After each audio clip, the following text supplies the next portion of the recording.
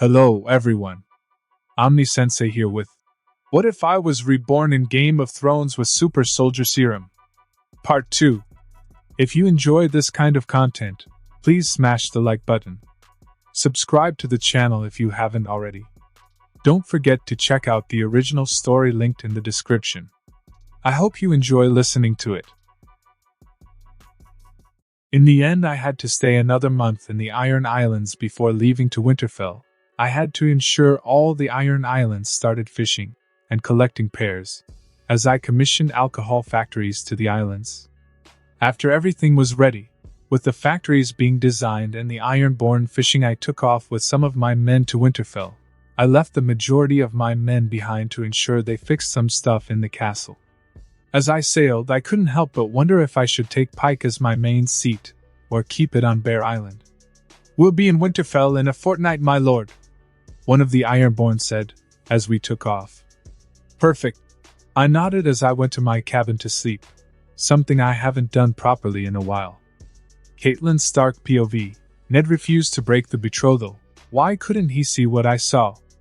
Ronald Mormont was reckless, and didn't think things through. He might have won the war against the Iron Islands, but what if he starts another war brings our end? "Ned, I beg you, please consider this," I pleaded. "Cat, I know what you feel, but I gave my word. He did what he did to protect Sansa. And I think Sansa loves him. I can't break her heart," Ned said, standing his ground. "Theon is the rightful heir of the Iron Islands. He won't stand by and let him take it," I said as I took my leave. "He can't take anything without men," Ned muttered as he sighed. Sansa Stark POV. Ronard had won. It's been months since I last saw him, and I can't help but feel happy he won, that he is safe, that he is coming back to me. Maybe I am in love? I don't know. But the thought of him dying was painful. I prayed to the gods he would survive. I prayed for his victory. I miss our dates, the way he laughs, how carefree he is, how charming his smile is. I miss kissing him. I simply miss him. 2 weeks later, Ronald Mormont POV. I was finally seeing the gates of Winterfell from afar. 2 weeks of sea and months of fight and war were really taxing, but I had won, and that's all that mattered. I was now the High Lord of the Iron Islands and the Bear Island, that was loyal to House Stark. Though I knew many lords in the north would fear this new political power I had acquired, and would want to marry me to the north, to ensure my loyalty. If Lord Stark broke my betrothal, it would be a political suicide. I was the biggest taxable income in the north, and now I was a military threat. But even if he didn't care about that, his honor would bound him to keep my betrothal, because I had kept my word. I had made Sansa as happy as I could, and I had protected her. "We are here, my lord," one of my newly acquired men said, snapping me out of my reverie. Inside, I was greeted by Lord Stark and his children once again. Sansa this time was smiling at me, as if eager to run out of her family formation and hug me. That was new. "Lord Stark," I greeted, but unlike last time I was here, I didn't bow to him. "Lord Mormont." Lord Stark offered me a handshake. "My lady," I approached Sansa, kissing her hand. "My lord, I prayed to the gods you would come back to me," Sansa said with a sweet smile, raising an army of red flags. Perhaps it was a bad idea to make everyone believe I started the war for her. I didn't expect her to fall for me this fast. "Then your prayers have been answered," I smiled back, putting a mental note to deal with this later. "Lady Stark," I greeted, and if eyes could kill, she would have my head on a spear. "Lord Mormont," Catelyn Stark practically hissed. I eyed her carefully for a minute, wondering what the hell was her problem, but I stopped my quest for an answer when I realized I don't care. "Rob, good to see you." I smiled, noticing he had conflicting feelings about me. For one, he was happy, and at the same time mad I took what was supposed to belong to his friend Theon. "I'm glad you came back," Rob said with a serious look. "May we speak in private, Lord Mormont?" Lord Stark requested. "As you wish." I nodded, following him to his solar. Inside of his solar, Lord Stark sighed as he served 2 cups of rum and sighed. "Do you have any idea how many problems you caused?" Ned Stark rubbing his temples. I do, but I assure you, the list of problems I took care of is infinitely bigger than the one I generated. I nodded. My wife wants to break the betrothal, Ned Stark admitted. I got that vibe when she stabbed me with her eyes, quite a dangerous glare she has. I chuckled. To my surprise, this made Ned Stark laugh. She can do that. I did what had to be done. They were a disease spreading and destroying everything in their way, I said with a cold tone. I had taken control over the disease, and I will cure it. No more old way. Ned Stark eyed me curiously before he sighed. Perhaps it was for the best, it was. I nodded. Without the Ironborn doing what they used to do, I would ensure a safer North as a whole, and I would also erase a threat in the map. Theon Greyjoy POV, the man that destroyed my life was here. The man that took everything from me was here. This was my chance. He would die. He would pay the iron price. I would make sure of it. I would avenge my father and sister, and all my fallen brothers. I would claim his head, and the salt throne as it was my right. Theon, think this through, Robb said with a worried look.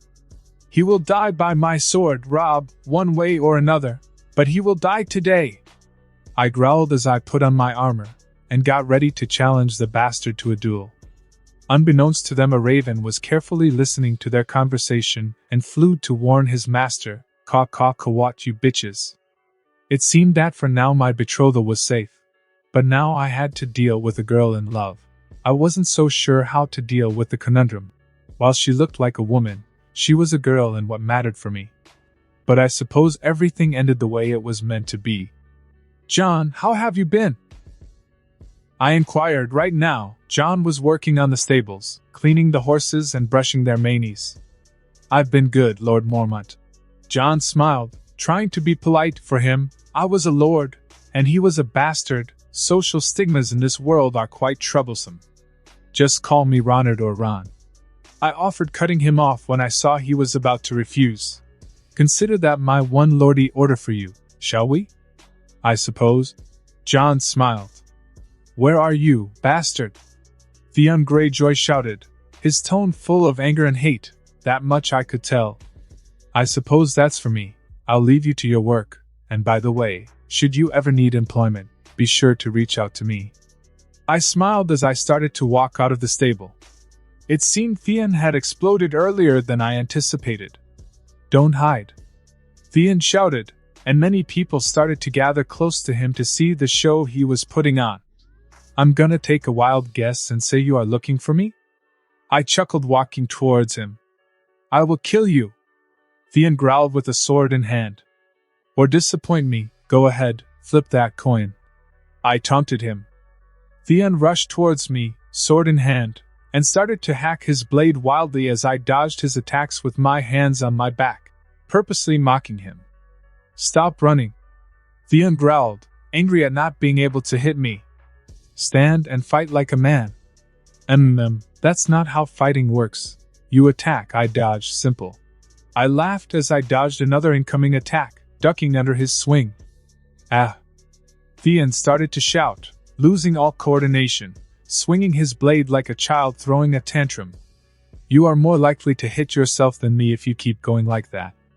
I smirked at him, which made him shout even louder. Theon, stop this madness. Lord Stark arrived, shouting angrily. Don't worry, Lord Stark. It's not like he can do much. Just let the toddler throw his tantrum, and then after he tires himself out, he can take a nap to chill things out. I turned my full attention to Lord Stark as I continued to dodge Theon's assault. You think you have won everything, don't you? Theon said, panting. You may have won my lands, this battle, and everything else, but I have won something you haven't. And what is that? A pity contest? I chuckled, but I was mildly interested to see where he was going with this. Sansa's pussy. Theon smirked, and gasps could be heard in the crowd. While you took my lands, I made her a... I didn't know what happened next, but something snapped inside of me. Was it anger? Yes. Was it for what he said? Not really. I knew he was lying, but anger blinded my mind, and in the split of a second, I was in front of Theon, swinging at him with my bare fist, hitting him in the jaw with a powerful punch. I could feel its jaw shatter under my fist as teeth flew out of it. Not letting Theon recover, I grabbed him by his right arm, throwing him into the air, and then I jumped up, delivering a powerful kick to his back and feeling his spine shatter into 1,000 pieces. Theon slammed into the ground with a heavy thud, screaming in pure pain. But it wasn't enough. I wanted more. I dashed towards the screaming bastard and punched him in the face, feeling his nose shatter. I punched him again, tearing off part of his cheek. I continued to punch, with each hit being even harder than the last one, eventually making one of his eyes burst. Theon tried with all his might to cover up his face with his arms, but with a pair of powerful blows, I broke his arms, bending them beyond recognition. With nothing stopping me now, I punched him again and again and again, shattering what was left of his jaw, destroying the remaining teeth he had, and crushing and deforming his lips. Theon was barely recognizable at this point, no longer looking human-like, but I don't care. I want him to suffer more, so I continue punching, tearing pieces of his flesh off with each punch, until I feel someone holding my fist softly. "That's enough, please," he lied. Sansa said, holding my blood-covered fist with concern in her eyes, with her delicate hands covered in blood I had. "I'm sorry you had to see that. I didn't love her, so why did I react so violently when he used such an obvious taunt? Why I felt the need to torture him so much? I could have ended this in a single attack, if death was my goal. I know it's your right to kill him, but please let me punish him. He not only insulted your honor but ours," Lord Stark requested as I stood up. "Do as you please, but if I ever see him again, I will kill him," I sighed as I turned to the deformed Theon on the ground. "If I didn't do it already, you won't see him again," Lord Stark said grimly. "The Maester informed Theon will most likely die, and if he by miracle survived would be a quadriplegic blind cripple. Apparently the damage I had delivered was beyond any modern medicine to repair. I was holding back, mostly because I wanted him to suffer, so I held back. I wanted to see his life fade as I punched him. HRMM. Anger during that fight you let control, powerful inside of you, the dark side of the corn I feel," a raven said as he walked towards me. "Great, just what I needed, a raven, Yoda. Go away before Disney sues me," I chuckled. "HRMM, come back, I will, for help I bring," the raven said as he flew away. But Raven Yoda was right. I let something so obviously fake fire up my emotions, and the worst part was, I was not even in love with Sansa. Yes, it would have angered me if she slept with another while I was fighting, but not to the point of going full bat-hit crazy. Knock knock. "It's me, Sansa, can I come in?" I heard Sansa request through the door. "Sure, come in," I sighed. Sansa entered the room with a picnic kit on her hands and a soft smile. "You still owe me a date. How about we have an inside picnic?" Sansa inquired, smiling as if she didn't see me beat to a pulp someone she had known longer than me. "Fine, that sounds lovely actually." I nodded as I sat on the floor of my room, seeing Sansa set up the picnic. "Extra cheese on your sandwich, right?" Sansa inquired with a smile. "Yeah, go easy on the tomatoes." I nodded. "All right. Here you go." Sansa gave me my double cheese meat sub, as she turned to make hers. "So, how you've been?" I asked, taking a bite of my sub. "I've been great, well, now that you are here, being apart made me realize that." Sansa flushed in a cute pink tone as she stared at me. "That I love you, that might be a bit of a stretch, right? I mean, I know I'm charming, but..." I coughed. "You are everything I have ever dreamt in a man. I can only hope I am everything you want in a woman," Sansa said without hesitation. I sighed. While I would have wanted her to fall for me on a later date, this was an inescapable event that would come one day. I wanted her to love me so she would be safe from all the shit she went through in the original timeline. But I wasn't mentally ready to speak with an 11/almost 12-year-old girl above love, so time to change the subject. "Did Arya find out about your new hobbies?" I chuckled. "She did. I never saw her more happy and friendly with me, and now uses me as an excuse to learn. Mother was furious, saying a lady does not partake in such things. Sansa laughed. I imagined as much, and what did you tell her? I chuckled. Whatever a lady partakes in, be it cooking or sword fighting, it's ladylike. Sansa said, laughing even harder. Oh, no wonder she hates me so much, ahaha. If I knew you were going to tell her that, I would have won the war faster, just to see her face. I laughed. It was all good until she sent me to my room and punished me. Sansa pouted. I'll say it was worth it. I laughed. Arya seems to agree with you. She says that we are a new breed of ladies, the cool ladies. Sansa giggled. Oh God, ha ha ha, your sister is adorable. I laughed, choking a bit on myself. She can be sometimes. Sansa agreed with me. What did your father say though? I inquired, cleaning my tears. He didn't say much. He found it amusing but let Mother punish us nonetheless. Sansa answered. We continued talking for hours as we ate and drank, juices of course. I really needed this. I haven't laughed in quite a while. After my little incident with Thien, I took some time to cool off, and roughly a couple of days after, I decided it was time to go back to Bear Island. Lord Stark, so far, had decided to keep the betrothal and unite our families even more. Thien, on the other hand, had died during that time from blood loss, severe trauma, and infection, but nobody can blame me. Robb was angry but understood things like that can happen in duels or the like. But he was also angry at Thien for insulting his sister. My situation with Sansa was weird now. Sansa was quite infatuated with me now, becoming a bit too clingy. But I suppose it is because she thinks I started a war to protect her, which was not the case. I did it because it had to be done. She was just a good excuse to do so without getting any repercussions. This, of course, is not all bad.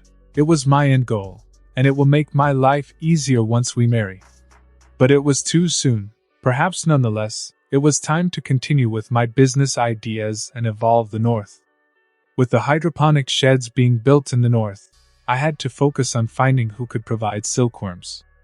With them, I would be able to create one of the most expensive items in the world, but for that to happen, I would have to create some sort of warm environment for them. The harsh cold of winter would kill my poor silkworms in a matter of seconds. But now that I had Pike, I could expand my business there. After all, the climate there was warmer and more welcoming to this type of business, and while by southern standards it was still cold, it was considerably less so than any place in the north. Welcome home, my lord, Neej said with a warm gruff. Her eyes showed she was uncomfortable, not with me, but with our two visitors. Tywin and Tyrion Lannister. I had known for quite some time the lions were in my cave, and I knew why, and frankly it was getting boring. Take me to them. I sighed as I turned my gaze to Sansa. I'm going to take care of some business. Take care, Sansa smiled.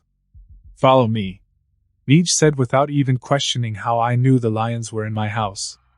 The room was dimly illuminated by candles and had 3 chairs and a table. In one was sitting Tyrion drinking wine, while his father read a book. Lord Mormont, what a pleasant surprise, Tywin said, not even looking up from his book. Likewise, Lord Lannister, to what do I owe this unexpected surprise? I inquired, taking the last empty chair as I dismissed Neej out of the room. Please, let's not. I am well aware you knew I was here, Tywin said, putting his book on the table. Your spy network is on par with the spider. The difference is that unlike the spider, you can't be spied on. This was refreshing. I didn't expect him to be so straightforward. So you sent your son to do that? I think there are other ways to get rid of him. I chuckled. I agree with Lord Mormont. Tyrion chuckled back. You know why we are here, so let's talk about that. Tywin ignored us. Fine, my answer is no. I can also recite that in Low Valyrian. It was already bad enough that I had to marry a teen soon. I was not going to downgrade this age situation to a kid. The Starks were trustworthy. If I married a Lannister, I would wake up one day with a knife on my back. Or simply I would not wake up. We can offer you so much more than the Starks. Tywin offered, and his tone said I will give you the north. Of course, he didn't voice this out, but he implied it. Tywin, while a cruel ruthless, never went back on a deal. He would ensure I had the north if I took his deal. But that deal had an unspoken underline, that if I took it I would basically be kneeling to him. For Tywin doesn't have allies, but subordinates, underlings. I know, but I most decline. I'm not interested. I had to thread carefully with him. If he considered an enemy too early into the story, things could get complicated. I gave my word, and I must uphold my honor, Tywin scoffed. Use that sentimental crap with Lord Stark. The offer will be always available. But hear me out, you will never marry Sansa Stark. I chuckled as I stood up in my chair. That sounded like a threat, Lord Lannister. It's a warning. I might be interested in breaking the betrothal, but I won't be the one to do it, Tywin said, staring at me. When that unavoidable day comes, reach me out. It was pretty clear what he meant. Robert Baratheon will break this betrothal. To be honest, it had crossed my mind once or twice. But I never really considered this to be a real possibility. Robert loved Ned like a brother, and would never force him to do that. But what if someone whispered to him that, just like Rhaegar Targaryen, I was stealing Sansa from Joffrey? That alone would be enough to push the drunkard piece of shit to make something rash. You plan on manipulating the deck to your favor? I glared at him. Until then, Lord Mormont, Warden of the Iron Islands, Tywin said, leaving the room. A piece of advice, father always gets what he wants, Tyrion said, leaving the room. So do I. The old lion has his ways, so did I. After the Lannisters left my house, with the imminent warning of a plot starting to boil, I had to prepare. The king could break out betrothal. It was his right as the ruler of the Seven Kingdoms.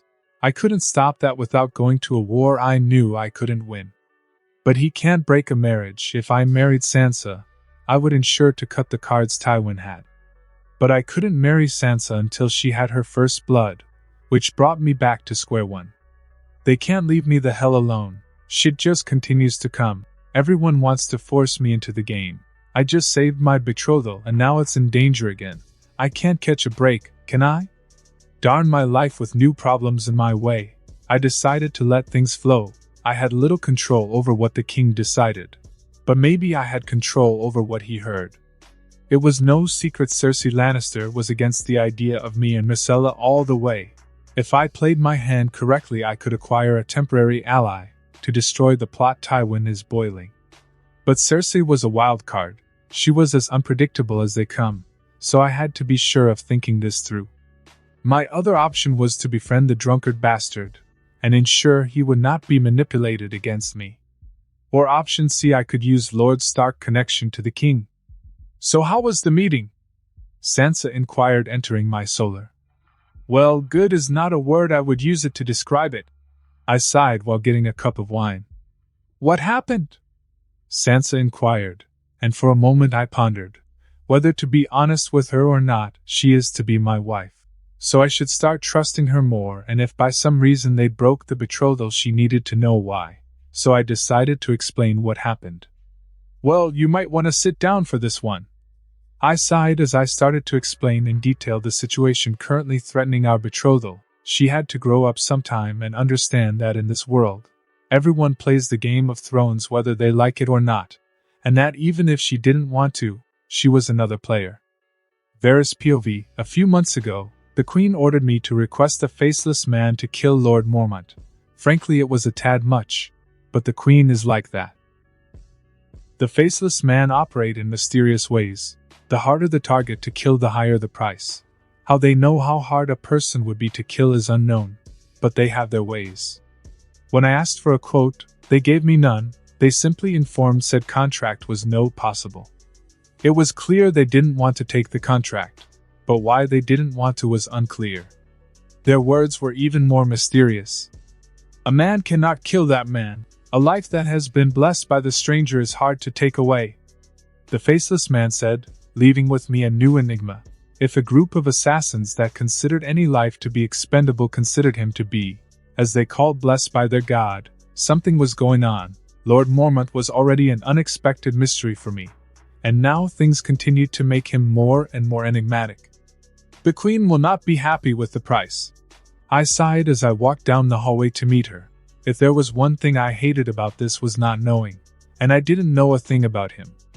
It's been a month since I explained Sansa the situation we were in. She understood with simplicity of what was going on but reacted as one would expect of a child, panicking. But like me, she shared the idea that I should contact the king. But considering Lady Stark wanted to end our betrothal, this was quite a delicate situation, so I decided to send a raven to deliver the message.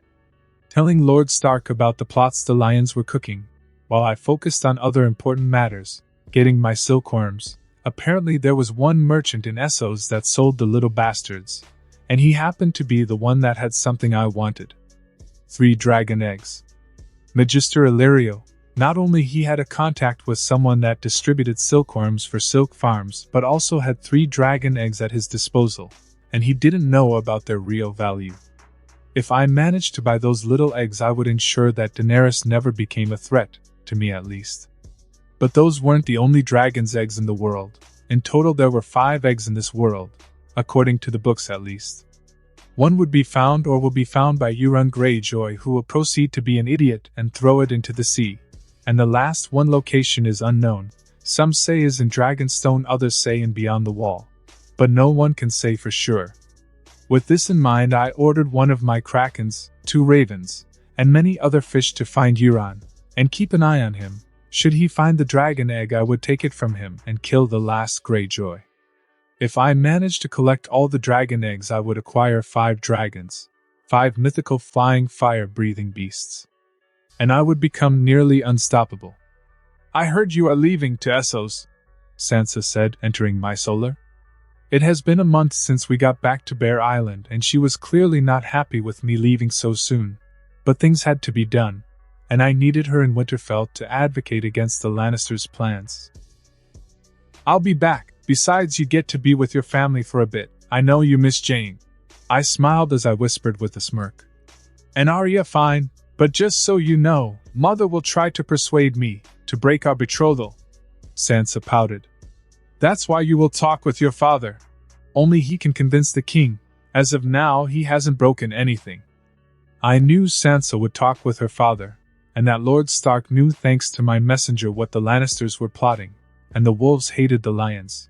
So with all this information, he would at the very least show resistance to any idea about breaking my betrothal. I know, I have to be the one in our side, now that Mother is against us. Sansa sighed, grabbing my hand softly. Yes, you have, until we marry. I nodded, reciprocating her gesture. Be safe, I'll be back in a couple of months, after I ensure some trading routes with Essos, and I'll be waiting. Sansa smiled. With Sansa going to stay with her family for a bit, and with me going over to Essos, things were starting to align in my favor. Everyone kept pushing into the game. One way or another they wanted me to play, so perhaps I had to play, so that I could destroy the game once and for all. I wasn't entirely sure, but one thing was sure, if I didn't play, they would keep poking me, testing my limit until I snapped. But to play the game I needed more than what I had, so I was determined to buy the dragon eggs the Magister had, and by the information I had, those 3 babies were quite expensive. But I would pay their hatched weight in gold if I had 3 dragons would highly increase my possibilities of winning. Sir, the ship is ready, one of the Ironborn said, respect and some light adoration in his eyes. No one would believe they wanted to kill me a couple of months ago. Then let's go, I ordered, getting inside the ship. My trip to Essos was, as I expected to be, boring and incredibly long. It would take a couple more days to arrive. Part of me was excited to see this new unknown land, but another part of me was stressed. The possibilities of finding my father, and the bitch he married to, were big. But I didn't have time to cling into the past. Without him being an idiot letting his schlong control him, I wouldn't be here. I needed control to have success. And by no means the idiot of a father I was given in this life had the brain nor vision to understand that. We should be there in 5 days, my lord, the captain informed me. Good, I nodded, letting him know I wanted to be alone. But other thoughts crowded my mind. What if Sansa didn't succeed and Tywin managed to whisper the right words to the king? I had no political power to stop that, if the king said, so I was destined to lose her. Perhaps this was the way of the gods to show me I should be king. Only then, I would have the power to break this wretched wheel of plots and power. Ronard Mormont I, the first of his name. I chuckled as I served a cup of wine. The things these political sharks push me to do. Perhaps this was the only way. Why aim for lordship when you can aim for kingship? Well, I hope you are happy, Tywin, because I'm in. Let the game begin. Cersei Lannister POV. Father wanted to break the betrothal between Ronard and Sansa, saying we needed to strengthen our bonds with the North, and had succeeded in manipulating the idiot I have for a husband. All it took was a couple of words to revive his emotions to what happened with Lyanna, and Robert started to consider breaking the betrothal. I don't know how, but he convinced Joffrey of supporting this charade, probably appealing to his sadistic side. Joffrey is into this just because it will bring sorrow to others. Robert has yet to make a decision, but one way or another the old lion gets his way. Robert Baratheon POV. Tywin came to visit. That old lion is nothing but trouble, but brought something to my attention that it was worth noticing. Tywin said that Sansa should be betrothed to Joffrey. At first I didn't mind, but Joffrey all of a sudden was infatuated with her. What if this was like Lyanna and me? I can't allow that to happen. What should I do? Damn it! Ned! It should have been you in this chair. I growled as the wine boy poured more wine in my cup. HRMMM idiot the king is. YRSSS unbeknownst to the king, an incredibly wise and powerful raven was seeing everything. Joffrey Baratheon POV. Grandfather came and offered me a deal. He said I would make two important people suffer if I accepted. All I had to do was to make father believe I wanted Sansa Stark. I was delighted with the idea. The only bad part was I had to marry an ugly northerner. But I was to be king. And a king can do as he pleases. After I'm done with her, I'll just kill her and make that bastard in the north suffer even more, knowing he never had her. I can't wait to see them suffer. Varys POV. Tywin had made his play. Quite a dangerous one, might I add. He is manipulating the king to do his bidding, so that the crown has the north, and so that he can betroth his granddaughter to the young lord. This will end bad, I can feel it. The tides of the game are changing, and the realm is in danger. I wonder if this will make Lord Mormont enter the game? He is now one of the big players. Things are just getting complicated. Essos, or to be precise Pentos, was quite a charming place. It almost made the month-long trip worth it. The place was like most tropical places with sun, beaches and a lot of business. But I didn't come here for pleasure. I had a mission, or I should say I had two missions. First, I had to get some silkworms to produce silk and sell it in Westeros. And two, I needed to buy the dragon eggs Magister Illyrio had. There was always the possibility the eggs would not hatch while in my possession. But even if they didn't hatch, it was infinitely better than to allow someone else to have an edge on me. Even if they didn't hatch, they were worth their price, because I would be taking a threat out of the equation long before it became a threat. You guys stay in the ship and protect it. I ordered my men as I stepped out of the ship. Aye, my lord! The men shouted in agreement. Finding Magister Illyrio wasn't that hard at all. All it took was ask a couple of locals, and I was soon heading in the right direction. Though there was a little cloud of doubt looming above my head. What if he refused to do business with me because he supports the Targaryen? And if he did accept to make a trade route with me, would I meet Viserys? For what I read in the books, he was quite the pretentious moron. So he might want to make me kneel for him. That, or offer me Daenerys' hand in marriage if I give him my army, which was tempting by itself. If he did, he would die and I would have a claim to the throne. Of course, this was in the case Robert Baratheon was stupid enough to make an enemy of me by breaking my betrothal to Sansa. I didn't want to break my betrothal, not because I loved Sansa, because I didn't, but because I wanted to stay out of the game and have a lordly life. I didn't care before who sat in the Iron Throne. But they kept pushing me, testing me, plots within plots to make me their ally, to kill me, or to manipulate me. They forced me into the game.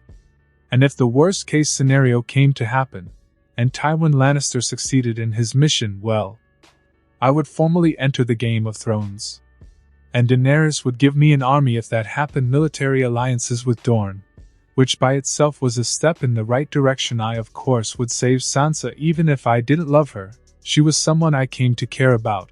I wouldn't stay and watch her suffer under the lions. But all this was just based on the hypothetical scenario Tywin succeeds in breaking my betrothal. Sometimes I wondered what would have happened if I killed him in Bear Island. A man can dream. I just don't understand what is he thinking. I understand he wants Sansa to keep the North. But what makes him think I will accept Myrcella after all the shit he is putting me through? Does he really thinks I will just fall in line and bend my knee to him? I will enjoy killing the old man. I chuckled drily, fantasizing of all the ways I would torture the old lion before cutting his miserable head. I might even make a weekend out of it.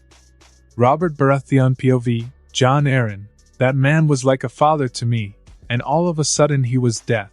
One day he was scolding me for spending too much gold on tramps and drinks, and the next he was gone.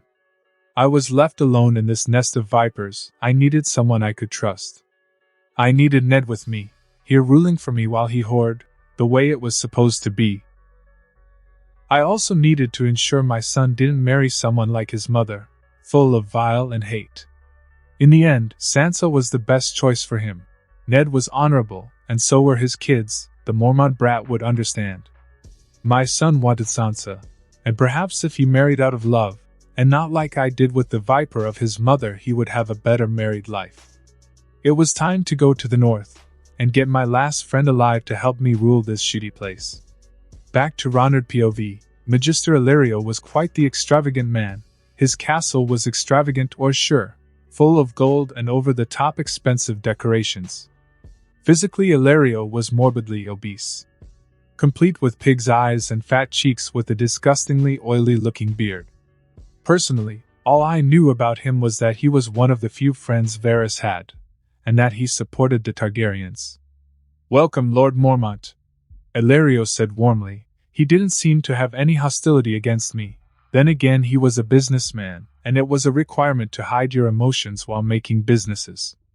"A pleasure to be here, Magister Illyrio." I smiled, offering my hand for a handshake, which he took reluctantly. "So what brings you all the way here to Essos?" Illyrio inquired as we walked through his garden. "I want to make some trade routes, and buy some things I was told only you can provide," I admitted. "I see," Illyrio hummed. "I'm glad I can be of assistance. And by the way, if you don't mind, can I ask you a few questions?" "Sure, be my guest." I nodded, intrigued to what he wanted to know. "How is Westeros? All I get is outdated information." Illyrio chuckled. "Well, that is one complicated question with an even complicated answer." I chuckled. I knew what he was doing. He wanted to see where my alliances align with. "Well, for starters, the Ironborn are no longer raiding or raping. Did the god themselves descend?" Illyrio inquired. I knew he knew about it. He is friends with the spider. He has to be at least well informed. "In a way," I sighed. "I was tired of their ways, so I took control over them." "So you are the new warden of the Iron Islands?" Illyrio said in a matter-of-fact way. "Yes," I nodded. "Very well, so what did you want to buy from me?" Illyrio inquired, seemingly done with the questions for now. "I want silkworms, as many as you can provide, and a collectible item you have." It was the moment of truth. Would he sell me the eggs or deny their existence? "What item, may I ask?" Illyrio inquired curiously. 3 dragon eggs," I informed him. "I want to buy them from you." For a moment Illyrio was quiet, and didn't say a word, and I expected the worst. But after a minute he said, "Sure, I will be sad to part with them, but the gold will soothe that pain. They are quite expensive, you know. Gold is not a problem." I smiled. I had succeeded at least in one of my endeavors so far. "Just what I like to hear." Illyrio laughed, making his belly and man-tits bounce in a disturbing manner. "The silkworms will take a couple of months. They are brought from far away. You are welcome to stay with me during that time." I smiled. "That sounds lovely. I just have to let my men know we'll be here for a while then. You came without guards to my castle." While the trust is appreciated, Essos is not safe. I'll send some Unsullied with you," Illyrio said. Little did he know unless a battalion came for me, I was good. "Thanks once again." I smiled, as I took off back to my ship with a dozen Unsullied guards protecting me. Varus POV. I had contacted Illyrio beforehand, when I found out the young lord of the Iron Islands and the Bear Island was on his way to meet him. If we played our cards well, we could gain a powerful ally to the realm. All my old friend had to do was ensure he stayed for a bit. The king, Robert Baratheon, was never a good man in keeping relationships. Dorne already hates him, and now that he is in process to break the betrothal between the young lord and Sansa, and he will also make an enemy of the Iron Islands. But like they said, the enemy of my enemy is my ally. This opened a new realm of possibilities. The young bear was smart, capable, and a dangerous foe. But if we moved the tides to our favor, his tides to our favor, and presented him with an option once his betrothal ended abruptly, we would gain his support to put the Targaryen dynasty back in the throne. It was certainly better to marry the princess to someone in the realm. Her brother had other ideas. But I didn't know how he would react. He was in the end a wild card. "I'll be leaving to Essos for some business. Tell the king and queen," I told Pycelle. "For what?" Pycelle inquired. "To renegotiate the price of a life like the queen asked me to. Lies, lies, lies, lies make the world run and keep castles together. How I dream of a world without lies. This place really makes me forget all the shit I have to deal with back home." I chuckled, seeing the view through my balcony. The room I was given was quite luxurious, nothing to what I was accustomed to, making me feel like in a 5-star hotel. From the balcony I could see my ship from afar. Everything was quite comfortable. But all good things have to come to an end. Sometime later, after my arrival at Pentos, one of my ravens arrived with dire but no unexpected news. Jon Arryn had died like he did in the original series, and the king wanted to break my betrothal and get Ned to be his hand. Tywin managed to do what he wanted for the last time. Ned of course could still say no, but my chances were low. "Caw caw. What do we do? Caw caw caw Raven Rangers." The raven started to sing the new theme song for his squad. "Nothing. Any news about Euron?" I inquired, chuckling at my feathered friend. "Nothing so far, caw. But we know the spider is coming to Essos." The raven shook his head in shame. "It's okay, I have these for now." I smiled, showing him the dragon eggs, who cost me a big, and I mean big chunk of money. "Caw, do you want me to sit on them and brood them?" The raven said, approaching the massive eggs and sitting on them, trying to give them enough warmth to hatch them. "No, but you can try." I chuckled. "Brothers, we have to brood these eggs," the raven shouted, and immediately after 12 raven entered and sat on the eggs. "We will be good parents, caw." I caw. "We'll teach them the pleasure of corn, I will teach them the pleasure of killing." Caw. "They will be super ravens, my maternal instincts feel it, caw." I laughed for a good time as I saw the ravens shifting positions to make sure every inch of the eggs was covered in feathers and warmth. After a few minutes, all I could see was a ball of feathers that was composed of ravens. Pushing the laugh out, I started to focus. After all, it was time to play the game. They managed to push me to the point I actually joined this disgusting game. If King Robert did in the end break my betrothal, I would answer accordingly, in war. If I didn't do anything after what he was about to do, I would be seen by my men as a coward, and I would lose their respect. And I couldn't let that happen. War was looming above my head, and was one of the main reasons I traveled all the way to Essos. While I was safe in my lands, because none of the 7 kingdoms had a chance to invade me, I didn't have the firepower to win the war. But here in Essos there were many possibilities, many things I could acquire for the upcoming war. The Unsullied, the Dothrakis, the Second Sons. If push comes to shove, I would have many options to increase my military power, and take control over Essos and the 7 kingdoms. "How is your day, Lord Mormont?"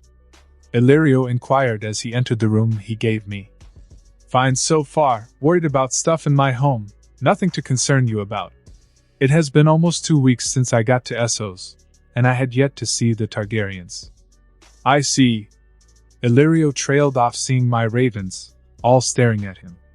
My pets, don't pay much attention to them. I laughed. Aren't they adorable? I suppose, Illyrio said, still eyeing my ravens. So any particular reason you wanted to see me, Magister? I inquired, eyeing the man carefully. I wanted to let you know, my contact for the silkworms will be arriving in 3 weeks. Illyrio smiled. He thinks that I'm not aware of this, but I'll let him play his game until the spider arrives. Thanks for letting me know. Daenerys Targaryen POV. It's been 2 weeks since Lord Mormont arrived. Magister Illyrio is making sure we don't meet him, because as of now he is unsure where his alliances align.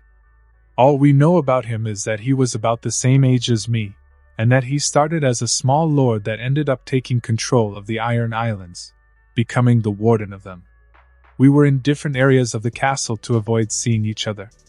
My brother didn't understand why we were hiding from him. He said that any lord should kneel before him, for he was the dragon. You think he will help us? I asked Viserys. Magister Illyrio is making sure he is trustworthy. Viserys answered, not even looking at me. But it doesn't matter, soon he will kneel to the dragon. Nobody should wake the dragon. It's something Viserys has burned into my soul. Ned Stark POV. A lot of things were happening in my lands at the same time, bad omens for the north. Lord Mormont had gone to Essos, dire wolves that were thought to be extinct. Appearing soon after, Jon Arryn, a man that seemed he would outlive us, died. King Robert was coming. Things would end bad, I could feel it. Jon Arryn is dead, and the king is coming. I sighed. You know what he wants, Ned, you can always say no. Cat begged. I can't. I couldn't let my old friend be alone in the south. He needed someone to rely on. Yes, you can say no. Cat shouted. You fought a war for him. You know as well as I do Starks don't do well in the south. I sighed. But if not that you can't, is that you won't, Cat said, angry. Back to Ronald Mormont POV. I decided that while I waited for the spider, I would get to know the city and see how my men were doing, leaving my ravens brooding the eggs affectionately, which was weird. They were all mom mode now. The city was full of life, to say the least, with people buying and selling stuff, and it generally gave a vibe that seemed to match the Middle Eastern in my world. But I wasn't out just exploring, I was gathering information. With a war looming above my head, I had to explore new possibilities. Like, how much did the Unsullied cost? How much did the Second Sons cost? What were the Dothraki believed, and how to exploit them? For the first one, the Unsullied costed a ton of gold. The Second Sons were almost as expensive as they were. Now the Dothraki were an easy target if I wanted to increase my army exponentially in number. It was quite simple. They believed in some kind of horse god, and I happened to be able to control animals. All I had to do was make their horses kneel, and they would take it as an omen that I was the great stallion that would ride the world or something. But like the Ironborn, their culture was disgusting and had to be molded. Without even noticing, as I pondered with the many scenarios where this could go, I arrived at the coast, where my ships were. My lord, how is everything? One of my men asked, as I approached. The same as always, I sighed. Had you guys had any troubles with the locals? Nay, we are keeping ourselves inside the ship. We take turns to go out and... The man started to get nervous, which by his body language implied they were going for tramps but were afraid to tell me. I don't care if you smash all the tramps and pentos, as long as they willingly accept. I chuckled. The man started to laugh out loud. Well, they aren't complaining, they are sucking the gold out of our schlongs. I laughed, seeing how visibly relaxed he got, knowing I didn't see whoring as something bad, not necessarily. I don't see you complaining about the gold you are losing. Nay, is a good way to lose gold. The man laughed even harder. I suppose. I chuckled as I took a sit close to him. Don't bring me problems with the locals. Their compliance is necessary. For now, I will be more careful. I'll tell the man they can't get too drunk. The man nodded. Make sure you do that. I nodded. Sansa Stark POV. It has been almost a month and a half since Ronald left to Pentos. I missed him every day, but now I had a new friend to keep me busy. Lady. Father and my brothers had found some dire wolves while they left for an execution. Lady was the best. I always wanted a dog, but this is certainly better. I wonder what Ronald is doing. He is going to miss the king and the royal family coming. I miss him a lot. Come on, Lady, we have to get ready. I petted Lady, who stretched a bit and proceeded to follow me. Ronald Mormont POV. Today, like any other day, I was walking through Illyrio's garden, wondering how things will end up playing. It has been a month since Illyrio told me that his contact, aka the spider, would arrive in a fortnight, and he still hadn't, and by now the novelty of being in Pentos had worn out. The last raven I sent to check the estimated arrival time told me that the sea was wild at this moment, and it would take some time for the spider to arrive. The spider has arrived, a raven informed me, slowly descending into my shoulder.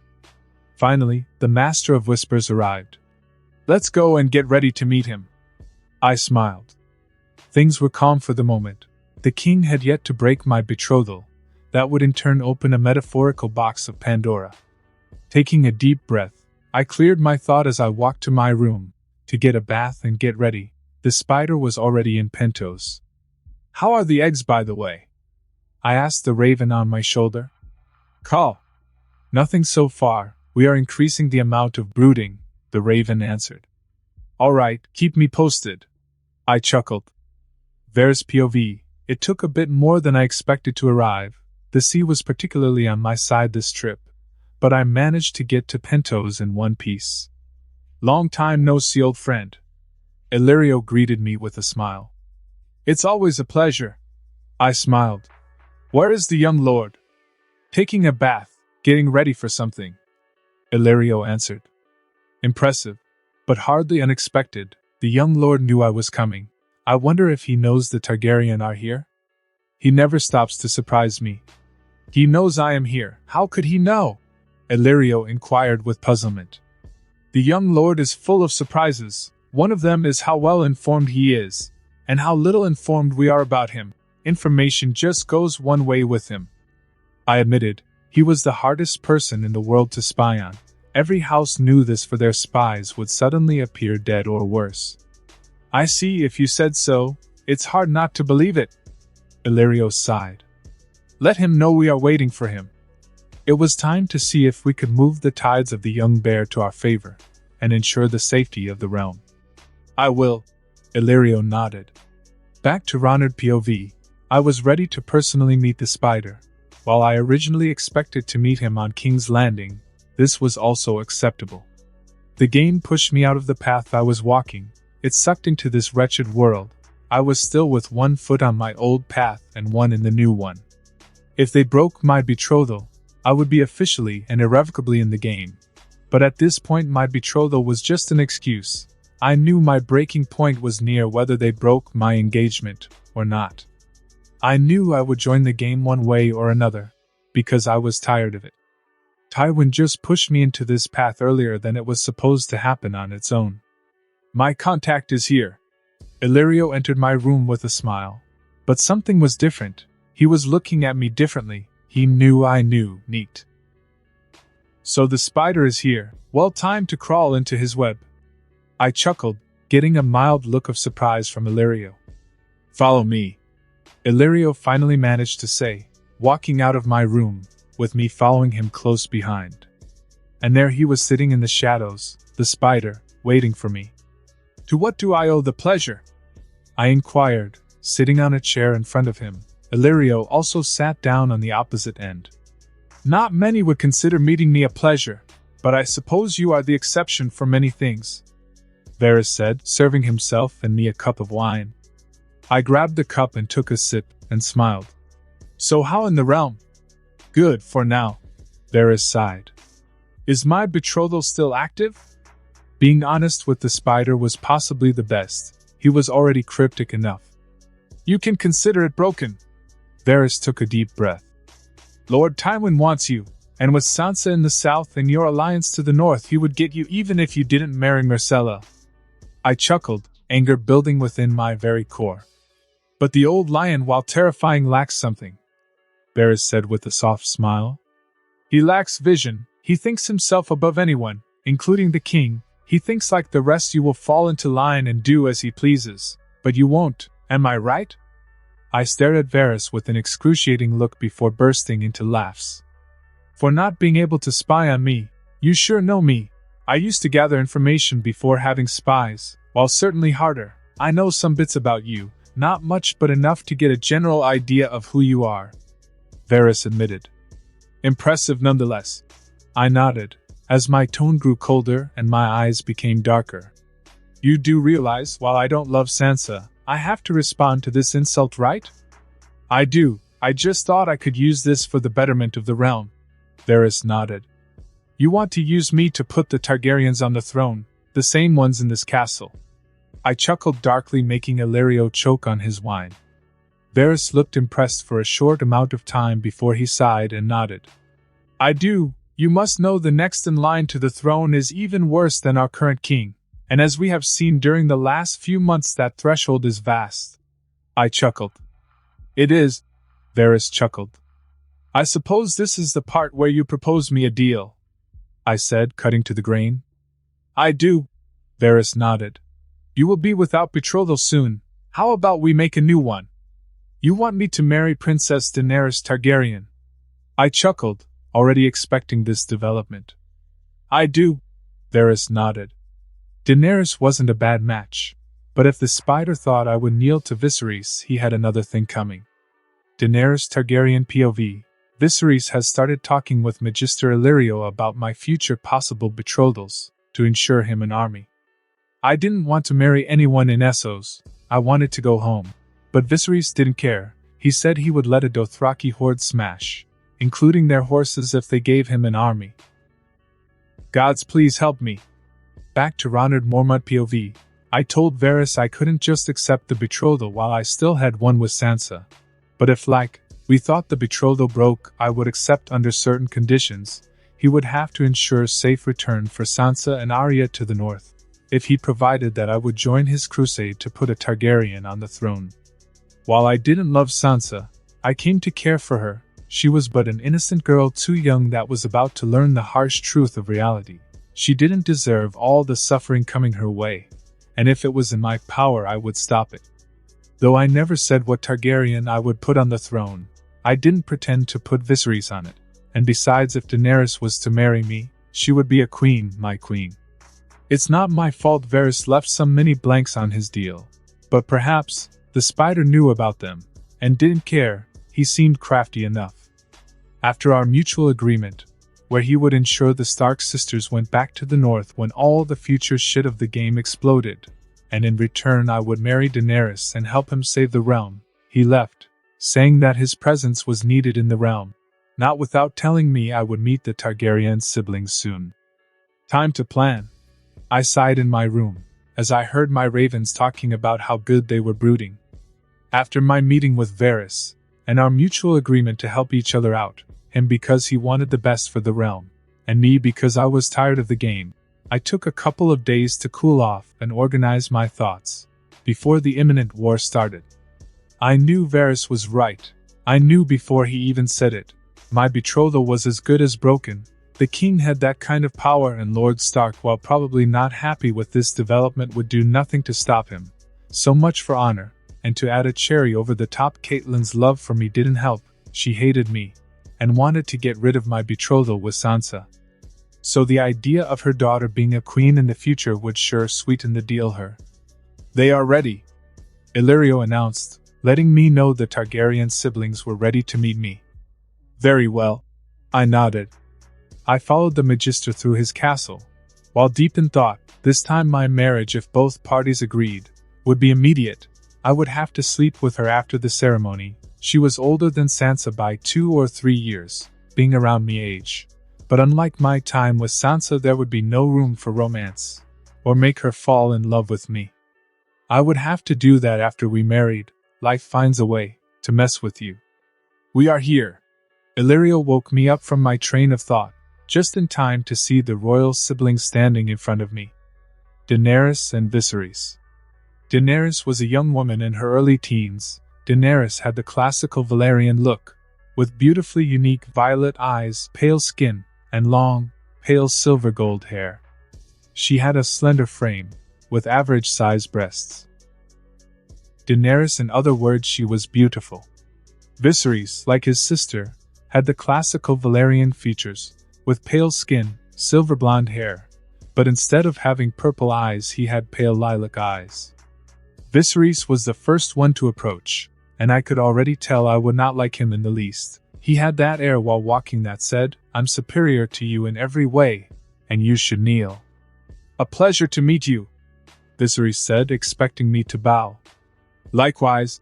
I nodded. I could practically hear him shout inside his head, because I didn't bow. "So we have things to discuss, right?" I said, taking a seat. Viserys nodded, gesturing to follow him. I ignored him and proceeded to introduce myself to the princess. "A pleasure to meet you, my lady." I kissed her hand, trying to make a good first impression. "The pleasure is mine, my lord." Daenerys smiled shyly. It was hard to imagine that in the original timeline she would grow to be quite the fearsome leader. Right now she was a shy, sheltered girl. With my introductions done, I followed Viserys, who wanted to kill me for ignoring him, to discuss our alliance. I didn't like to lie, but I could manipulate by omission. "As you know, I'm the rightful king of the 7 kingdoms," Viserys said in a matter-of-fact tone. If this wasn't a political meeting I would have laughed at him, but for now I would indulge the king of nothing. "I heard," I nodded. "You can provide me an army. I can provide you a wife." Viserys sat down with a smug expression. "Seems like a good trade, don't you think?" If I loved her, then yes, it would an equal exchange, but it wasn't. One woman for army was utterly ridiculous, but she did have her political advantages, that after Viserys died, as her husband I would have a claim to the Iron Throne, and more. "So you want my army, and you'll give me your sister?" I inquired. "Yes, that, and for you to bend the knee." Viserys nodded. "We'll talk after the war." There was no way in hell I would kneel to him. Viserys shifted his position on the chair uncomfortably, not expecting opposition from me. "I'm your king, don't worry, I will give the Targaryens their rightful place in the throne." I chuckled, making him relaxed visibly, but he didn't read the underline of my comment. I said I would give a Targaryen the throne, I never said who. "Then let's prepare the wedding, so we can leave and take what's mine," Viserys said, not pushing the kneeling thing any longer. "We can't win, not with my army alone." I stopped his idiotic train of thought. "Are you going back to what we just agreed on?" Viserys inquired angrily. "I don't recall agreeing to anything. Is he really that desperate?" But let's follow his train. "No, what I meant is I need a bigger army, and Essos can provide that." Viserys eyed me for a second before asking, "What do you plan to do?" "I plan to increase my numbers, only then taking the 7 kingdoms is plausible," I informed him, wondering how stupid he was. Not once in my conversation I said I would give him an army, yet he assumes so. "For now that will do." "I see. And how do you plan to increase our numbers?" Viserys asked. "By making a deal with the Dothraki." I smiled. Little did he know what I had planned. "Very well, I give you permission to proceed," Viserys said, and I had to control my urge to slap some sense into the entitled bastard. "But the wedding must proceed, immediately." He really wants to see our alliance be sealed. Sadly, he didn't have much time ahead of him. Sadly, he wasn't going to be here to see his family back on the throne. Well, me on the throne, but with his sister, which still counts. "As you wish." I nodded. I never expected to marry Daenerys. I considered her a threat until the lion messed my chill path over. Sansa Stark POV, my betrothal was broken. It didn't matter how much I begged father or mother. They simply didn't care. I loved Ronard. I was to marry the prince. There was a time I wanted to marry the prince. Yes, he was handsome. But I didn't want him anymore. I wanted to be his lady, Lady Mormont. But there is nothing I can do. The king was the one to break it. There was nothing Ronard could do. Why life had to be so cruel with me. "I'll miss him. He was so kind and nice with me," I said between tears as Jane tried to make me feel better. Maybe the prince will take your broken heart and mend it? Jane offered. It seemed I was destined like mother to marry without love. But unlike mother I loved beforehand, I loved him. Would I love another after my heart was already taken? I don't care. I couldn't see any positive side to this. But perhaps Jane was right. Perhaps the prince would be kind and soothe my broken heart eventually. Ned Stark POV outside Winterfell bunting with Robert. As we left Winterfell, all I could think was how Robert broke Sansa's betrothal, and how he had put me in a political whirlwind of like he would say shit. The Mormont invited in my household that day left with their soldiers without saying a word, and so did the Ironborn. They took it as an insult. Robert said to let them go, and to not worry, that he would call for the kid to bend the knee, like he should have done after taking control of the Iron Islands. For God's sake, Ned, stop with that face, Robert grumbled. I broke my word, you made me break my word, I growled. It's not like it's the first time, or the bastard was an honorable action. Robert growled back. The brat will understand, or his head will roll, simple as that, Ned. Our families need to be together. I couldn't be with Lyanna. I won't let my son suffer the same fate. If only you knew who really was the bastard as you called it, you would have my head, Robert. I still don't like it. The lad was nothing but honorable, and I broke his trust and possibly my relationships with his family. He alone made the North better, and with this shit you pulled I might have messed that. To hell with the kid. If he brings your boy problems I'll smash his head myself. So stop crying, Ned. Robert laughed. I eyed him. Maybe in the past that promise would have had some weight. Now he was the one with weight, not his words. I might be fat, but I still can swing my hammer, Robert said as if reading my mind. I see the lad fight. You'd better lose some weight if you want to fight him. I chuckled drily. Ha ha, that's it, Ned, lighten up. Robert laughed. When Viserys said he wanted to proceed with the marriage immediately, I did not expect to be so literal. We spoke about our pseudo-alliance a week ago, and today was my wedding day. What a joy. I wasn't particularly thrilled with the idea. I guess I'm still hang-ups with the social spectrums of my first world. There is something about marrying so young, and marrying without any kind of love that makes it feel devoid of anything. But I suppose it was a long time coming, though I originally expected to be marrying Sansa. After all, while I didn't love her, I was fond of her. But in the end it appears that wasn't meant to happen. Now here I was getting ready for my big day. Normally marriage customs in this world vary considerably between the lands, cultures and major faiths. Considering I was from the north, but Daenerys was from the south, and taking note that I was now the Lord of the Iron Islands, it kinda left me with problems to pick the ceremony style. For a South-style wedding I would need the presence of particular sacred witnesses, aka the Septon, mostly because the faith of the Seven was the major religious cult in the South. For a North-style wedding I would need to marry in front of a heart tree to pay respect to the old gods. Now for an Iron-style wedding I would need a priest or priestess to pay our respects to the drowned god while we said our vows. What all these things have in common is that the wedding is followed by a feast, where the bride and groom, aka me, eat, drink and dance with everyone. Afterwards comes the tricky part. The bedding ceremony takes place, where the marriage is finally and absolutely consummated, or like some say, babies are produced to ensure the family line. So basically I was left with no other choice than to marry Daenerys in the Iron Way and bed her. But because we didn't have a priest that worshipped the drowned god, we had to get a red priest, the ones that worship the Lord of Light. Everything is ready, Illyrio said as I walked to seal my fate with a girl I only knew in books. Let this wedding start. I smiled as I followed him. The priestesses agreed to marry us according to our culture, but the blessing would be on the Lord of Light.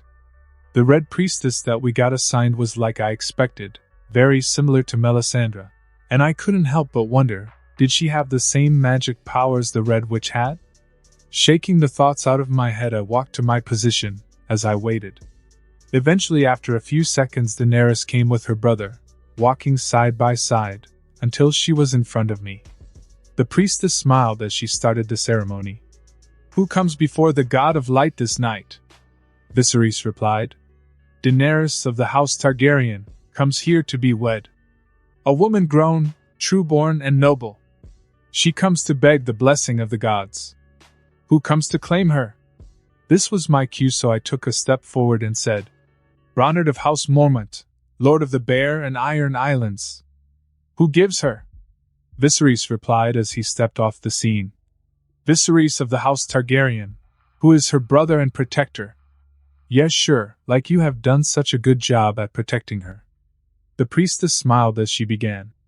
We are gathered here today in the sight of God of Light and men to bear witness to the joyous occasion that is marriage between Lady Daenerys and Lord Ronard.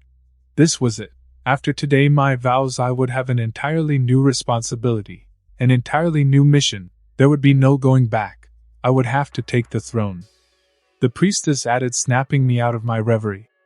Lady Daenerys, do you take this man? Daenerys hesitated for a second, and I didn't blame her. She hardly knew me, but after a second of silence she said, I take this man.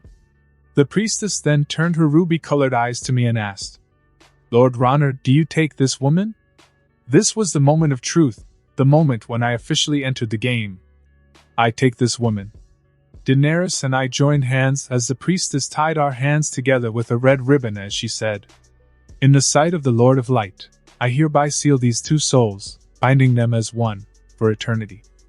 After that the priestess instructed us to look upon one another and say the words, our vows. At this point, I was staring at Daenerys' purple eyes as she stared into mine, facing each other, as we recited the following vow in unison. I am his/hers and she/he is mine from this day until the end of my days. We are one. After a second of silence, we joined our souls, our destinies with a kiss, sealing our fate with fire and ice. The party started with all the invited people dancing, drinking and eating.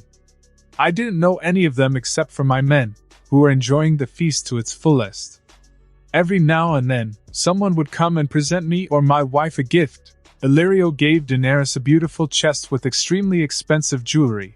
Viserys gave her sister a silver-colored mare. That put me into alert mode. Considering Drogo was the one to give that to her, did he contact the call? How else did he acquire such horse? I had no men to fight 40,000 Dothraki. Were they here?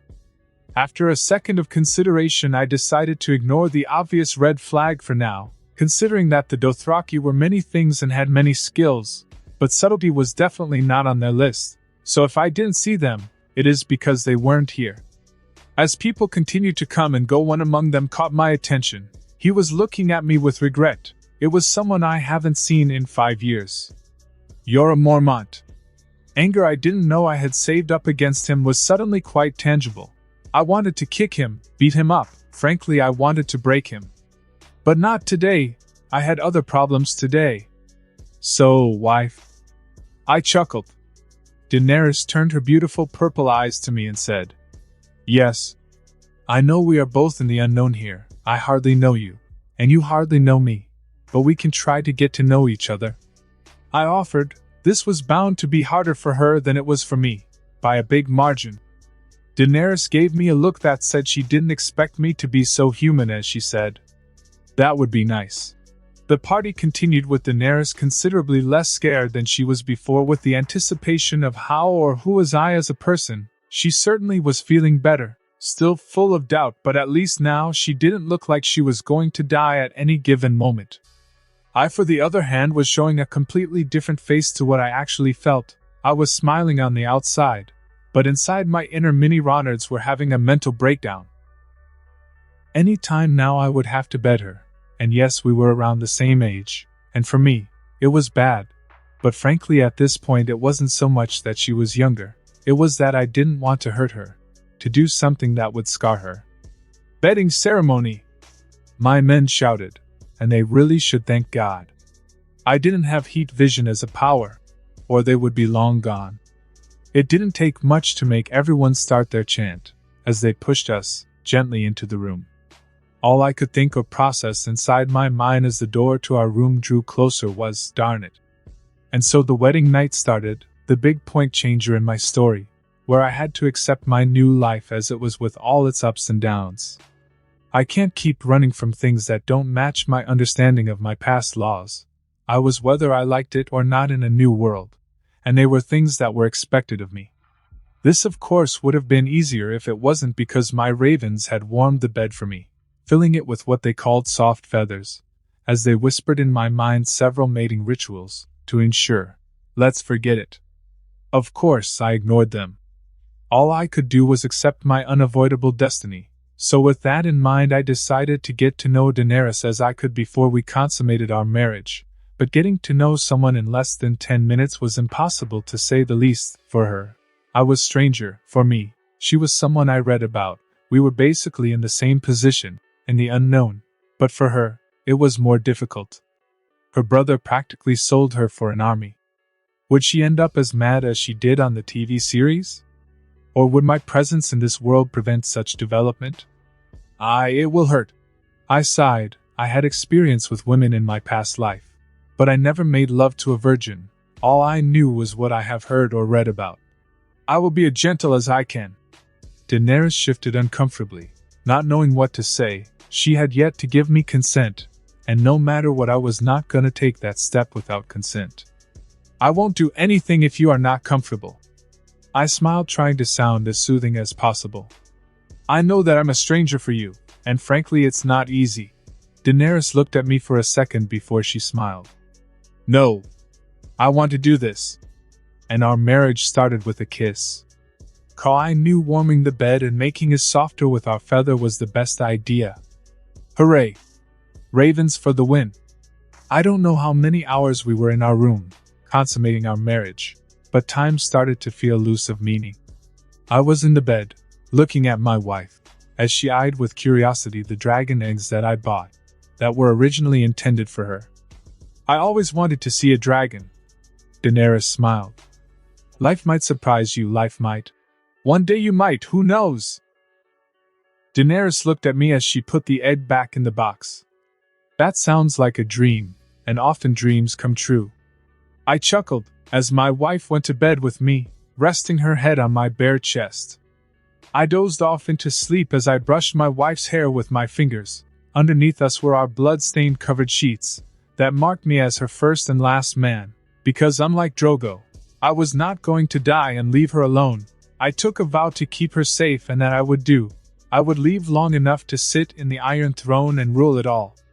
I woke up the next morning with Daenerys cuddling close to me, her naked body touching me ever so gently. My wife, the future mother of my children. I was not stupid to think I loved her already, but one day I would, and one day she would love me. I carefully got out of bed, making sure to not wake up my possibly sore wife. Once I was out of the bed, I started putting on my clothes, getting ready to face the new problems ahead of me. Once I was fully dressed, I got out of the room, being equally careful to not wake her up with a sudden noise or something. I then proceeded to walk to meet with Viserys, and discuss our plans. He would have to die, but the how and when was the thing. So you finally come out. It is unwise to leave your king waiting, Viserys said with a somewhat angry attitude, as he stood there with a smug demeanor on his face. I stared at him for a second, wondering if cutting his head would improve his attitude. But for now I had to wait for the right moment. But regardless of that, I wasn't going to let this pretentious bastard tell me what to do. Get used to it. I practically growled in response, daring him to take that obviously borrowed sword out. Viserys ignored my comment as he asked, "Where is my sister?" "Sleeping," I informed him. "Go and wake her up." Viserys turned her attention to a maid who nodded. But before the maid was able to leave, I blocked her path. "She's sleeping, and she will remain sleeping. I want her here," Viserys hissed. "And I want to leave my wife sleeping." I growled, "Who the hell does he think he is?" "She is my wife, and is my responsibility now. That means I get to decide things like this, so don't test me, unless you want to experience true despair." I left the room, leaving the threat floating in the air. Daenerys was mine now. Mess with her and I'll cut your pretty head off. Viserys was visibly shocked as I left, and his hand moved towards his sword but didn't do much more than that. Jorah Mormont POV. In accordance with my deal with Varys, I came to pledge loyalty to the Targaryens. What I didn't expect was to find my son marrying Daenerys. He was so different from what I remembered. He had grown so much without me. He had fought 2 wars, and won. He was a man. Maybe he never needed me. Yora? Viserys shouted, entering my room. Yes, my king? I inquired, not knowing why he was so angry. You are my loyal subject, right? Viserys inquired angrily. I nodded in response. I am your majesty. Then, if I ordered you to kill your son, should I need it? Would you do it? Viserys inquired, grinning like a madman. I would not. I have hurt my son enough already. But I had to play the part, and it's not like I could beat him. Something about my son, something about his glare at me yesterday made me feel a beast was hunting me. I would, your majesty. Good, I might need it. If he keeps disrespecting his superiors, who does he think he is, speaking like that to a king, speaking like that to a dragon? Viserys hissed in anger. Unbeknownst to them, an incredibly wise raven was listening to their conversation. HRMM. To inform the great Cornbringer of this I have. After his mating I must, yes, the dark side of the corn I feel growing is. Back to Ronald Mormont POV. I entered my room, a couple of hours after my disgusting conversation with the entitled king wannabe piece of shit. Daenerys was currently brushing up her morning hair as I entered, her beautiful long silver hair barely covering her tits. You didn't wake me up, Daenerys said, but the tone was more of a question than a statement. You look so peaceful sleeping, so I thought you deserved a good long rest. I nodded as I walked into the bathroom, feeling Daenerys looking at me from behind, her eyes drifting slowly into my ass. So you finally found the best asses Westeros. I chuckled as she blushed, looking away. Hey, you can look and touch, or bite, is yours after all, I might. Daenerys giggled, surprisingly teasing me back. Haha, I chuckled. After having breakfast with my wife, I started to machinate the best path to the Iron Throne. With or without me, Westeros would go into war. I knew that much. King Robert would die, and soon after Ned Stark will see the fruits of his idiocy. If I started my campaign for the throne now, I would make myself the sole target, and while I was somewhat confident in myself, it would be a suicide. But if I waited for them to start their own wars, it would be easy for me to dismantle them. A broken kingdom is easier to defeat. Not to count, I also had Daenerys by my side, and she probably was the only one able to hatch my dragon eggs. As I was deep in thought, a raven flew into my lap. HRMMM. Bad news I bring. Plotting the fake dragon is, Take care of him we must. YSSS. Raven Yoda was back. Good thing Disney doesn't have interdimensional lawyers. So the entitled gecko is plotting. What an unexpected development. And by unexpected I mean I totally knew it would happen. Raven Yoda, Rhoda? Took a step forward. HRMM. At your call, the corn order is Cornbringer. YSSS. Very well. I chuckled, and how could I not? Hey, do you think you can fly with a robe? I kinda want to dress you up with a small Yeti robe. I took a couple of days when I completely ignored the King of Nothing, letting him know he wasn't my first priority, and that I would come to him when I decided to, and only then. I had also instructed my man should he threaten Daenerys or hit her in any way to kill him. With that bullshit about waking up the dragon, she was my wife now, and I would be damned if I let her brother or anyone for that matter hurt her. I had more important things to do anyways than to indulge the idiot, and I didn't have time to lose with his idiotic plans and ideas. I had to first take control over Essos and their forces, and only then it would be plausible to conquest Westeros. So here I was sitting while looking at a map, wondering where to start my mission. What are you doing? Daenerys asked as she approached me, looking at the map. Trying to see where is the best place to start, I answered. Where to start getting the throne back? Daenerys asked as she sat on my lap, surprising me. I didn't expect her to sit on my lap. It wasn't unwelcome, but it was unexpected. Then again, she warmed up to Khal Drogo quite fast. Not exactly, we need more men to do that, so I'm seeing where to get them, I explained to her, without telling her about my plans of conquering Essos. Conquering Essos would be considerably harder than anything I have done so far, but if I did it, Conquering Westeros would be technically speaking easy. Then again, in war and love anything is possible. I might be the strongest man in the world, but that alone doesn't win wars. So you want to get more men, maybe some Unsullied? Or you plan to recruit some Dothraki? Daenerys added, understanding to some degree of the underlining of my plan. Aye, that's the plan, for getting that old throne back. It won't be easy, but I will certainly do it. I nodded. I see, I don't think Viserys will like it. Daenerys added, unsure. He wants the throne now. I started to chuckle, until eventually, I was full on laughing. If he wants the throne immediately, he is more than welcome to go alone to King's Landing and slay his way to the throne. He is your king. Daenerys tried to defend his brother but was amused at my comment. If I am to kneel, it will be in bed, going down on my wife. I chuckled, making a dirty joke to change the subject. Before the moment I married you, I decided not to kneel anymore. I decided to stop bending for others. I am the king of the Iron and Bear Islands, and that makes you a queen. Don't forget it, because I won't. With that, I left Daenerys alone to process what I told her. After leaving Daenerys, I went to talk with Illyrio. He was the one that knew how to contact the Dothraki. It would certainly be helpful if he guided me to one of them or someone that knew their language to learn it. Son, someone behind me said, putting a hand on my shoulder, making me stop. Remove your hand out my shoulder before I remove the hand out your body, I said with a cold tone. I cut my father off by bending his arm in a swift motion, throwing him into the wall, breaking the arm he used to touch me. Don't ever touch me again, I'd rather die, the feeling is repulsive. I gave him a glare that was so devoid of any good emotion, all he could stare in disbelief. And by the way, if you get close to my wife, I will show you there are destinies worse than death, and that's a promise I can deliver.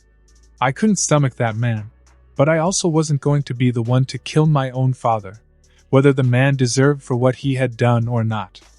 As I walked towards Illyrio Solar, I heard him and the prince having a conversation. The funny thing about a super body is that every sense is enhanced. He is not doing what he promised, Viserys practically shouted. We should be marching to King's Landing. I should have my crown by now. He is trustworthy. At least my sources say so. Perhaps he is planning for your victory, my king, Illyrio offered. I don't care. He is taking too long. We'll start over with the original plan. I'll marry Daenerys to those savages and get 10,000 soldiers. We will kill that insolent fool and give his father his lands, who would then work for me, is frankly the best plan. I will get more men, and undying loyalty. I'm a genius, as expected of the future king of the Seven Kingdoms. By this point, I had managed to sneak into the room, and had managed to serve a cup of wine. Well, that's a mighty good plan. But who's going to kill me? My question made both turn their necks so fast that they almost broke them. You! I pointed at Viserys. Hardly. I don't even take my own sloppy seconds with you. How dare you? Viserys hissed. The Unsullied protecting the castle? I hummed. They at least know how to fight, but hardly a challenge. I am your king, Viserys shouted. Or maybe you plan to have Illyrio fight me? I said, turning my gaze to the trembling fat man. Don't think so, look at him. He is losing weight by just looking at me. I would never attack a guest. Illyrio offered, still trembling. Or maybe you would send my father. I chuckled. Please tell me is my father, you will not. Viserys started to shout, but I dashed towards him and slapped him, putting his entitled ass on the floor. I am king, I bow to no one, I said, holding my sword to my side. Consider this the end of our alliance, not that it ever started, out of courtesy for giving me such a wonderful wife. And with that claim to the throne. I will talk with my wife about your fate, plotting to sell my wife like a tramp and get me killed. Frankly, it's so sad and yet poetic. You will die in the same manner you originally did. For the same reason, you can't wait. At least this time he was right. I was never going to give him the crown. I grabbed Viserys by his shirt, not before knocking him down, as I dragged him across the floor, not before giving the old fat man a warning. I hope you don't try anything stupid. or you will find how terrifying I can be, Oreo. So don't mess with me, buddy, or I'll kick your ass so hard you'll have to unbutton your collar to shit. With that done, I proceeded to get out with an unconscious on my back, Viserys being dragged across the floor like a sack of shit. As I walked down the hallway to my room, while I wanted to kill Viserys, I didn't want an angry wife for the rest of my life. So I would discuss with her his punishment. But either way, he wasn't in the game any longer. Daenerys would either condemn him to his death like she did on the original timeline or ask for a lesser punishment like imprisonment. Either way, he would not see the light of day again. Illyrio POV, the eyes of that kid, he can't be human. I saw nothing but death and despair if I ever wronged him. I was a mercenary, I know of fear, I know of monsters, and yet this kid makes all my past terrors look childish. Varys, what in the name of the gods you were thinking? We can't tame this monster, I muttered, as I remembered what Varys said before he left. Perhaps only the dragon can tame this mighty bear, Varys chuckled. He never meant Viserys, no, he meant Daenerys. He plans to have that shy girl keep that monster in check? What an utterly ridiculous plan. Have you lost your touch, Varys? Daenerys was not exactly happy when I entered our room dragging Viserys alongside me. And it was to be expected. She had no idea what had just happened. Why is my brother in that state? Daenerys inquired, pointing at her brother on the floor with an accusatory look on her face. I sighed, trying to word out what had just happened. It wasn't easy to find the right words to basically say, your brother wanted to kill me and tramp you out to a Dothraki horde to get some men. But oftentimes it is best to go with the harsh reality of the situation. That can be easily explained. I went into detail how Viserys was plotting to get me killed and have my father take my throne, and now then he would marry her to savages just to gather even more men. I can't believe he would do such a thing, Daenerys said in disbelief, eyes full of tears. I sighed as I shrugged my shoulders. You can ask Illyrio, he can fact-check. Daenerys shook her head off. No, I believe you. Well, that was frankly easier than I originally thought it would. I came here so you can decide his punishment. I wanted her to be the one to select his fate. If I did it, there was a big chance she would resent me for it. But if she did, it was a totally different story. Daenerys eyed me for a second, possibly weighing the options. It was either death or imprisonment. After a few seconds where she was walking around the room trying to decide, she finally said, I know death is the most acceptable punishment, but whether he was good or not, he kept me safe all this time. I want to imprison him. While it wasn't the result I had desired from this outcome, it was still good. Nonetheless, it was a matter of time before he did something stupid and forced my sword down his neck. I'm not going to lie. I will cherish that moment with all my heart. Very well, but if he takes a wrong step, I will kill him. I nodded as I approached her, grabbing in a tight embrace by her hips. You are my wife, and whether we love each other or not, it is my duty to keep you safe. Daenerys nodded in understanding, as I left the room with the sack of shit. I mean the king on my back. It took roughly 2 hours for Viserys to wake up, and his expression finding himself on one of the cells in my ship was priceless, unique, formidable. It almost made him still being alive worth it. Seriously, seeing his smug facade turned into one of total and absolute despair was a delicacy. So you finally rise, oh mighty dragon, I mocked, getting a hateful glare from him. MHHH. Viserys tried to say something, but his mouth was covered with a homemade cloth gag, and some might wonder what a homemade cloth gag is. Well, it's a piece of used underwear from the dirtiest man under men that was utilized for this purpose. I hope you like the flavor. Petro hasn't taken a bath or changed underwear for the last 4 months. I laughed, seeing how Viserys started to join the dots on his head, to the point he was almost throwing up. Haha. Petro laughed in the back. Don't get all fancy on me, Viserys. I chuckled. After all, your life in prison will be quite harsh and disgusting. Petro will take a bath. And that will be your drink water unless you rather drink other body fluids. Viserys' eyes widened in shock, fear rushing through his very core. I promised Daenerys I would keep you alive. I smiled.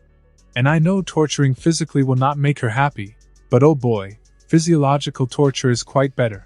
Once you break a man, but not physically but mentally, he can't be mended back together again. Viserys started to try and talk again, but I cut him off. You know, I can understand the general idea of you trying to kill me. I won't let you, but heck, I can even respect you for it. I mean, it takes balls to try that knowing you will ultimately fail. But to hurt your own blood, that is simply despicable. I left, giving my men instructions to keep him alive. He, unfortunately, was loved to some degree by his sister, my wife. After leaving Viserys to suffer, I went back to Illyrio Castle to discuss a meeting with the Dothraki, and possibly getting someone that could teach me their language. I needed to speak their tongue for my plan to work. This is one of the books I have in Dothraki culture, and more. Illyrio offered, somewhat fearful what had happened earlier. Thanks. I waved him off as I started to read. The Dothraki people are a culture of nomadic warriors and Essos who range across the vast grasslands of the Dothraki Sea in hordes known as Khalasars. People of the Seven Kingdoms and the Free Cities also refer to the Dothraki as Horse Lords. The Dothraki live in hordes called Khalasars. Their chieftains are called Khals, while the wife of a Khal is known as a Khaleesi. The heir of a Khal is named the Khalaka. A Ko is one of the Khal's commanders within a horde. According to a semi-canon source, a Khaz consists of the personal guard of important individuals, such as a Khaleesi or a Ko. Blood Riders fulfill the roles of guards, brothers, shadows, and friends to the Khal in ways that run deeper than the oath of the King's Guard to the king on the Iron Throne. The Khal and his Blood Riders commonly refer to each other as blood of my blood. Who would have thought they had such a complicated ruling system? For savages, they have quite the operational, political system. I chuckled as I read.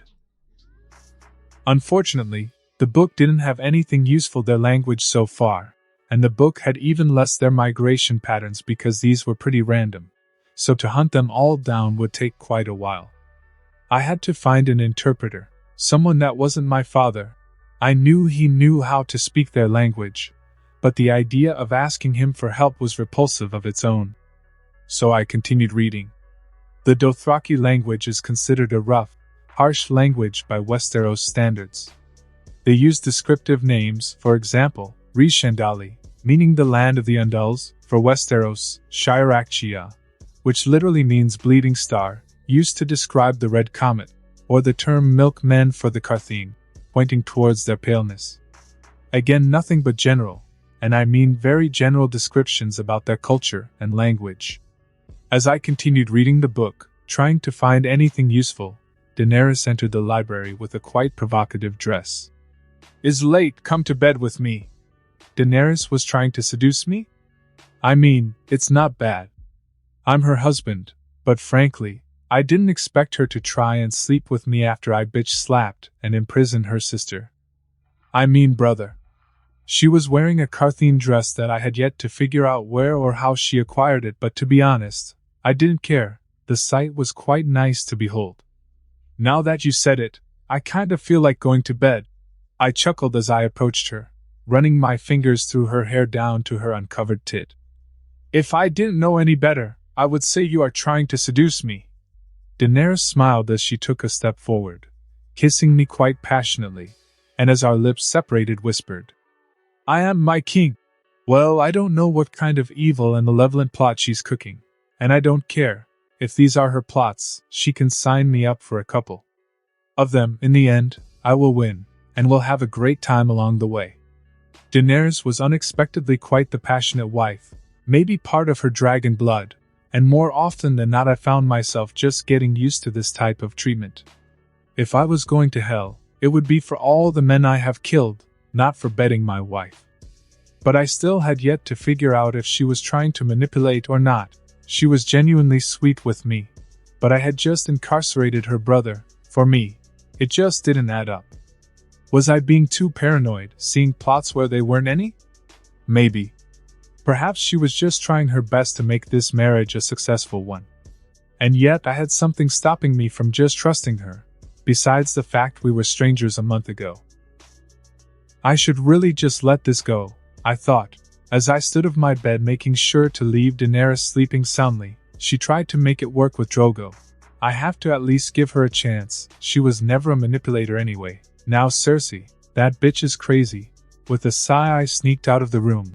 To meet with Illyrio and have him find me a Dothraki interpreter. My first step was learning their language. Then I would have to start conquering all the tribes. I had no issue with waiting and planning for the long run. The 7 kingdoms would be there waiting for me. Weaker than ever, ripe for the taking the moment I decided to go back.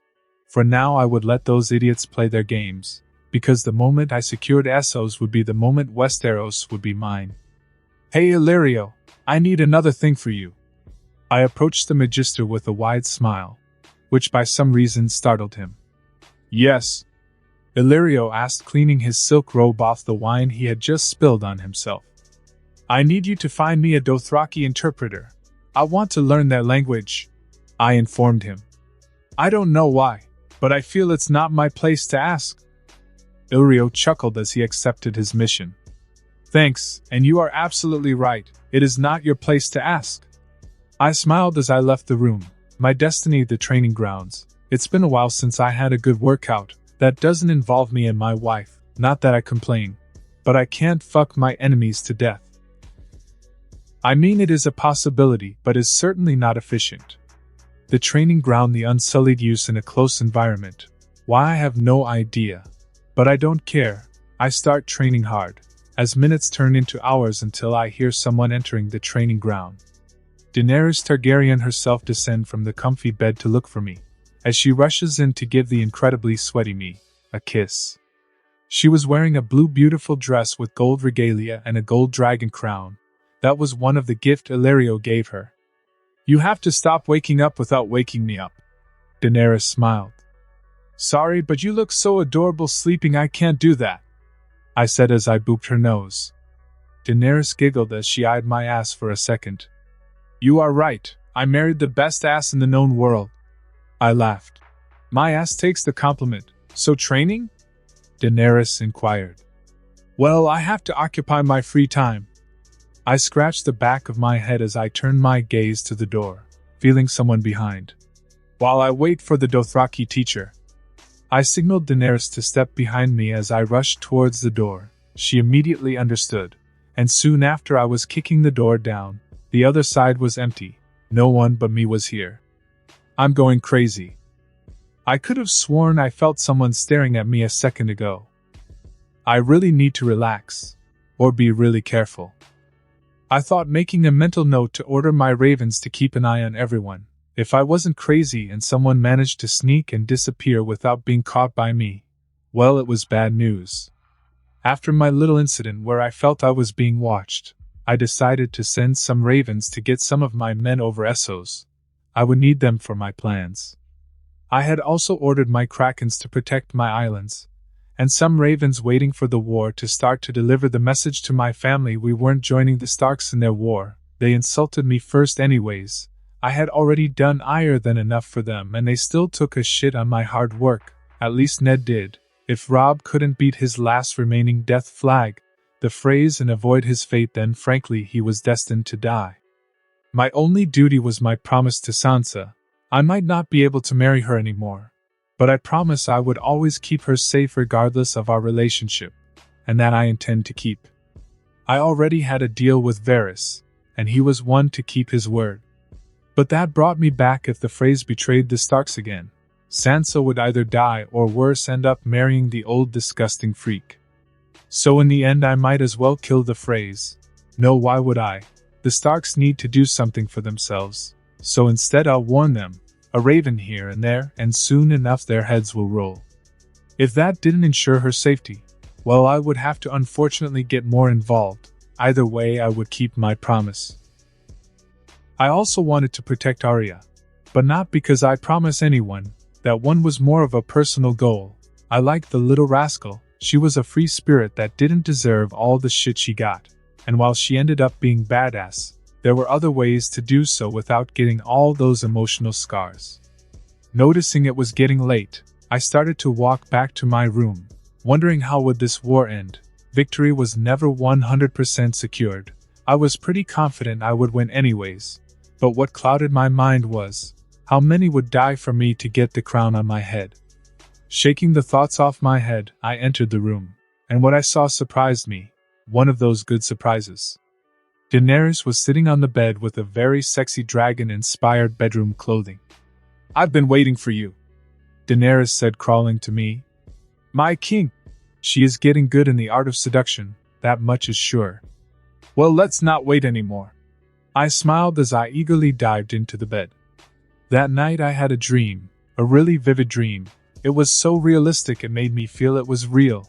I woke up inside a tent. Inside there was some Dothraki chanting something. "Lizif Cub! Lizif Cub! Lizif Cub!" What were they chanting? They were happy. I was happy. Why was I happy? I started to look around, trying to make sense of this situation, trying to understand what was going on. But a voice I had grown to recognize the last few weeks caught my attention. Daenerys was in my dream, covered in blood. But no, she was eating something, the heart of a horse. The hell does this mean? And why does this dream make me happy? This shit makes little to no sense, I murmured in my dream as a white fog covered everything, leaving me with nothing but questions. It took Illyrio roughly a couple of weeks to find a good Dothraki teacher willing to teach us. They were pretty rare. But once he found the teacher, I found the Dothraki language was quite dull and limited in its uses, with a very short vocabulary, making the classes go smooth and fast. But even though there were still some concepts hard to grasp. But I suppose I was a bit distracted with the bizarre dream I had a couple of weeks ago, and was focusing mostly during these classes to make sense of the chant I heard. "Lizif Cub!" Those words echoed in my head like a butterfly in a cage. Daenerys, on the other hand, was doing a bit better than me, absorbing the language like she was born for it. She was quite excited to learn this with me. And I didn't see any problems with her joining my classes. In fact, it was mostly beneficial for me and her. So I happily paid the teacher extra to teach both us. Their culture is so fascinating. Daenerys was happy to expand her knowledge, and eager to learn new things. This frankly made her pretty adorable at times. "Can you translate something for me?" I asked the teacher, who turned his gaze to meet mine. "What do you want to translate?" the teacher inquired, accepting my request. If I knew how to write it, it would be easier to ask him what I want. But because I didn't know how to do it, I imitated the sound. "Lizzie Cub." I think that was it. Well, that can only mean bear cub, but why would you want me to translate that?" the teacher asked, as I started to analyze the dream I had. My head was probably playing games with me, using the fact I've been sleeping with Daenerys every day, and that I want to conquer the Dothraki to create that very specific dream. Or at least that would make sense if it wasn't for the fact I didn't know any Dothraki words before that dream, and thanks to my teacher I confirmed those words meant something. So perhaps it was more than a simple dream. I couldn't help but look at my wife, my eyes slowly drifting to her flat stomach. Was she pregnant? She wasn't drinking anything to stop or prevent a pregnancy, so it wouldn't surprise me if she announced that she was with a child any time now. I don't know how it hasn't occurred to me that I might be a father soon. How that fact didn't dawn on me sooner. "We will soon," Daenerys smiled, noticing that I was looking at her belly. That would be great." I was lost on what to say, so I decided to say something positive, nod, and continue with the class. After the Dothraki class I went on with my daily routine, training and stuff. I still didn't have the manpower to move, so all I could do was gather information. As I trained, a maid entered with a cup of water. But something was off about her. Her aura, her general vibe was immensely more dangerous than any other maids working in the castle. "Who are you?" I inquired, as I dropped the cup of whatever she tried to poison me with. "What do you mean, Master Mormont?" the maid said with slight fear, but something inside me told me it was fake. "You either tell me who you are, and I will personally introduce you to my sword, and believe me, your relationship will be intimate." I smiled as I grabbed my sword. A man is impressed. A man was right all along. All of a sudden the voice of the so-called maid changed. "You are a faceless man. I muttered. A man would be correct. The maid/faceless man nodded. A man wanted to see the Blessed One, and a man was right to do so. So who paid you enough money to kill yourself? I inquired as I approached him. 'Cause you must know, this is a suicide. You can't win against me. A man will not and have not taken any contracts against you, but others can use a man to hurt you otherwise, the faceless maid answered. He basically said he would not accept contracts with my name on the list, but others I care about they would. Daenerys, Sansa, my family, or my future sons and daughters. You are basically begging for your religion to go extinct, I growled. A man would expect nothing else. Vala Morghulis, Vala Dohaeris. All men must die. All men must serve. A man is done here, the faceless man said as he removed his face, changing into another one. He came to warn me others would target my loved ones. And what did he mean by blessed one foot, I thought as I watched him leave. After that ominous chat with the assassin, I decided to step up my security even more. I ordered 50 ravens to be on high alert around the castle, with Rhoda leading this. Yes, I named the raven that behaves like Yoda, Rhoda. And protect you, I will, YRSSS. Rhoda took the assignment with great honor. Thanks, I'm counting on you. I chuckled. After setting in ever tighter security, I went to talk to Illyrio about the accommodations for the 5,000 men that were arriving in a week. Once they arrived, I would start my campaign to take over the Dothraki. But I needed food, supplies, and other things before we left this place. One of the reasons Illyrio would come quite handy, supplying us with all that and more for an affordable price. Magister, I announced my presence as I entered his office. King Mormont, what an unexpected surprise. Illyrio had learned to call me king. Was it out of fear or respect? I didn't really care. I started to explain to him in detail what I wanted: weapons, food, making a very detailed list of supplies he would have to provide before we left his castle. Is that all? Illyrio inquired, going over the list. Yes, I hope you continue to be our supplier. I smiled, leaving an unspoken threat in the air. Betray me and I will gut you. Then I will get to it. Illyrio nodded, not daring to look me in the eyes. With that done, it was time to sleep. I had a wife to see and do married things with. After another passionate marital night with my wife, I fell asleep soundly in a matter of minutes, but again, instead of darkness, a quite vivid dream awaited me. Snow, lots and lots of snow, covering every single corner in my dream world. I felt cold anyways. My body seemed to accept this dream, or possibly vision, as a reality. Where am I now? This doesn't seem like the north. Maybe beyond the wall. I thought as I walked aimlessly, trying to find something to make sense of what I was seeing. I don't know for how long I walked inside my dream, but it felt like hours, and all I could see and feel was cold, and a sense of dread filling me, fear. I haven't felt that in a while, not like this, and to feel it in a dream is idiotic. But when I dreamed of Daenerys that time, I was happy. And that fact made this even more serious. What if this was a dream? No. If this was a vision warning me of the White Walkers. I was prepared for them. I have been hoarding dragon glass for a while, and I can pretty sure take on the Night King alone. So what is the weird vision trying to warn me about? My thoughts are halted when an undead dire wolf appears, looking at me. Is this a vision warning about Jon, and how he will die? Not that I hate the guy, but why would that even affect me? I thought as I observed the wolf in detail. But there it stood, doing nothing, but looking at me. There must be something relevant to me here, but what? I thought, but before I could think on that further, a loud noise behind me caught my attention. I immediately turned around to see the source of the sound, finding something I didn't expect to find. An army of undead White Walkers with a dragon that wasn't any of the ones I knew or had. It was massive, around the same size the dragon originally named Drogo would be, and on top of it, mounting it, there was someone smiling at me. I wanted to get a better look, to see who was that person mounting the dragon. It wasn't the Night King, it was someone new. But before I could get my answer, something pulled me back to the real world. Wake up! Daenerys was shaking me, with concern. I'm up, what happened? I inquired mildly, annoyed that I didn't get to see who was mounting the dragon. You were sweating and shaking. I got scared. Daenerys breathed out. It took me a second to see that I was indeed soaked in sweat. I had probably scared the ever-living crap of her. I'm okay, it was just a bad dream I had. I soothed her as I hugged her. It didn't matter what I tried, the dream. No, the nightmare I had haunted me, not only with fear but doubts. Why did I dream that? What was the message? And who was that man riding that dragon?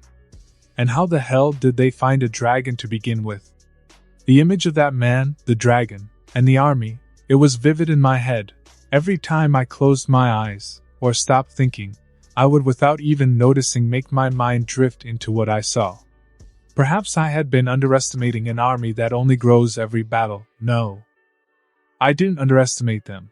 I have been using the knowledge I have of this universe to prepare to win on the long night. But all this time, I had been neglecting something that might as well put my life on the line if I keep ignoring it.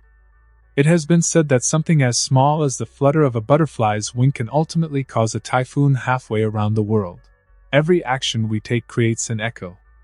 I was the flutter. By all I know, my sole existence messed the world. I brought changes into this world, and one of them might be what I saw. I possibly created a chain of events that ultimately made my life harder. I need to prepare even harder for the long night. That feeling of dread and fear I felt weren't normal. I might not like to admit it, but I was scared. But that's good. Fear motivates us to grow stronger, to prepare ourselves better to face what is to come. That I will do. I might be afraid, but I will fight. Our men will arrive tomorrow, right? Daenerys inquired, sitting beside me. Yes, so far that the information I have. I nodded. For now, I had to put those dreams aside, whether they were a warning or not. I still needed the crown to have a chance to stop the long night from ever occurring. One more step to take what is ours, Daenerys said, filled with determination. She had no doubts in her mind we would take the crown. I chuckled. I will put that crown on your head before I burn the damn throne and crown and forge a new pair for us. Daenerys smiled, satisfied with my answer, as she leaned in kissing me. A throne worthy of their new king and queen, their rightful ones, yes. I nodded, kissing her back. Let's go to our last class. Daenerys kissed me once again as she guided me to our teacher. I had continued with my classes, learning Dothraki every day more and more, and by this point, I could understand fluently everything, and hold conversations in their language. I had an accent, but it was to be expected. Daenerys was doing a lot better than me in the accent department, though I was ahead on the writing part. After the final class, our teacher left, leaving us with the reminder to study the little we still had to learn by ourselves. We finally know how to speak their language, Daenerys said, clearly proud of herself. Now it's just a question of waiting for our men.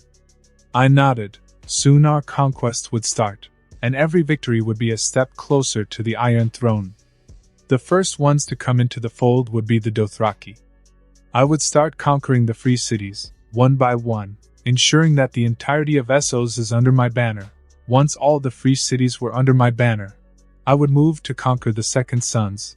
With that, Essos would be mine. But my plan to conquer didn't end there. Unlike my wife, I wanted all Essos, including Braavos, and I would have it, Braavos, their army, and the Iron Bank with all its gold. After that, well, whatever that was left of Westeros would be mine, though there were a few things I wanted to do before leaving Essos. For one, I wanted to investigate the ruins of Valyria and see what can I salvage, and also try to find more dragon eggs there. Valyria, the Broken Empire, I muttered as I opened the book I got from Valyria in Illyrio's library. Valyria, also called Old Valyria, is a ruined city in Essos. It is a long-dead city of wonderment, and was once the capital of a great empire called the Valyrian Freehold. It was destroyed by a cataclysmic event known as the Doom of Valyria. It is the ancestral home of House Targaryen, House Celtigar, and House Valerian. I only recognized House Targaryen. I continued reading about how House Targaryen was the smallest house of the three, and how the other two houses messed their own empire in a struggle for power. But what interested me was that the book said that it is rumored that Valeria holds many treasures of its past glory there. That meant Valerian blades and maybe more. And to be honest, I would be happy if I found the recipe. The trick in how to make Valerian steel. I knew you needed a dragon, but besides that, the method was unknown. But all books agreed on one thing: you needed dragons and magic to make said metal. But besides going to Valeria and conquering Essos, there wasn't much I wanted to do in this part of the world, for now. "It's late, come to bed with me." Daenerys' sleepy voice called me out, begging to be cuddled, and frankly, I was tired, so I didn't see any reasons to say no. I could always read more tomorrow. "Fine, I shall warm you to oblivion, wife." I chuckled as I got inside the blankets, moving close to her. "I am a dragon, you are the one that will get burned," Daenerys said teasingly. "I don't mind that type of burn." I smirked at her, as we both started to chat, and slowly but surely drifted into sleep. I woke up the next morning to my wife kissing me, with a smug look on her face, as if she had won something. "What's up with that face?" I yawned, stretching my body still under the comfy and warm blankets. "You didn't wake up without me." Daenerys smiled adorably, biting her lower lip, as she added, "It seems you are finally getting comfortable in bed with me." So that was her victory call, that I overslept today. Frankly, I couldn't understand what part of that could possibly make me a better husband or make her happy. But if it makes her happy, who was I to judge? "I see, well, if me waking up with you makes you so happy, then it shall be done."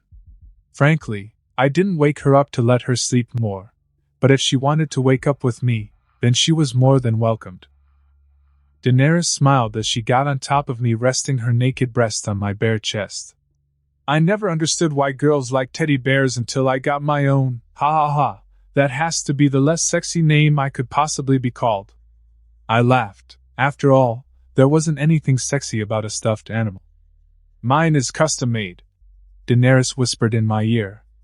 "It came with a few extra parts. I can't believe you were shy a few months ago. Frankly, you had me fooled." I laughed as I kissed her. "Well, it's your fault, my king. You made me a queen, and a queen can't be shy." Daenerys kissed me as she dragged her hand through my chest to my manhood. "A queen knows what she wants and gets it. Then claim your bounty. My queen, claim this bear as your own once again." I kissed her. Our men could wait a couple of hours for us. Who was I to deny a dragon from her conquest? I was but a mere bear riding a dragon. My men had arrived, though for reasons they didn't have to know, nor I wanted to share, they had to wait on the coast for hours. But after my shenanigans with my wife, I went down to greet my men, Daenerys by side. "So this is our fleet?" Daenerys inquired, head high, full of regal air. She was so different to the others and yet so warm with me. "It is, my queen." I smiled as I pulled her close to me by her waist. "Do you like it?" Daenerys giggled as she nodded. "I do, but I think I like the man leading it more. What a lucky man that must be, to be loved by a queen." I grinned, giving her a quick and sweet peck in the lips. "He is quite lucky indeed," Daenerys teased. Frankly, she made me forget at times what world I was in. It was hard not to get lost in those purple mystifying eyes.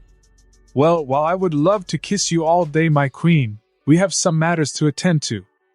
I kissed her one last time as I added, "Shall we?" "Unfortunately, you are right, let's." Daenerys nodded. We approached the ships, as we were greeted by one of the lords, who bowed to us, which was in itself weird. I still had yet to declare myself king of the 7 kingdoms. "Your Majesties." The lord bowed. Seeing my look of befuddlement, the lord elaborated. "You married a Targaryen. We might be dumb, but we ain't that dumb." I didn't know if I should be surprised or something else, but he was right nonetheless. "I decided to end this will before my marriage. My beautiful wife just makes my conquest even more important, for her enemies are mine." With that, the lord turned to Daenerys. "My queen, we first bowed to dragons and more recently to the bears. We are honored to serve you both." The lord bowed once again. Daenerys smiled, satisfied with his words. "Very well." I took a step forward as I asked, How is the south?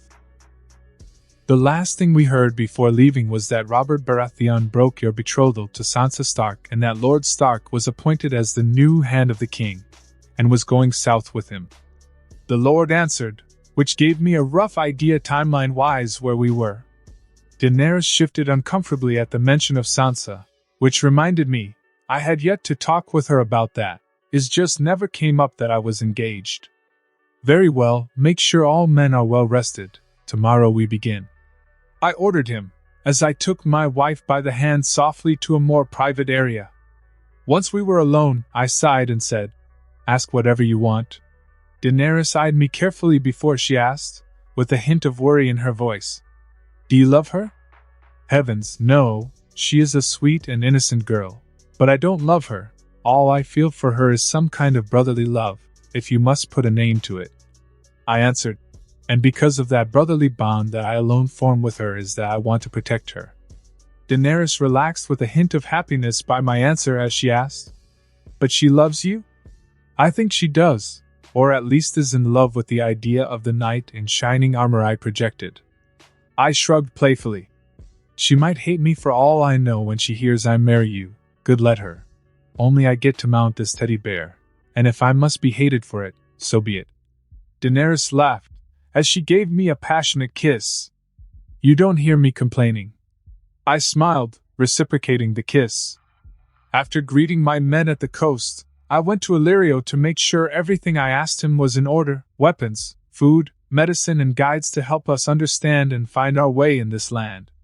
Magister, is everything in order? I inquired, entering his office. I have found everything you asked for, from food and maps, to guides and weapons.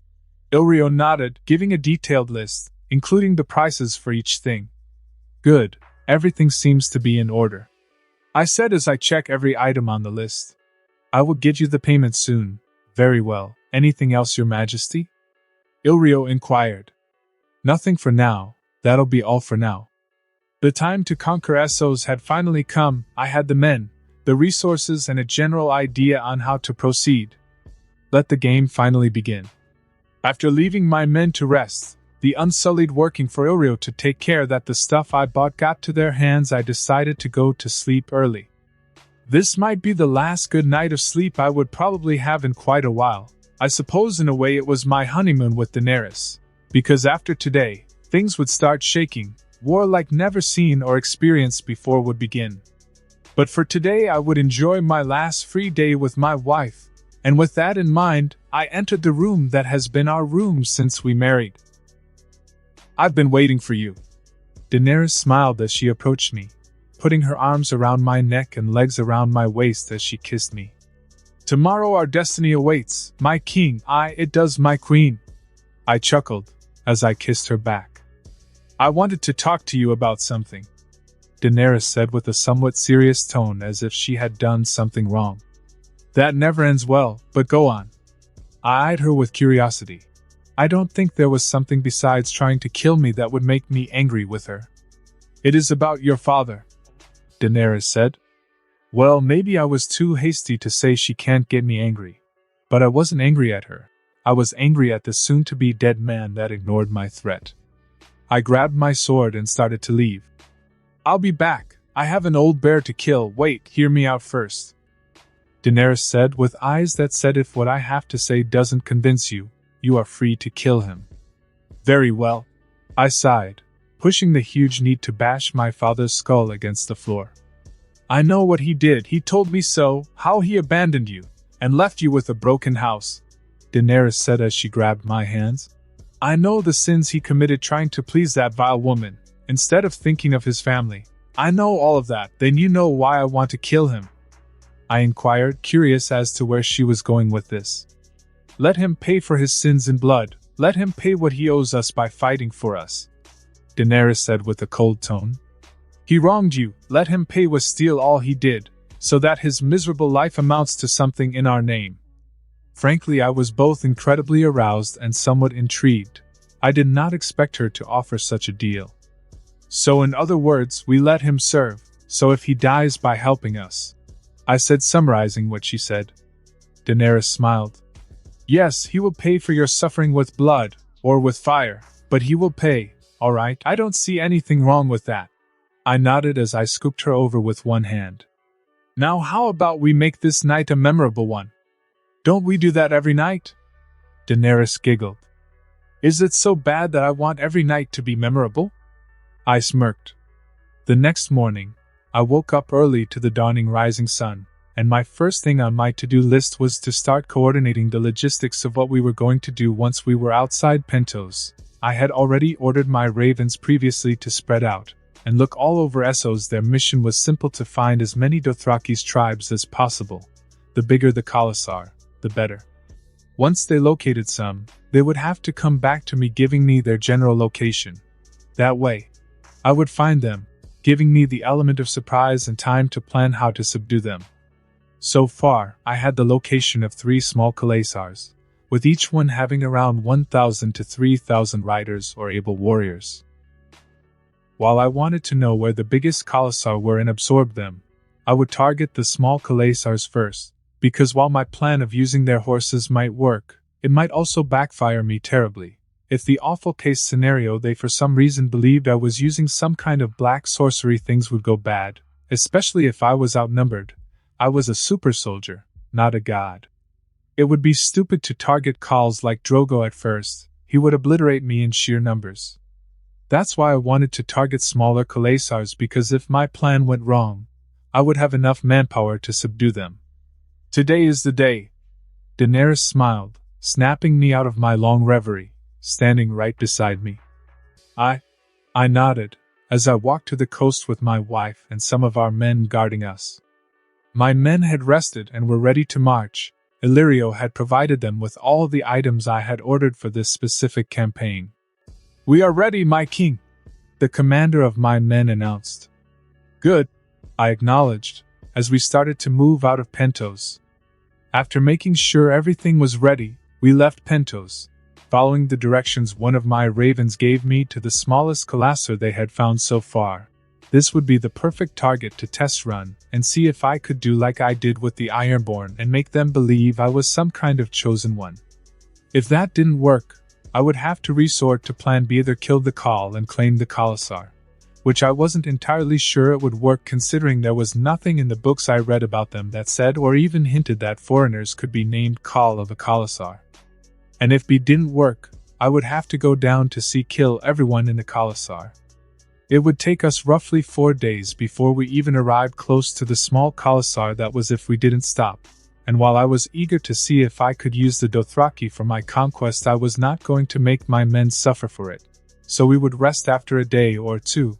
I knew I could win from what my ravens had found out. They had about 1,000 able soldiers or riders. 3 days later, the terrain was beautiful yet unforgiving, both majestic and terrifying. The plains were covered in gold-colored grass, with animals roaming free, both predators and prey. So far it has been 3 days since we left Pentos, and so far we haven't found any type of problems in our path, besides the scorching sun and the harsh climate. But all our effort was about to pay off, because we are finally close to the Khalasar I had targeted. My ravens had informed me that the Khalasar had set up a camp a few miles away from us, which meant it was time to prepare for what it was to come. The first thing I did was to instruct some of my men to set up camp and protect Daenerys should things go wild. Not that they were. But it's always good to have a backup plan just in case. While they did that, I discussed with my general and lieutenant in the war tent how to proceed. I wanted their inputs, because who knows, they might have a good idea. One of my lieutenants had the idea to simply go and talk to them with basically what I call a white flag. But Dothraki didn't have white flag culture, which meant approaching them with non-hostile intentions was not only stupid and suicidal if I were to go alone, but it would also end with me fighting the horde alone, which didn't appeal to me at all. From what I read, they even attacked other Khalasars, showing no mercy whatsoever. So if they did that with their own people, which they shared culture and blood, it would be pretty safe to assume they will try to destroy me as soon as they notice my presence. My general had the great idea of just show them my strength as I did with them, but I wanted to keep the casualties to a minimum, so I discarded that idea for now. But in the end, regardless of the how, I still had to approach them some way. For any of my plans to work, I needed to be relatively close to their horses for my power to work. It also didn't help that none of my men knew about my powers, something I pretended to keep in the shadows until I had the Iron Throne, or at the very least all SOs in my hands. So with them making suggestions without having useful knowledge about how I could approach the situation, technically made our discussion mostly useless. After a couple of hours discussing mostly about useless ideas, while the camp was being set, I finally decided what to do. While not what I originally wanted, I would have to face them head on, and once I was within striking distance, I would focus on recruiting their horse to my cause. This plan, of course, meant I would have to kill some of them, but there wasn't any other way, at least that was aware of. Well, that's it for today. Tomorrow we march, I said as I left the tent, to see what my wife was doing. I entered my tent, finding Daenerys having a one-sided conversation with the ravens that took to their heart brooding the eggs. You guys know these aren't raven eggs? Daenerys giggled. How dare you? They will be more raven than you will ever be. Caw. One raven cawed angrily, feeling insulted. Caw, she is lucky that she mates with the Cornbringer, or else she could get the caw-caw combo, another raven added. Ha! I laughed seeing the interaction. What made this even funnier was that Daenerys didn't understand shit what they were saying, which made this a joke only I would understand. What's so funny? Daenerys inquired with an amused expression. Well, for one, the raven brooding the eggs are dissing you, while, of course, you have no idea, but thanks to my powers, I can understand them. Nothing, I said, failing to contain my laughter completely. It was me talking with the ravens, wasn't it? Daenerys pouted adorably. It's part of it. I nodded, kissing her. So any updates, my king? Daenerys inquired. Well, if you wish to know, my queen. I started to explain in detail what we were going to do tomorrow, little by little, each detail, before we both fell asleep. I woke up the next morning earlier than usual. I was to get ready for the upcoming fight. My scouts, aka my ravens, had told me that the Khalasar knew of our presence, so I had to prepare. Fast. I wasn't nervous, not much anyway. I had fought worse battles so far, but for some reason having someone to go back to, someone I think I might end up falling like an idiot in love with if I haven't already, made my heart beat with doubts. Maybe this is why Cersei said love was a weakness. I kissed Daenerys with a long, passionate kiss before I rode off with my men. This was my first battle for the Iron Throne. It didn't take us long to find the Khalasar. They were a few miles away, but I could see the Khalasar getting closer and closer, their battle screams thundering the empty plains. Well, remember my words, men. I shouted as I charged, hearing my man shout, my house ancestral words. Here we stand. The battle began soon after my battle cry, with me galloping quickly through the enemy lines, cutting down as many Dothraki as I could before they could react, using my shield to block the arrows coming at me. This was hard because I had to focus on two things, one, fighting, which was easy by now, and two, making a connection with the horses around me, and connecting with animals while doing something else was difficult. The difficult part was that I had to focus and I had to do it.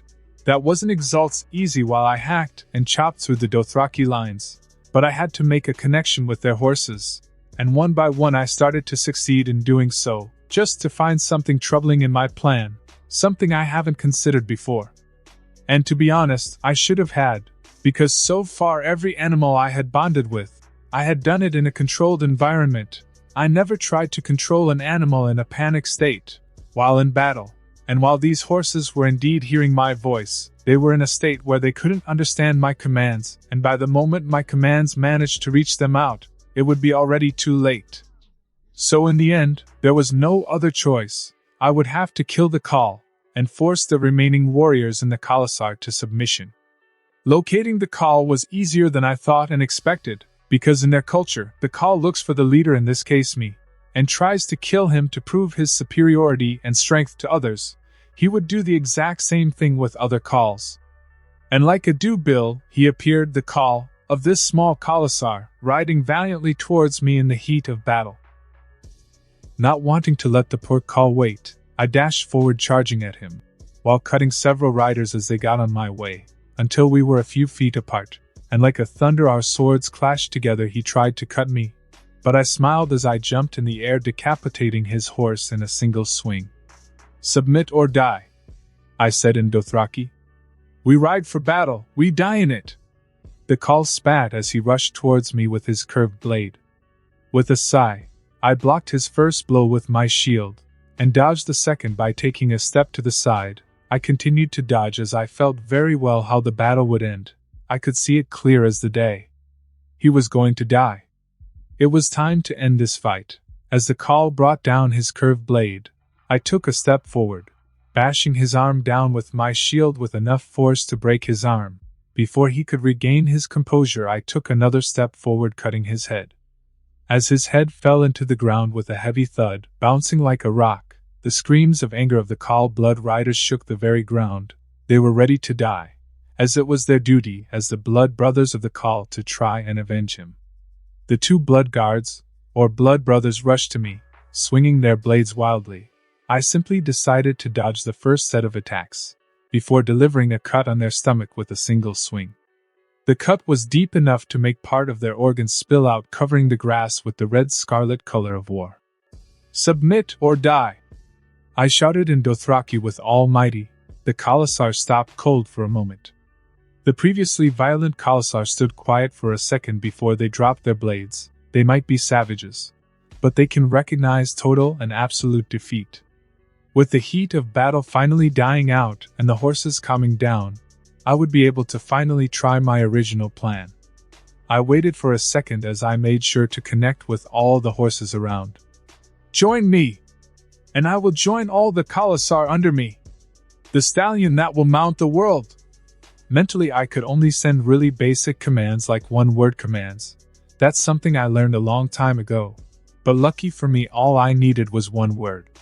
Kneel. The horses one by one started to kneel, doing it the best they could. Murmurs could be heard among the Dothraki warriors. "Who wants to join my herd? So we might ride the world together," I shouted in Dothraki once again, and soon the Dothraki followed their horses' example, as they chanted in approval.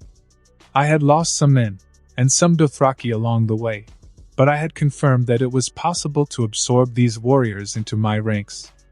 After the battle, I organized a meeting with the Dothraki general.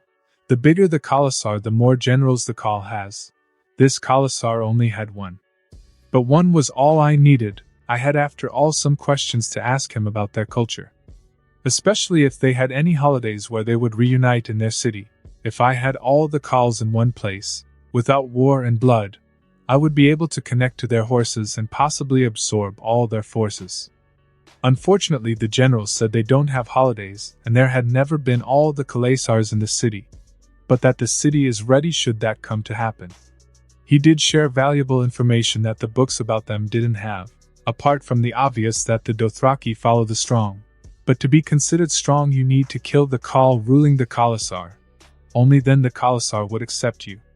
Something I already knew, but then he started sharing things I didn't know. That while they didn't care what race was their leader as long he was strong, they did care about their Khal representing their culture to a degree.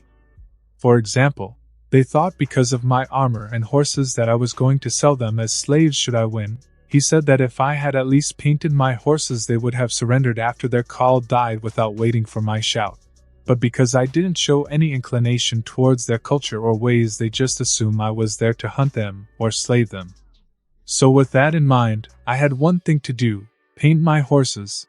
That of course was a null point now that I had Dothraki riders, which would very well represent their culture while fighting.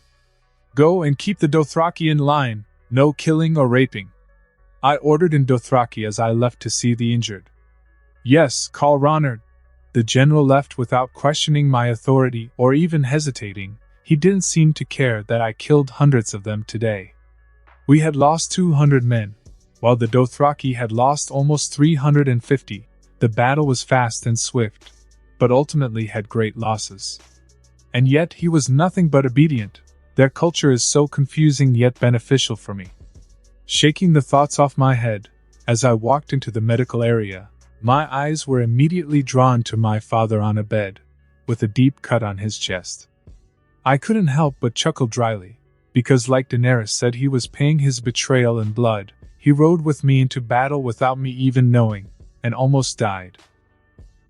Ignoring him for a second, I started to see how many men we had in the medical camp, and by I could count around 200 men, counting the recently added Dothraki. We will need a week before the majority of these men are able to move again, one of the doctors I had hired in Pentos said. Very well. I nodded. I'll give you 10 days, but if you need more let me know. Now it was time to see how my wife was doing, and then take a long bath. Did you get hurt?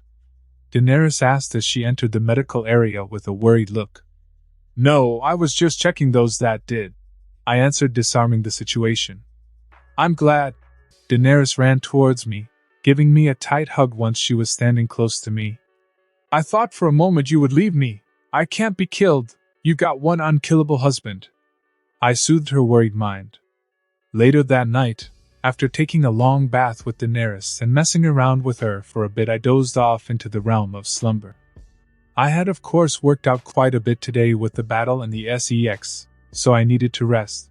But as soon as I closed my eyes, it was as if I opened them inside the nightmare I had some time ago again. Snow everywhere, covering every inch in the area, the blizzard freezing my very core. This is odd, last time I didn't feel this cold, I muttered as I tried to see what this vision wanted to show me. You said you can't be killed, care to prove that? A voice colder than the winter itself, and as unforgiving as hell said behind me, sending an involuntary shiver down my spine as I spun around like a startled cat. This time the man wasn't mounting the dragon and he was closer to me on a horse. He was still smiling, taunting me. I wanted to see who he was, but the howling blizzard made it impossible to see anything else but the massive dragon behind him. I can't wait to extinguish the life out of you. This vision was out of place. What was going on? Perhaps I should just ignore it until my body decides to wake up for now. But my train of thought is stopped short because the blurred smiling figure started to approach me. Not really knowing if I could fight a vision, I ran to the house that is always here in my visions while taking the opportunity to see if I could recognize the new White Walker. But it doesn't matter how much the undead atrocity approaches me. I can't see anything but his silhouette and smile slowly moving towards me. Once inside the house I tried to pull my sword, getting ready to fight should the undead beast enter the house. For this might be a dream, but I wasn't going to go down even in the dream realm without a fight.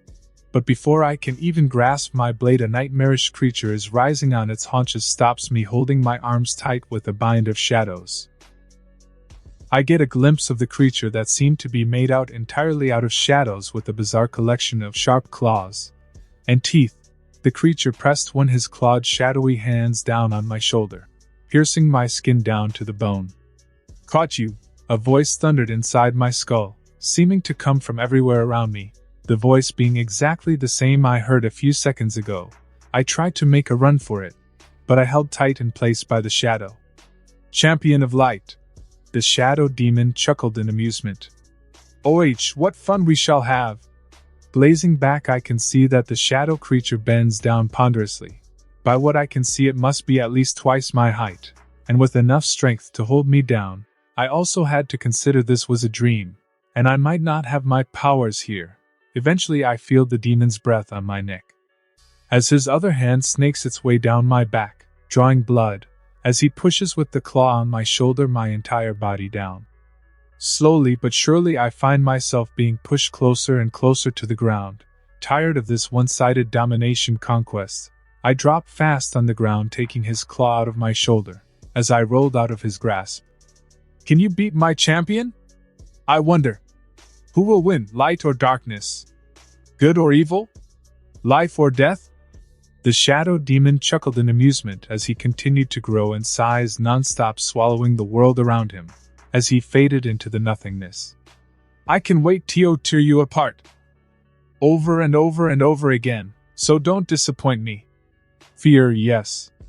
This was the first time I actually felt fear since I got here. It's been so long since I got this chilling sensation running through my body. The last time I felt this was when I was dying, In this life I never had a real challenge. I knew I could beat anyone that tried to kill me. After all, I got powers when I reincarnated. But this thing made me feel powerless. This thing made me feel human once again. I woke up to quiet and warmth. Groaning, I blinked away the lingering haze of sleep as I groggily sit up on the bed, stretching my sore body. My tent is open, revealing a sunny day. Noon, by the looks of it. A glance around reveals that I'm indeed back in my room that somehow had been converted into something alike to the medical area at my camp. Taking off the covers, I see that I was half naked in my bed with my shoulder and torso being covered in bandages. A realization hits me. The demon managed to hurt me through the visions. There was no other explanation. I could feel my shoulder somewhat numb, same with my torso. With a sigh, I get up and find my clothes, folded neatly on a night table that if I had to guess was my wife doing. It doesn't take me long to dress up. I can hear my men talking, murmuring, probably about me, but I can't really tell. I make my way down the camp as my men stare at me with disbelief. Whatever they were told was serious. Perhaps some thought I was going to die. Deciding I really don't care about what they are thinking right now, I continue to focus my ears on finding my wife. Cornbringer, you are awake. We never doubted you. A raven flew towards me, practically tackling me, giving the equivalent of a hug for a raven. I'm not going down that easy, buddy. I chuckled, petting the little rascal as I asked, where is my wife? Call. She's on the medical area, discussing with the doctors about your situation. The raven happily informed, as he flew over my head, sitting on it. I will stay here and keep you safe. I swear it. Call. For my co-owner. I smiled at his antics as I walked down the medical area, ignoring the ravens and everyone. For now, all I wanted to see was my wife. I walked down my camp until the medical tents were on my sight. We can't save him. I'm sorry, my queen. I could hear the voice of what I assumed was one of the doctors. He is still breathing. You must save him. Daenerys shouted angrily. She was desperate. It would be mercy to kill him. Whatever got into his system is worse than any poison known to men. The doctor added, as I entered the tent. Good thing my wife stopped you, idiots, from killing me. I growled. Frankly, I was mad. I could have died if she didn't stop them. Ronard. Daenerys turned around fast like lightning, running towards me while crying. Once she was close enough, she jumped into my arm, hanging tightly from my neck. I knew you would come back. She said each word followed by a kiss. I blink in realization, just how long I was out. How long was I out? Almost 2 weeks. Daenerys smiled, with tears running down her eyes. The doctors kept saying since day one that it would be a mercy to kill you. But I knew you would come back. You promised me you would never die. A promise that now sounds like a real challenge to keep. But I wasn't just ready to give up on that promise. Am I glad someone actually believed I would come back? I smiled as I glared at the speechless doctor. Not only me, but your ravens also stood outside the tent. They would get mad every time the doctors talked about your death. Daenerys chuckled. I swear, sometimes I feel they understand me. They were the only ones with me on this. My loyal feather gang, or raven squad, they would get some extra corn later for their loyalty. You would be surprised how much they understand. I chuckled as I pointed to the raven in my head she had failed to notice. Call, what are these humans looking at? The raven requested, turning his little head in confusion. I shrugged as I left the tent with my wife, seriously considering killing the doctors for almost killing me. It has been 1 day since I woke up almost death, injured in bed. Today I was on my tent talking with my wife. Daenerys insisted that I had to rest 1 or 2 days more before moving, so here I was finishing off my breakfast in bed as I collected my thoughts. Though my mind is still a bit fuzzy after what it seemed it was a week of endless nightmares, I'm strong enough to start planning. The shadow demon mentioned a champion of darkness, and considering what I had seen in my visions, that champion was the Night King attacking people beyond the wall to the north. If this demon really chooses that thing as his champion, there is no doubt it won't be easy to defeat it now. This, of course, had something to do with my reincarnation. I doubt it's a coincidence. But the point is I won't win this like I thought I would. Who knows what a demon with that kind of power could give the Night King? Maybe enough powers to match me.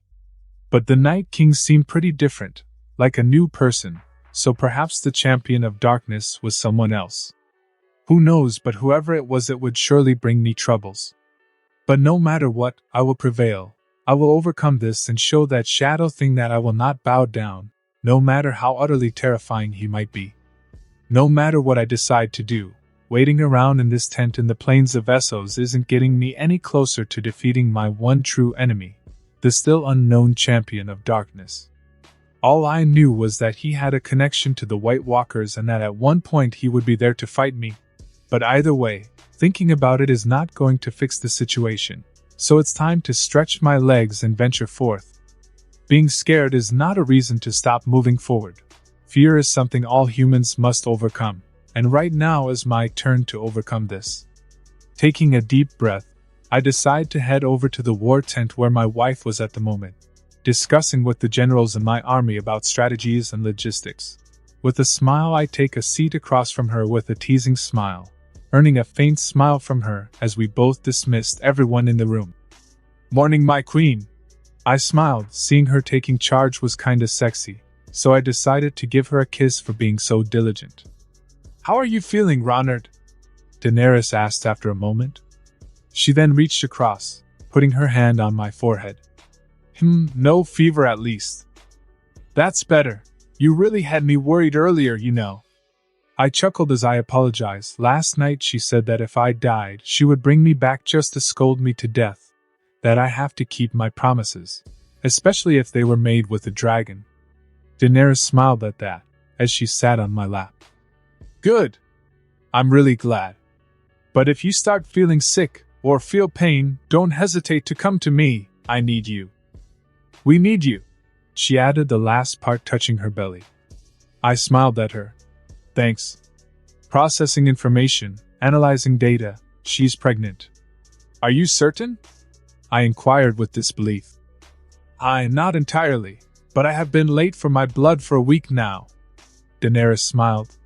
"It can be the stress, but it also can be that I'm with a child." "A child? Not surprising at all considering how much we share our bed."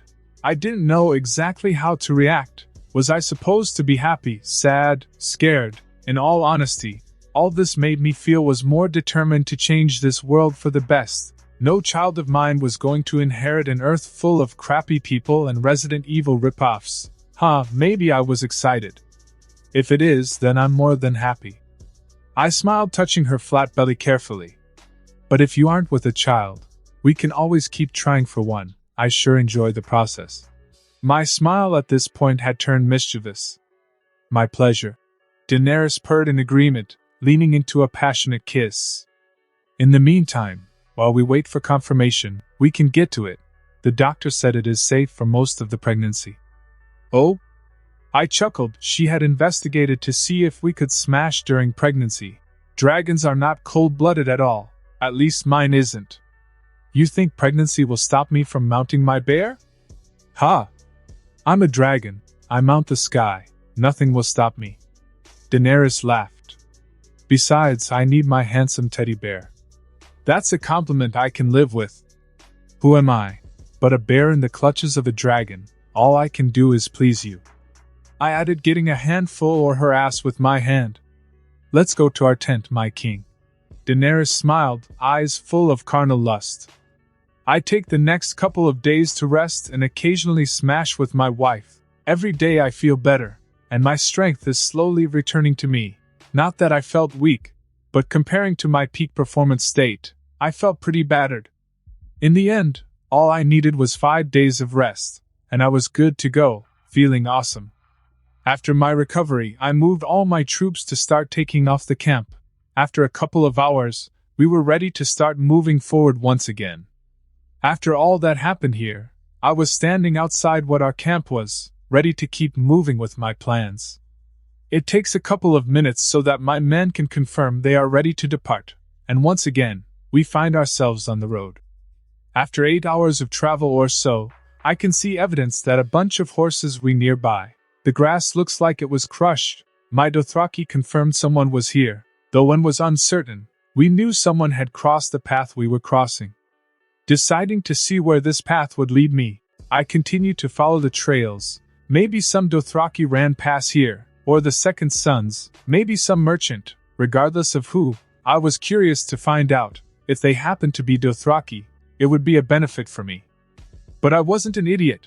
While curiosity was driving me, I wasn't going to let that turn me into a brainless moron. The safest and logical path to ensure I didn't walk into my own grave was to send my ravens to scout for me.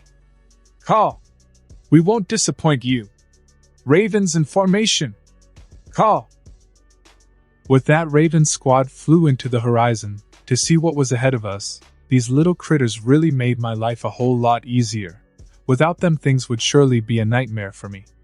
With my ravens on the job, I decided to move slowly, making sure to not advance too much in case they came back with bad news, so as to avoid being forced into battle if I wasn't prepared. Be honest with me, can you talk to those ravens?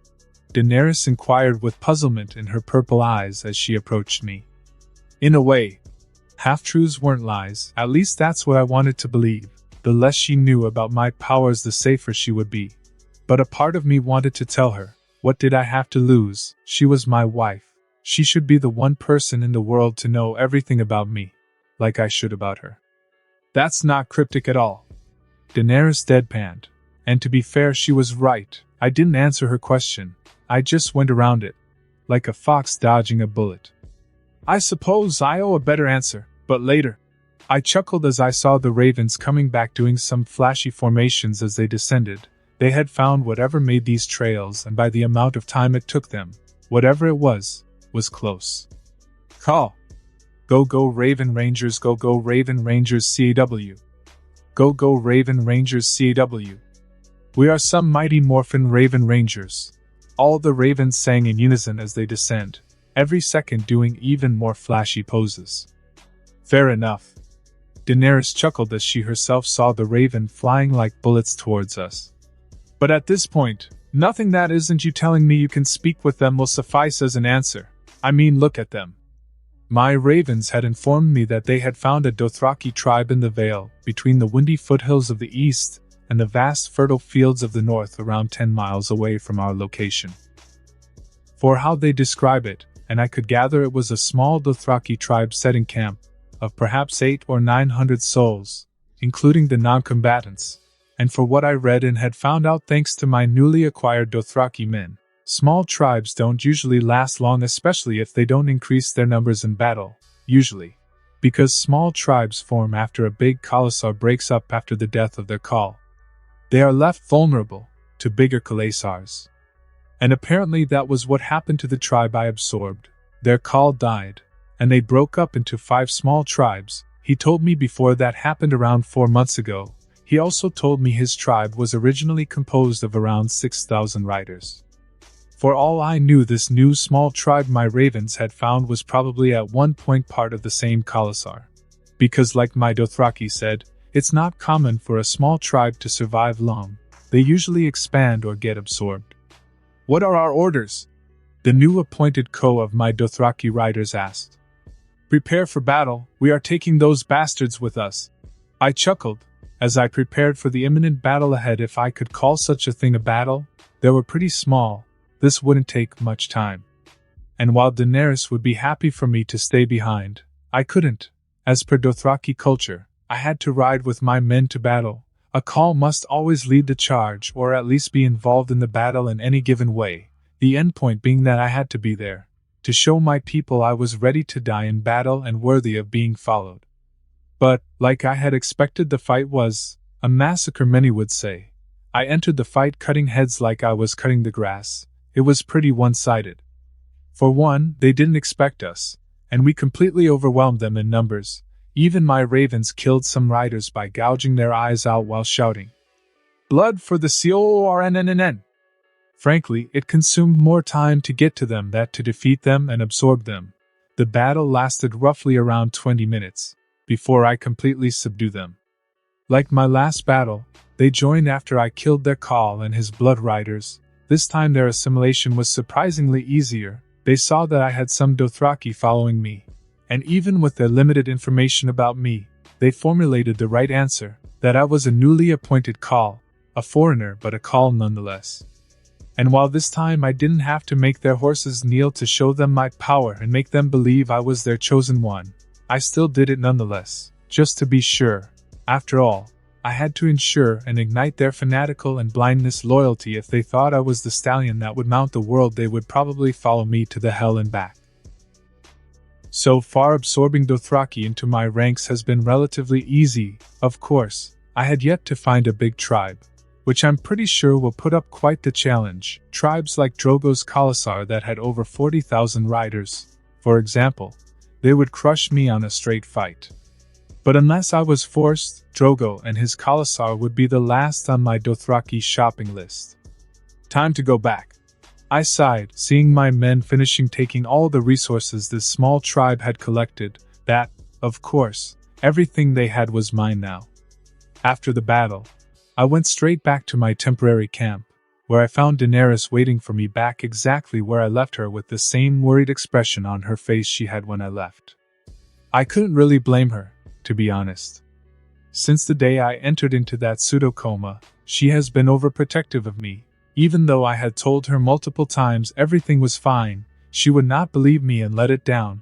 I suppose it was somewhat scarring waking up to my bleeding body that night. Her overprotectiveness went so far that today she had refused to let me go and fight, saying I was still recovering. But after a while and a long talk where I assured her I would be fine, and that this battle was nothing but a day in the playground for men, she relented.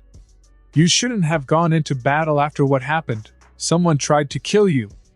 Daenerys sighed in relief, seeing me back in one piece, checking every inch of my body for injuries. She believed someone had entered our chambers that fateful night and tried to kill me, and that the assassin was still within our ranks, so she trusted no one but me, and frankly I wasn't going to correct her assumption. It's not like I could just explain to her that a metaphysical being with untold power wants to mess with me so bad that he decided to choose a champion that will try to mess with me on his behalf with a never-ending and ever-growing army of corpses. That was something I would explain her later, not the evil god part, but the long night part of it. But for now, I would keep her in the dark. "I'm fine," I chuckled. "I told you many times I won't die on you." That much was true. If I won all this, I would probably outlive her, with the super body and all. "I still worry." Daenerys pouted adorably. "What am I to do if something were to happen to you?" "Nothing will happen to me, not by man's hands anyway." I sighed. While the war was like a loot box and anything could happen, I was sure of something with all my being. My biggest threat wasn't here or in Westeros. It was beyond the wall, lurking in the shadows, growing stronger every second it passes. Daenerys eyed curiously before she sighed, giving me a long and passionate kiss. "I love you, my reckless bear. I love you, my sweet dragon." I chuckled, realizing a second later what I had just said. Daenerys' eyes widened in surprise, that surprise slowly turning to happiness. "HRMM, the words every mate wants to hear," he said. "YSSS. Some booty tonight he will get. Dance around her. Show her how big your wings are." Another raven added as she showed me how to do it. I didn't know how to react. These ravens were getting more and more strange every day, and frankly, I find that both awesome and adorable. "You said it." Daenerys kissed in a quite possessive manner, as if claiming me as her own. "Wow, you had a lot going on with that kiss." I chuckled. "It's because I finally know you are mine." Daenerys giggled, kissing me one more time. "Your heart and body belongs to me, my bear, like my body and heart belong to you. Oh, what a terrible destiny awaits for me." I chuckled, kissing her back while giving her a playful spank on her ass. After a passionate night with my wife, I took a moment to rearrange my plans. Conquering the Dothraki at this pace would take me a year, and the sooner I had them under my wing the better. So I would have to risk a bit to win a lot. Betting usually works that way. The more you bet, the more you can possibly get. While I knew I wasn't ready to face Drogo and his absurdly big Khalasar, It was more than obvious that I had to start targeting bigger prey.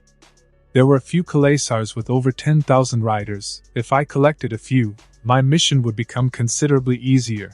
And while the numbers wouldn't be in my favor, I still had a chance. All I had to do was win one battle against a big Khalasar and everything would go just fine. So with that in mind, I ordered my ravens to fly around Essos and locate as many Khalasars as they could with at least over 3,000 riders. HRMM. Doubts and fear within you, I feel, YSSS. Halting your path the dark side of the corn is. Rhoda said as he flew into my tent. Well, surprisingly you are right. I chuckled, petting the raven who ruffled his feathers in approval and delight. But don't worry buddy, I will overcome this. HRMM and by you stand we will, YRSSS. Rhoda added puffing his feathery chest with pride and wisdom. I know haha. I chuckled.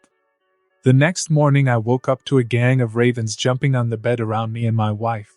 They were chanting something. We found some big Khalasars, we deserve some petting. Don't forget corn. We deserve corn. My ravens came back in the morning happy and ecstatic with their discoveries. They had found all the prominent Dothraki tribes scattered around Essos, the smallest of them having over 10,000 riders. It was time to go big. If I continued at this pace, Essos would be mine in a decade. I had to speed things up, risking more to win more. While it's true I only had over 6,000 men, that didn't count my animals. I had over 3,000 horses that, unlike the Dothraki ones, would fight, and my ravens, so in the end, the battle was more than fair if I took that into account. I will leave in about 2 hours, I told Daenerys as I put on my clothes. Let me guess, the ravens found something. Daenerys eyed me for a second. You can communicate with them, right? I sighed. She was right, and honestly, I'm surprised that nobody hasn't figured it out. Not only ravens, any animal. They can talk to me, and I can talk to them. I can see why you didn't tell me before. Daenerys said, deep in thought. If I had to take a guess, I would say they are your information network, so if people were to know about this, you would be left in the unknown. Am I correct? I eyed her for a second before I started to chuckle. Yes, that is very much why I have been avoiding people knowing about it. Her deduction was on point. Maybe I should start calling her Sherlock. Your secret is safe with me, my bear. Daenerys smiled, not at all offended I didn't tell her this earlier. Any other secrets you might want to share? Well, I can use any weapon in the world, and have a super body. I laughed. I knew she would take this as a joke, but sadly for her, it was the truth, so in the future when this inevitably came up, I would use this moment as a reminder that I told her. Well, I already know my bear is the best warrior, and he does indeed have a great body, so those are not secrets. Daenerys laughed, kissing me on the lips softly. Be safe out there, I need you. I will. I nodded as I left the room. It was time to conquer. I left once again Daenerys with 500 men and some ravens to protect her. I also ordered her horse to basically be her bodyguard. It would take me 2 days to get to the Dothraki tribe I was targeting, but after winning against them, I would finally have the strength to fight the rest. I just had to win this battle, and everything would fall into place. All I had to do was exactly the same I had done so far. Win. After 2 long days of travel and 1 to recover, I was mere miles away from the battle, and like me, the Dothraki knew I was approaching and were already riding towards me. This didn't come as a surprise, for my ravens had told me in advance. But it hardly mattered. It was time to fight, so shouting a battle cry, I rode into battle with my men following close behind, and my ravens flying above me. For the corn! My ravens shouted in a powerful call, as they charged into battle from the blue skies. For the Apelius! The horses shouted in a mighty battle cry as they galloped to destroy my enemies. As we approached their troops, I ordered my ravens to attack the Dothraki first, taking in consideration their flying advantage. It would undoubtedly disorient them. With their orders read, my ravens took the mission to their heats, and soon I saw the feathered warriors made their way towards the fierce nomads with a battle call, trying to push them off their horses. The riders tried to slash them away, trying to kill my ravens, failing for the most part, as it was hard to cut something so small while moving. Taking their struggle to fend off my feathery friends as an opportunity, I commanded my cavalry to attack the Dothraki with all our might, with loyal horses trampling as many Dothraki as they could with their strong and powerful hooves. Some of my Dothraki riders were shouting in happiness, saying that I had blessed them with the honor to fight with their horses like this. Fighting like brothers, they said. After that the battle continued for an hour or with me every now and then commanding my archers to shoot down their men. I would see many riders and horses fall wounded or dead to the ground to the arrows they were receiving.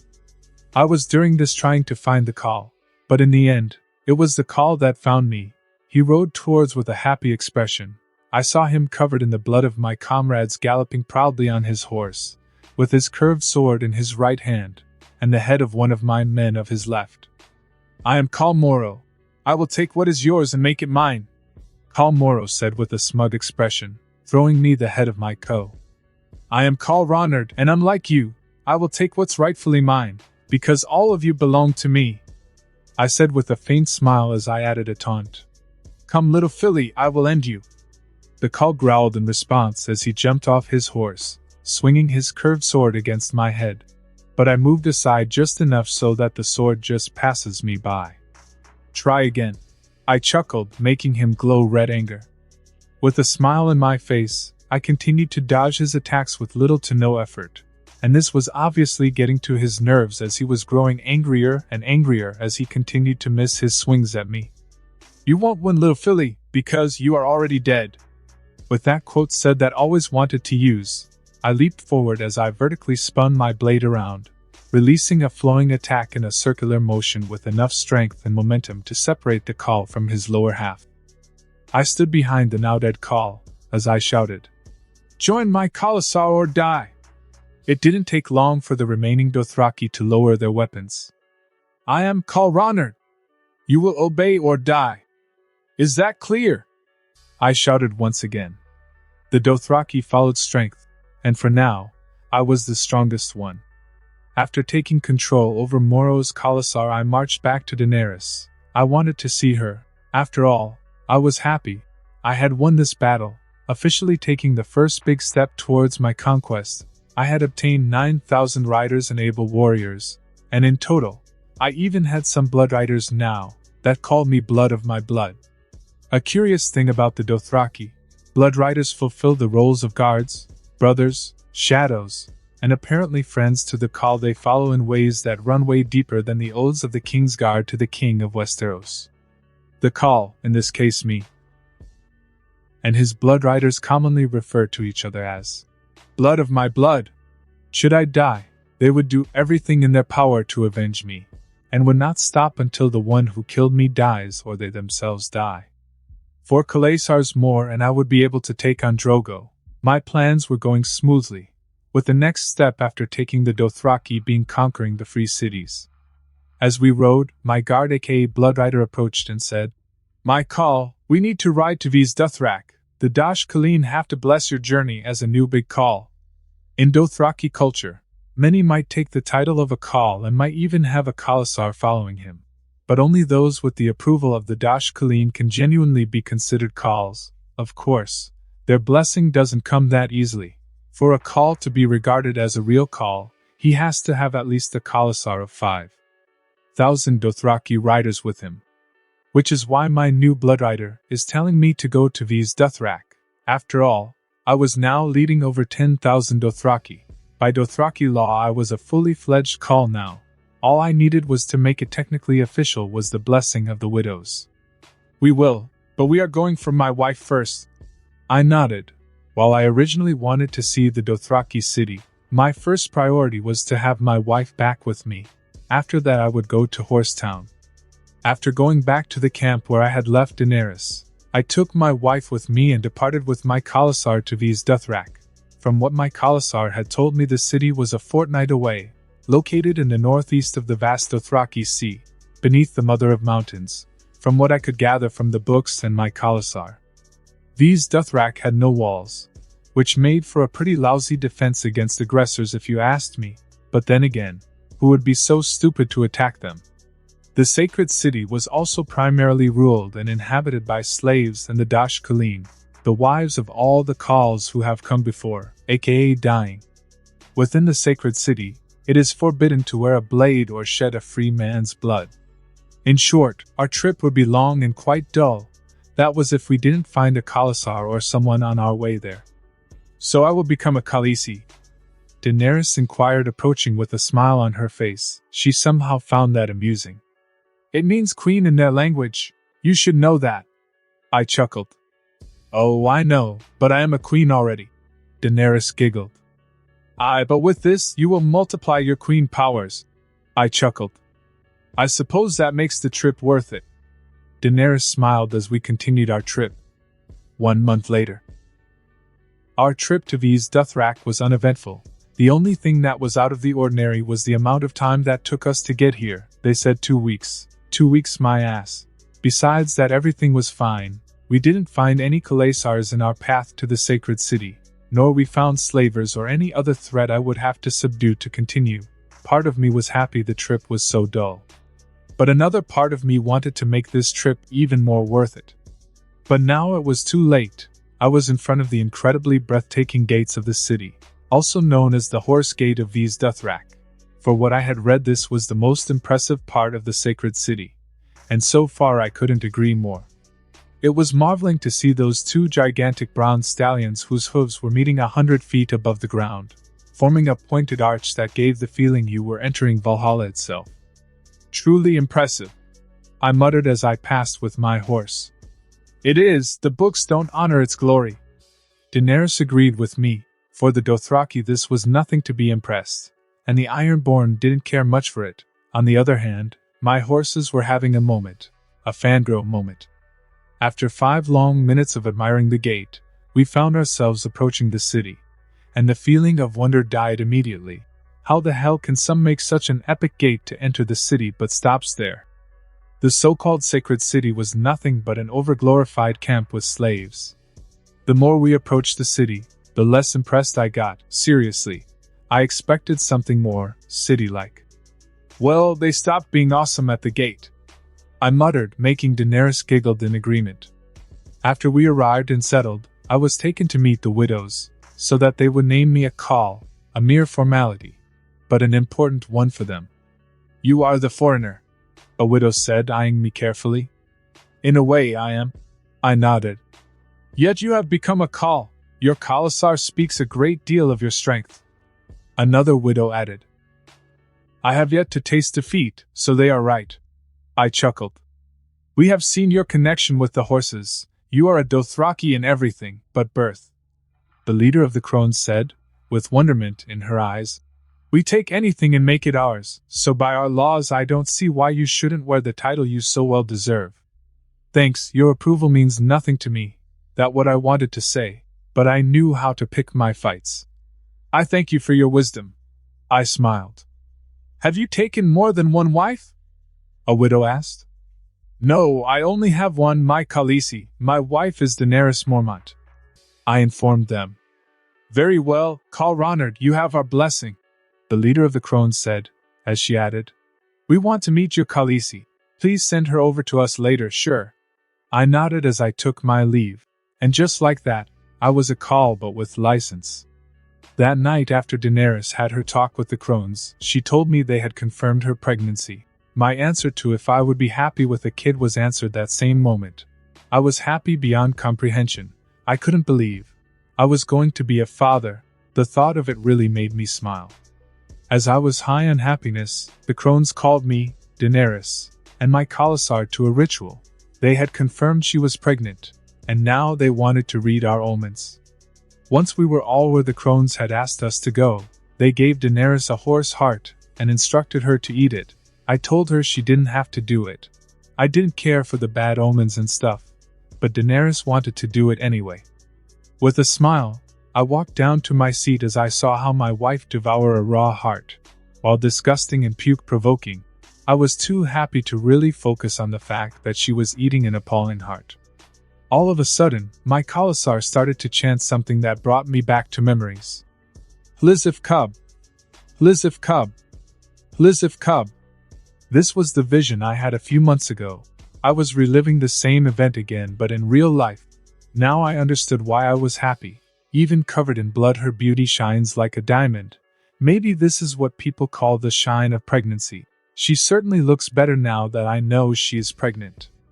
Vesh fin saja reshazirs, vesh fin saja reshazirs, vesh fin saja reshazirs. That chant was new, and while my Dothraki was quite fluent at this point, I had to focus to translate what they were saying.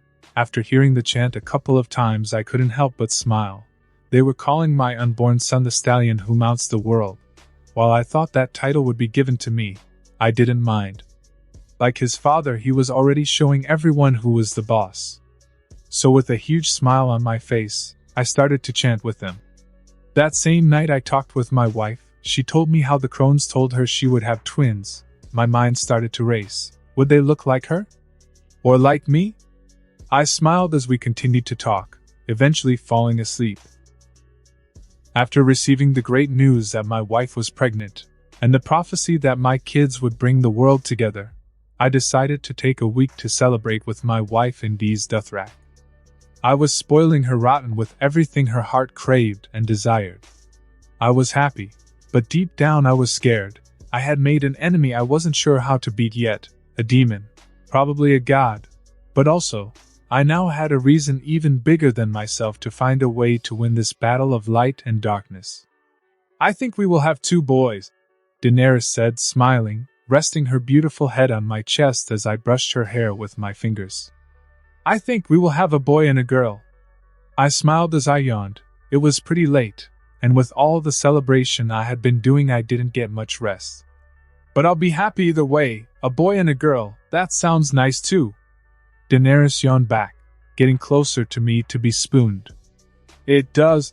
I smiled as we continued to talk for hours about how we pictured our kids would look like. With her exquisite Valyrian features and my North Standard ones mixed in the baby oven, I couldn't help but wonder, how would they look like? Would they look like me? Like her? A mix of both? I was frankly excited to see them already. Eventually, at some point in the conversation, we fall asleep, happy. Once again, I found myself in this wretched dream world. Just when I thought I was out of this shithole, here I am, standing on an even colder weather, freezing my ass off. I will inject caffeine into my veins after I wake up, I swear it. I muttered, as I started to walk around. At one point something would have to happen, and I would wake up. I only hoped this time the demon didn't force me into another 2-week coma. Eventually, after what I feel it was hours of walking through the blizzard, I found the house that I used to hide during my last visit to this dream world. I am not quite sure what draws me back here, considering the house was the place I met Freddy Krueger on steroids. But once again, I find myself inside the house. So far I hadn't seen nor the demon, nor his White Walkers, so perhaps this would be a good vision. As if, I'd bet the moment I lower my guard some paranormal shit will happen. I chuckled drily as I explored the house. After all, last time I didn't have any time to do it. It doesn't take me long to find that the house has an attic, so with a deep breath, I found myself climbing the rickety ladder leading probably to something that would scar me or some shit. With a strong pull, I tear the door to the attic off. An alarmed but yet pretty familiar caw, and a flutter of wings inform me of the presence of a raven inside the attic. Well, this is new. The raven flew close to me, eyeing me with wonder. Are you secretly a demon waiting to scare the crap out of me? I asked with a chuckle. No, but I can be pretty scary. The raven huffed as if I had insulted him. Oh, I bet. I chuckle. You can understand me. Well, this is certainly new.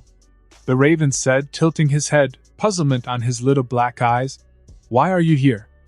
No, for pleasure, that's for sure. I sighed. But I keep coming back, over and over and over again.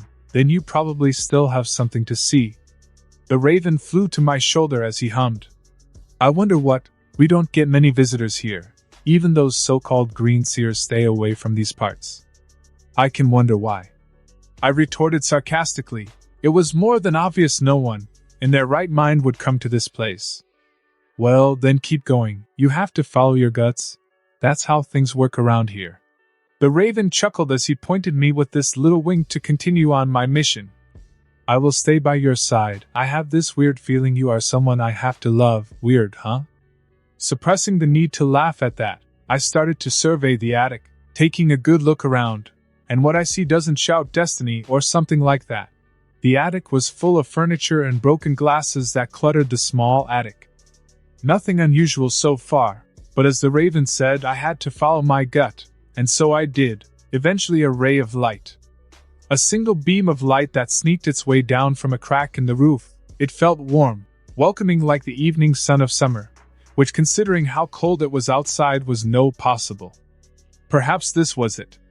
So with that in mind, I took a deep breath, taking in the as I approached the light that for some reason I couldn't reach. It was as if it was moving out of my reach the more I walked, or perhaps it was guiding me somewhere. This theory proved to be right when the light stopped moving, illuminating in the circle of footprint that reminded why I was afraid to come here in the first place. Recognizing those claw marks, I immediately felt an involuntary shiver runs down my spine. The memories of that dream resurfacing as I gulped. This is the demon you talked about earlier, right? The raven that I had quite honestly forgotten was on my shoulder inquired. Yes, it is. I nodded as I slowly regained myself back together. I had 2 new reasons to be brave and victorious. So deciding not to go back down, I start peering around nervously as I continued to follow the footprints. Eventually, I began to catch glimpses of something glowing with a faint dimming light, and like every horror movie was in the direction the footprints were leading me. I missed the days my dreams involved naked ladies or food. I sighed as I followed the footprints. Heart thumping, I carefully make my way to the glowing item, finding that it was a simple mirror. There was nothing special about the mirror, except maybe that it was taller than me. Still, besides that, it was a pretty common mirror. The mirror itself was standing propped up against the wall, with faint glow muffled by the rags covering it. I bet you a ton of corn that the moment I move those rags some paranormal shit will happen. I chuckled, eyeing the raven on my shoulder. The mirror is glowing red, even I know that's a red flag. I can tell something wrong it's about to happen, but it's your destiny. A pretty messed one, but yours nonetheless, the raven said, denying my bet, and stating the obvious. Hooray for destinies. I muttered, taking a deep breath, wanting this to be over. I removed the rags covering the mirror. For a moment nothing happened, and I was genuinely starting to believe I was safe. But I invoked Murphy's Law with my thinking and shit went down. You came back. The voice of the demon thundered inside my skull. Not really caring to hear him, I pulled out my sword and tried to smash the mirror. But once again, I was stopped by the shadows. But unlike last time where I had enough freedom to move, I was completely immobilized. Stop this! The raven said, trying to defend me, just to be pushed like a rag doll across the room. Not that you will send me your champions to fight, I inquired. Maybe I will just end you here. The demon cackled in amusement as he tightened his grip on me. I didn't want to die again, my wife, my unborn kids. I couldn't allow this shit to happen, so with all my might I started to push the demon back to no avail. My desperate tries to survive only made him chuckle in delight. Ronald, it's okay. Silence now, stop struggling, this will be over quickly. Don't be afraid. Don't think of what you left behind. Just enjoy this beautiful moment. It is so much more vibrant than the darkness that awaits you. I will give you this moment to cherish this. That is my gift to you. Existence is behind you now. Enjoy the everlasting silence that comes after. The demon said as he started to increase the amount of strength he was using. I can die like this. My mind was racing, trying to find a way to overcome this shitty dream. I had to survive, now more than ever, if I am to be your champion, God of Light. Do something. Very well, I will. A voice warm and comforting resonated in my mind, telling me that somehow everything would be okay. Die. Just as the demon was about to end, my life flames that came out of nowhere engulfed my body, pushing the demon out, burning him, turning his shadowy form slowly into ashes. So you decided to intervene. How unlike you, very well. Took you long enough. I breathed out as I felt the fire that by all means should be burning me, healing me. You had to accept you were my champion. You had to need me, for me to come. The fire moved as the voice talked. You have accepted your duty, so don't worry.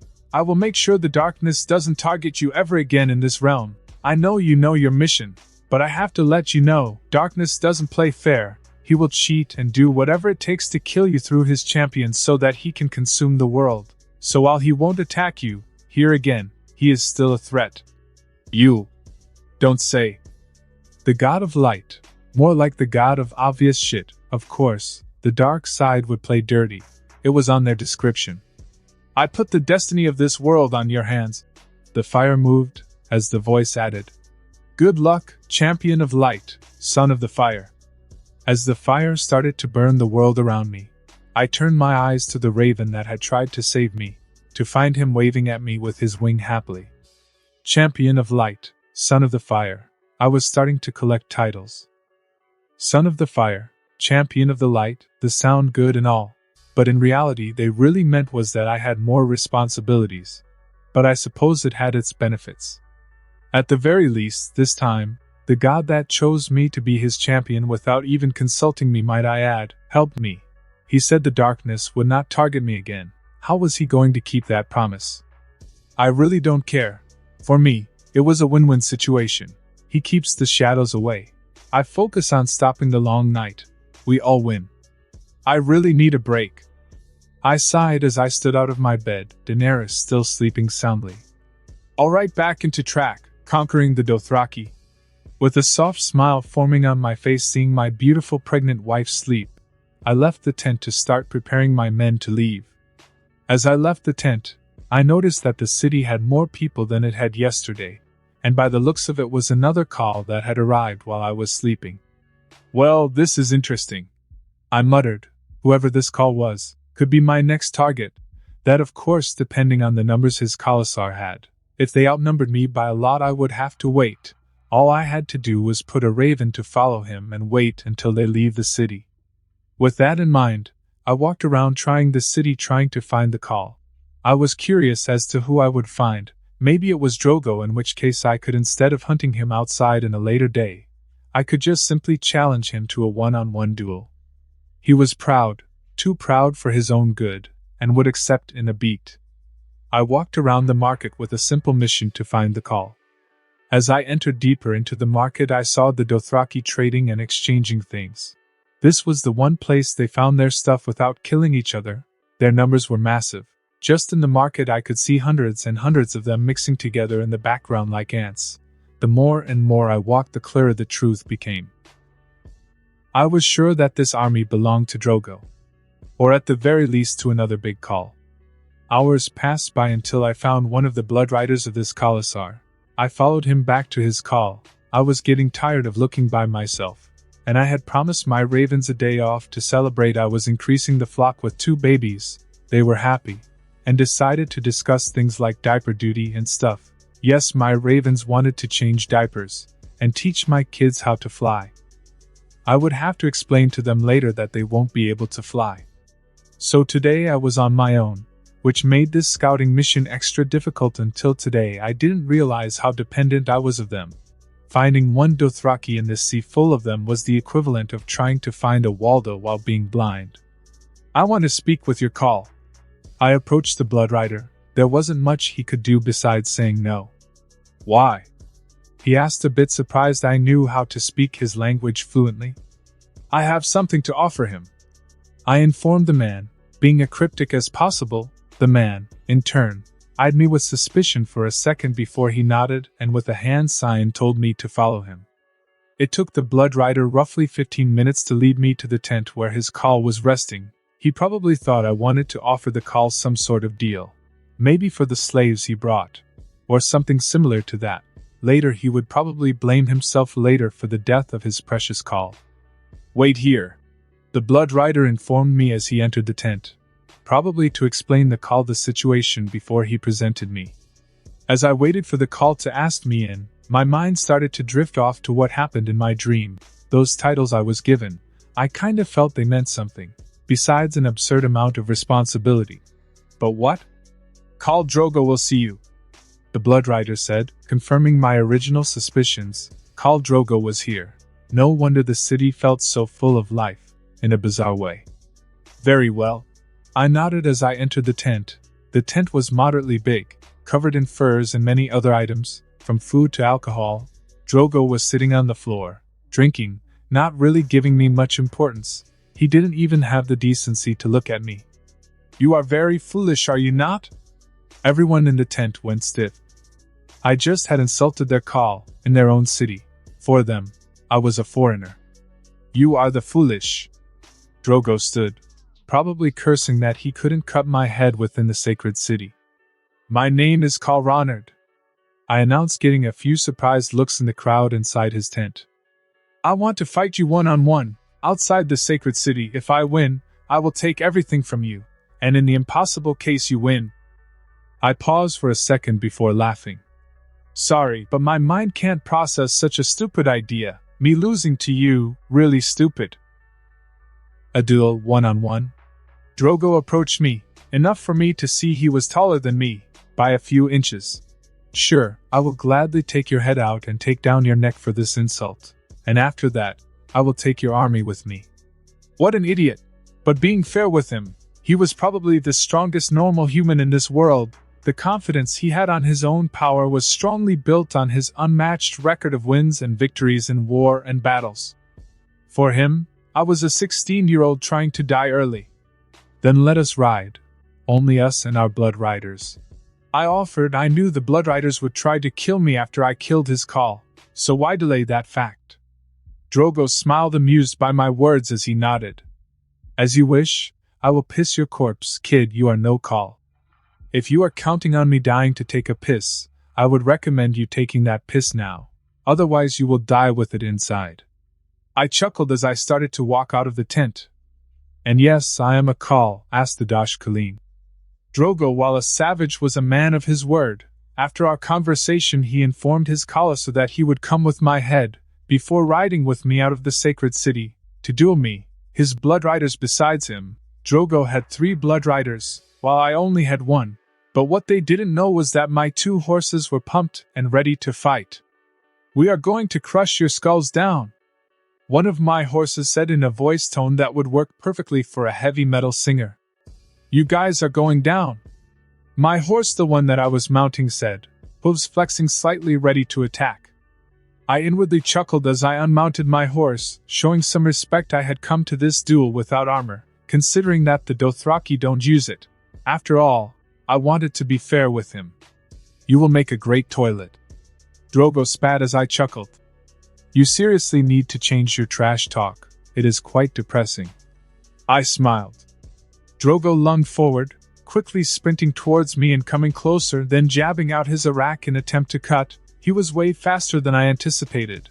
In the blink of an eye he was in front of me, but reflex kicked in, and I ducked forward, trying to cut his arm. Drogo noticed this at the last second and dodged my attack, only getting a small, bleeding slice. Drogo eyed his cut and smiled as he sprinted at me again. But this time I was ready for his speed, so I just raised my sword and blocking his attack. The 2 blades clanged together, creating a rumbling sound that engulfed the planes we were using for our duel. The weight of my sword was dragging him down. Drogo immediately noticed that I was stronger than him physically and decided to change his approach in battle to his superb agility. It didn't take him long to start pushing back hard. He was very strong. Without my super body this battle would be impossible for me. I smiled as I jumped back, dodging a horizontal attack. Taking a deep breath I dashed forward with my Valerian blade out in front of me as I attempted to pierce his heart and end it all. But in a surprisingly good time dodged, he ducked under my blade and grasped my stomach with his arak. I of course noticed this and avoided lethal damage. But the cut was still painful, not deep enough to be troubling but deep enough to make me feel pain. Shit, that hurt! I cursed as I parried his attacks. It took me a couple of seconds to recover, and with the pain in my stomach I was ready to end this. He was strong, so no reason to be going easy of him. With that in mind I dashed forward in a blinding speed that surprised Drogo, grabbing his head and pushing it down to the ground with earth-shattering force, making him drop his arak. Once he was on the floor I proceeded to slam my knee repeatedly into his face. paying him with interest the cut he delivered, one I was done smashing my knee into. His face I go up and thrusted my blade through his heart. Blood splattered everywhere, but by the mashed potato look his head had, he probably died way before my blade destroyed his heart. Now come, I don't have all day, try and avenge your call and die, or kill yourselves, either way don't waste my time, I said as I turned to the shocked blood riders. But before I can take a step forward I feel something wetting my shoe. Looking down I see that Drogo was pissing himself. Great, I told him, but nobody listens. Defeating Drogo was a bit harder than I expected. He was so far the strongest fighter I had fought since I got here. He was powerful and had experience to back that power up. His blood riders, on the other hand, were pretty average. My horses took care of them. It was both hilarious and somewhat disturbing seeing my horses beating the crap out of them.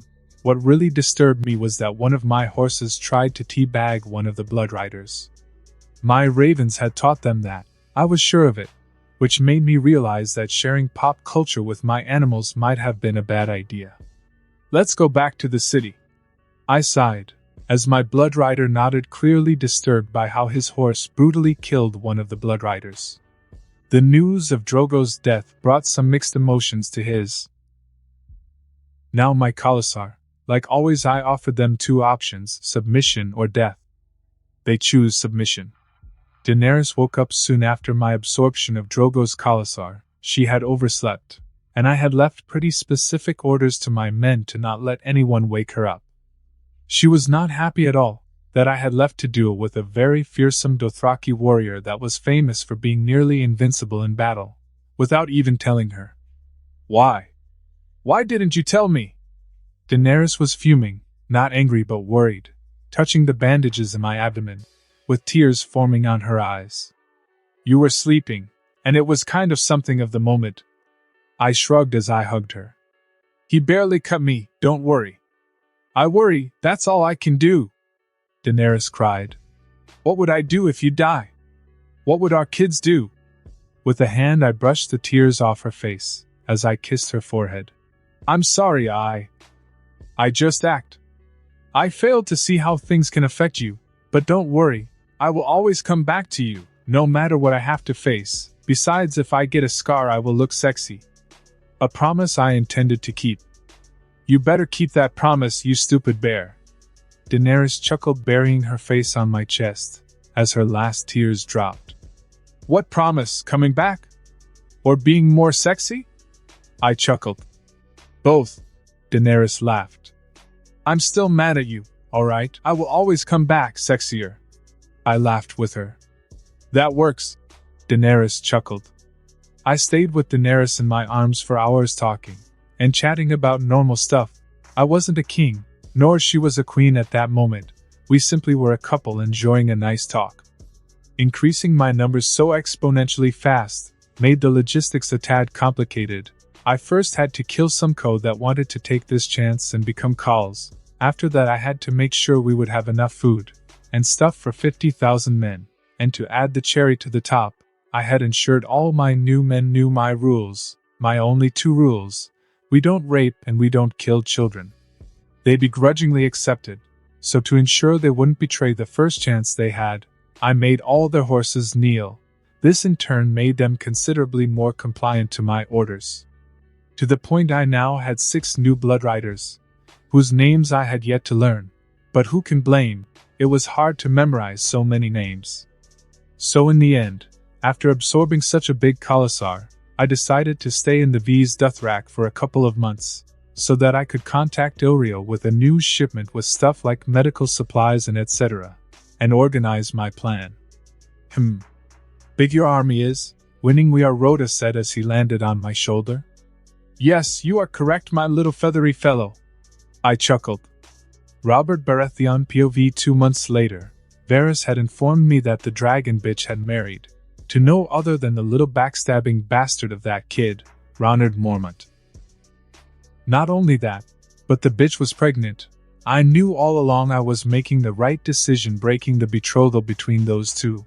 But even after the betrayal, I suffered. After the betrayal, Ned suffered. Ned refused to get the girl killed, nor the unborn bastards she would bring into the world. I won't dirty my hands that way, Robert, not even for you, Ned growled, as left resigning his position as the hand of the king. What a foolish honorable idiot. But I will make this right. With the help of Varys, I had hired many assassins to kill the girl and the brat. Whoever succeeded would get a lord title and some lands. More wine, my lord, my wine boy offered. Don't ask, just fill the damn cup, I growled. Varys POV. The game was starting to change from schemes to a path of violence and destruction. Unfortunately for Ronard, I couldn't keep his secret any longer, for I had to keep my cover as the Master of Whispers. But I had bought him more than enough time. He had done so much during this year in Essos, that I frankly doubt the assassins will succeed or even reach him. That man is as hard to kill as they come. But the young bear wasn't stupid, nor misinformed. I'm sure he will know about this before the assassins even start their job. I hope the young dragoness succeeded in taming the bear. I sighed. When I offered him this betrothal was for one reason and one reason only. So when the day came to put Aegon in the throne, he would support him. But if my plan didn't help, I might have helped to create the biggest threat to the Aegon, the rightful ruler. I can help but wonder if the bear knows about Aegon. If so, what are his plans? The young Griff and the young bear. I mused as I wrote a letter to Ilario about the situation of the realm, and one with instructions to help the young Griff should the need arise to, knowing full well who would win between a fight between young bear and the young Griff. I was loyal, not stupid. My boy Ronard will put a new schlong on you, just so he can cut it again. Caw caw caught. You bald schlongless bitch. Unbeknownst to him, a raven was nearby, the same raven he intended to use. Ned Stark POV. Ronard had married the Targaryen girl. Both the Iron Islands and the Bear Island had stopped communications with us since the betrothal broke, and Robert wanted to start another war. I shouldn't have accepted this, ever. With Ronard married to Sansa, the realm would be fine, but I had to let Robert once again do as he pleased. Sansa hated me for it, hated me for marching her with what she called an entitled little bastard as a future husband. She hated me for pushing Ronard out of her life. She hated Cat even more. Prepare my things, we are leaving to Winterfell in a week. I ordered my men. Sansa wanted to go home. So did Arya, and frankly so did I.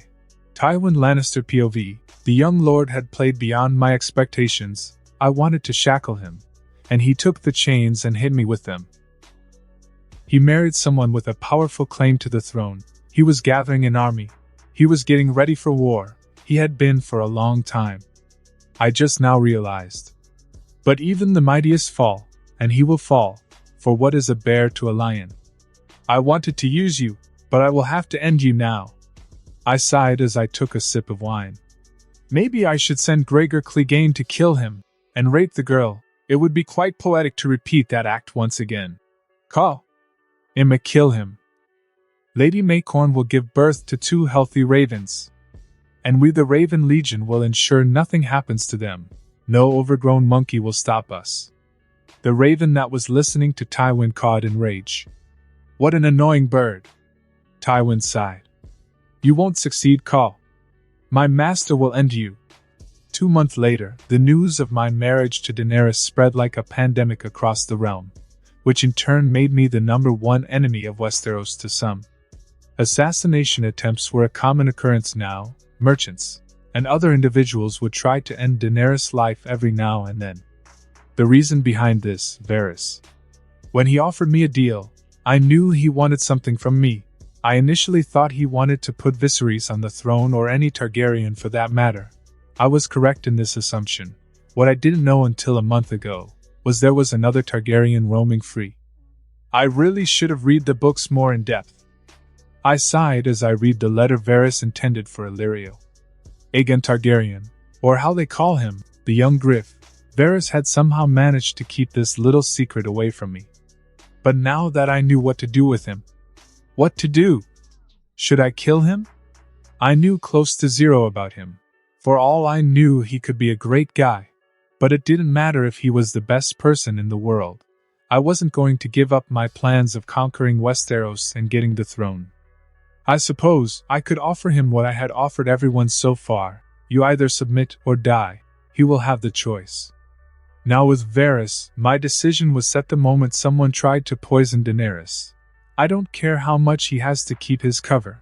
I will kill the bold bastard, and make him regret ever making an enemy out of me.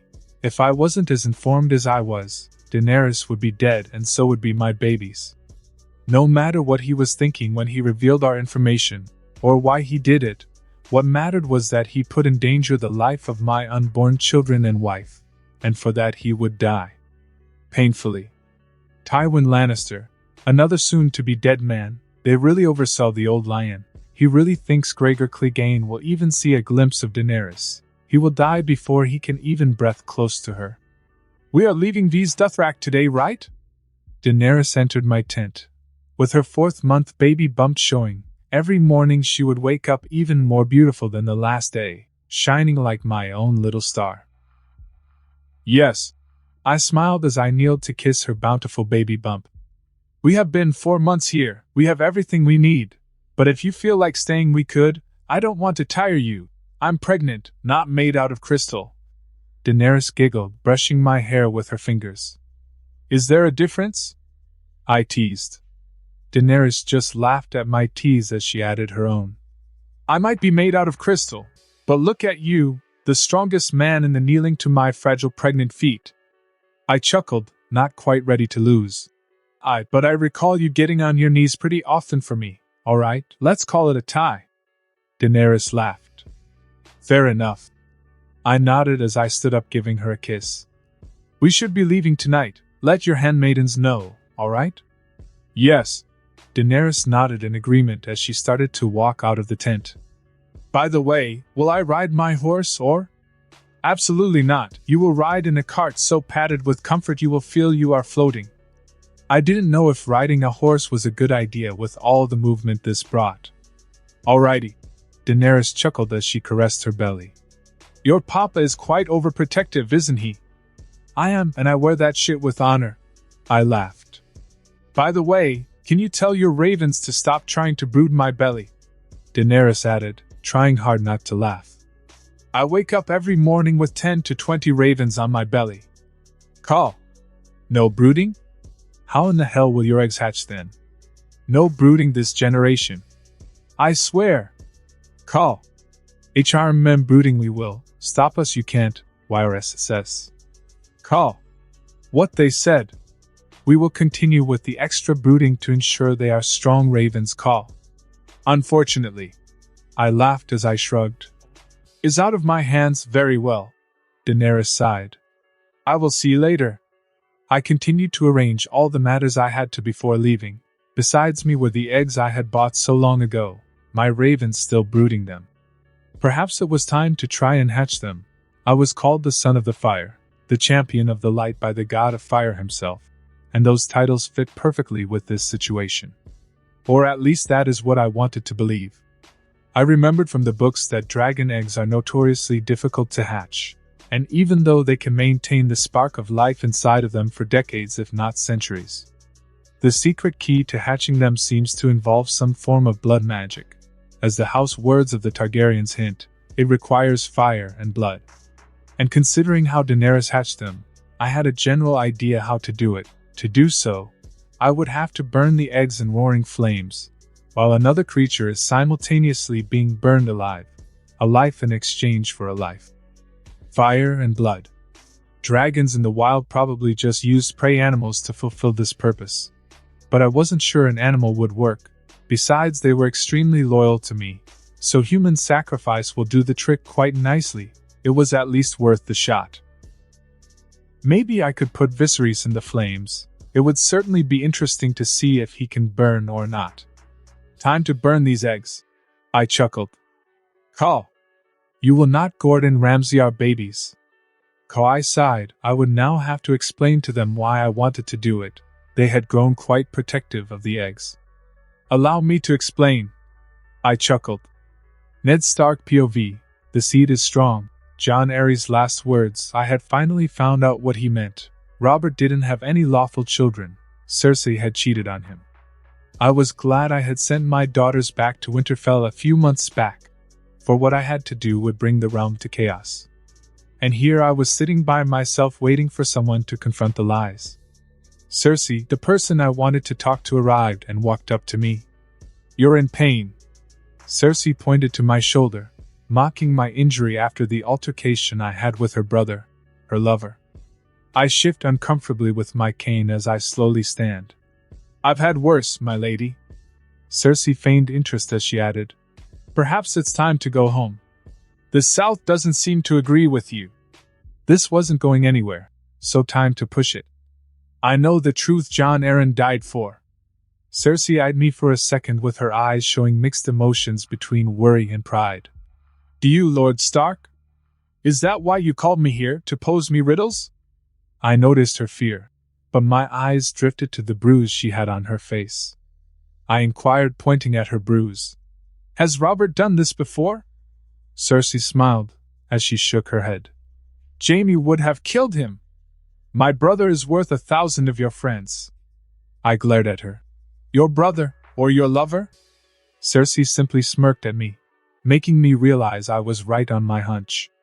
She then stood up proudly, as she added, "The Targaryens wed brothers and sisters for 300 years to keep bloodlines pure. Jaime and I are more than brother and sister. We shared a womb. We came into this world together. We belong together." All of this was starting to make sense. It wasn't Tyrion who pushed Bran. It was one of them. My son saw them and they tried to silence him still. "My son saw you with him," I said with my blood boiling in anger. Cersei took a deep breath, nodding as she added, "Do you love your children?" What kind of stupid question was that? "With all my heart," I answered, not skipping a beat. Cersei smiled. "No more than I love mine," I scoffed. "And they're all Jaime's." My comment made Cersei laugh. "Thank the gods. In the rare event that Robert leaves his tramps for long enough to stumble drunk into my bed, I finish him off in other ways. In the morning, he doesn't remember." Cersei always hated Robert, and this was her way to make him pay, by making him father kids that weren't his. "You've always hated him." Cersei eyed me in disbelief, as she added, "Hated him? I worshipped him. Every girl in the 7 Kingdoms dreamed of him, but he was mine by oath. And when I finally saw him on our wedding day in the September of Aelor, lean and fierce and black-bearded, it was the happiest moment of my life. Then that night he crawled on top of me, stinking of wine, and did what he did, what little he could do, and whispered in my ear, 'Lyanna, your sister was a corpse, and I was a living girl, and he loved her more than me. I can understand her pain somewhat, but what she did was unforgivable. When the king returns from his hunt, I'll tell him the truth. You must be gone by then, you and your children. I will not have their blood on my hands. Go as far away as you can, with as many men as you can. Because wherever you go, Robert's wrath will follow you.'" Cersei laughed and she spat. "And what of my wrath, Lord Stark? You should have taken the realm for yourself. Jaime told me about the day King's Landing fell. He was sitting in the Iron Throne and you made him give it up. All you needed to do was climb the steps yourself. Such a sad mistake." I eyed her before I shook my head. "I've made many mistakes in my life, but that wasn't one of them." Cersei smiled coldly. "Oh, but it was. When you play the Game of Thrones, you win or you die. There is no middle ground." With that she left. I could only hope she would take my advice and leave. "Caw, he is dead. He just yeeted himself." Dash after gathering all my belongings and ensuring Daenerys had the best and most comfortable cart to travel around Essos this world could offer, I left with my new Khalasar to hunt down the remaining Dothraki tribes. I had also constructed a very detailed security team to ensure her safety, with a personal guard of 500 men at her call. That, of course, without counting ravens and horses. I wasn't worried about the assassins. They, after all, were a bunch of idiots trying to become lords, and this was their ticket to the easy life, or so they thought. Killing us was harder than killing Robert himself. They were bound to fail, but even though I knew that their failure was imminent, anger fueled my very core, consuming my soul in a spiral of hate and anger. The idea of Daenerys dying, the idea of holding the lifeless bodies of my children in my arms, as impossible as it was, infuriated me beyond human comprehension. Torturing the assassins before killing was a quick relief of this feeling. But it wasn't enough. I would not be satisfied until all of those who dare to target my family are destroyed. Not like this wasn't any different to my original plan. No, it was the same. But this time my drive was stronger, more aggressive. My reasons to take the throne had changed. No. They were the same, but I had a few extra reasons to do it now. Call. We located the next biggest Khalasar. I turned to see in amusement the raven that had landed in the head of my horse, bowing politely. How far away? I inquired. A week in horse or so, Call. Right now I had to focus on getting these savages under me. I would have more than enough time to get my well-deserved retribution. They better enjoy this time I'm away, for it is more vibrant than the darkness that awaits them. Let's go. I ordered my men, changing our course. Daenerys POV. So much has changed since the day I met him. I was afraid of him at first, of what represented being his. Yet, he made me feel like nothing in the world mattered, only us. And little by little I found myself craving his company, his laugh, his stupid sense of humor, how he smelled, how he kissed me in the mornings before leaving. And without even noticing it, I fell head down in love. He made it so easy to love him. And here we are. I smiled, touching my belly softly, but the flutter of many wings snapped me out of my train of thought. Behind me there were around 20 ravens, all staring at me intensely. You guys want to brood my belly, right? I inquired. A few months ago talking with animals would have been ludicrous, but now, not so much. Caw.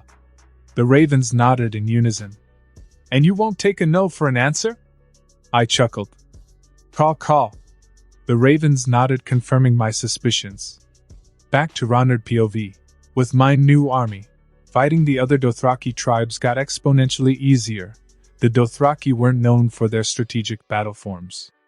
I had just conquered another tribe with 10,000 warriors. Why would they fight someone with an army of 50,000 soldiers with those numbers? I don't know. Well, I did.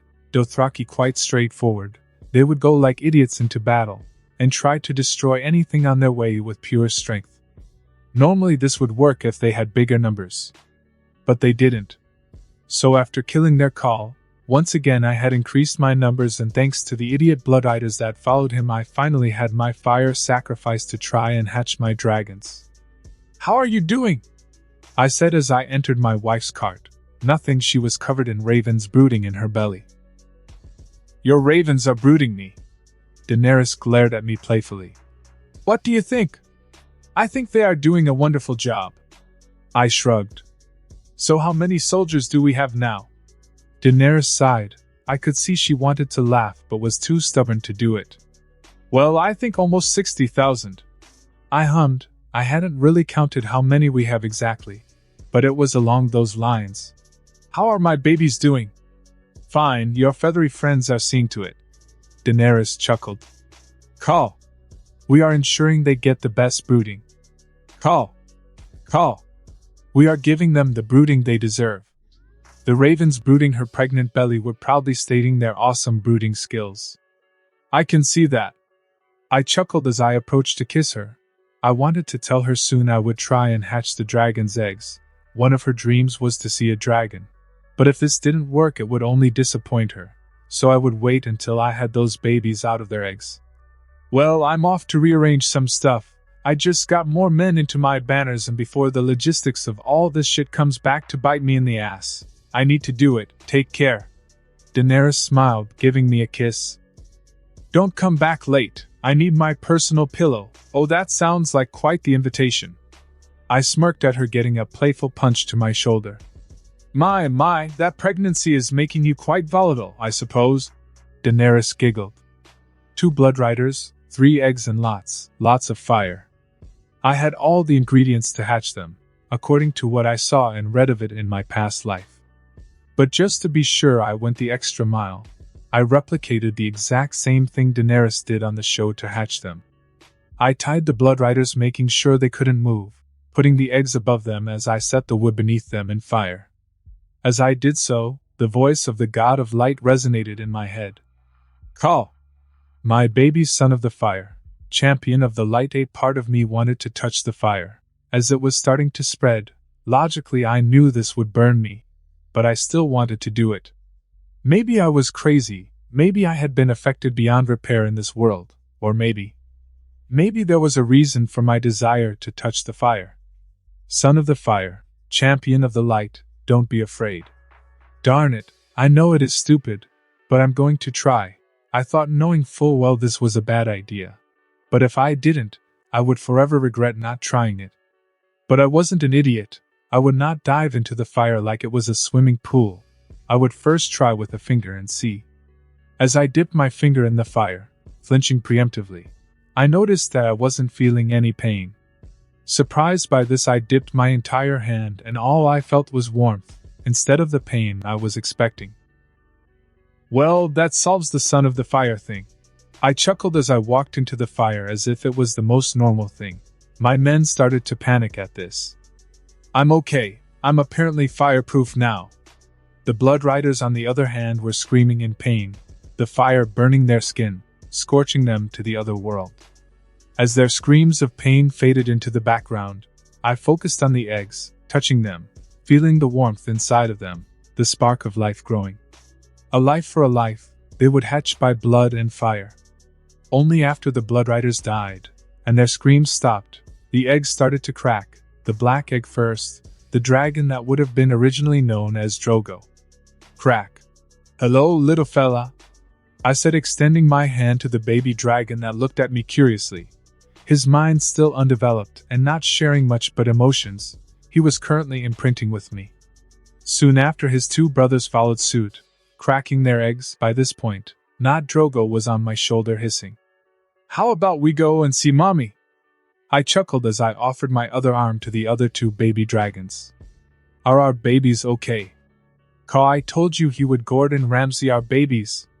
Caw, 2 months later, dragons, they are quite spoiled since birth, hissing and demanding attention at all times, be it left or right. I would see them climbing up my legs to demand my absolute attention. Not gonna lie, they were quite adorable, cute little rascals. Daenerys was more than happy to see them and have them. She was beaming with happiness of the highest degree, petting and showering with affections the 3 newborns dragons. She was so excited she had yet to ask, how in the hell did I hatch them? The 3 dragons reacted to Daenerys differently. The 2 smallest ones were shy at first, but after some food and bribes they relented to her affections. Except for not Drogo, he didn't like Daenerys yet. I could feel his emotions flaring when she was near me. In other words, he was jealous. He was possessive to the point of being stupid. Caw, we have located the last big Dothraki tribe, a raven informed as he flew into my lap, getting a hiss from not Drogo. The raven simply responded by literally bitch slapping not Drogo. Caw, don't hiss at me, young chick. Chick is how you call a baby raven. Hiss. Slap hiss, slap hiss, slap hiss. That continued for about 10 minutes. But in the end, my little package of anger decided to give up. Since I hatched these babies, I had almost conquered all the remaining Dothraki tribes since the day I hatched them. And today I would finally get all the Dothraki under my banner, and start on my next item on the agenda, the free cities. But for now, names. What to call these babies? Daenerys wanted to name one like her brother, not Shitstain. Regal. My ravens requested to name the other one, and being that I thought it was hilarious, and not really troubling for me, I allowed, so they called not Viserion, Crow with AQ. And with that, all that was left was to name, not Drogo. I pondered with names for a long time, something memorable. Neltharion, yes, that was it. Strong and with meaning behind it. Yes, it came from a video game. But honestly, it was awesome. The Dragon of Earth, the bringer of the cataclysm. Neltharion. I petted the newborn baby dragon, who somehow, even with his undeveloped cognitive abilities, was happy and felt proud of his name. The last big Dothraki tribe has a little bit above 11,000 riders. Compared to my big army composed of 80,000 soldiers, made the battle one-sided and predictable. Killing the Khal and his blood riders, at this point, wasn't even a challenge. I still had other minor tribes to conquer, that together formed around another 20,000 riders.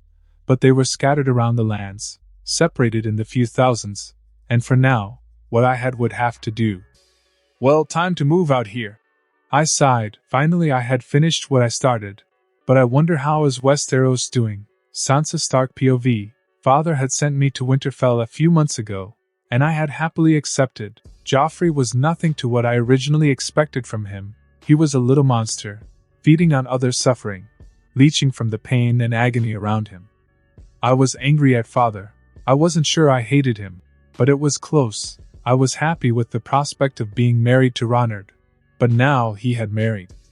And like Ronard said, Father once again bent over for Robert. But I wasn't angry enough to want or desire his death. He was still my father.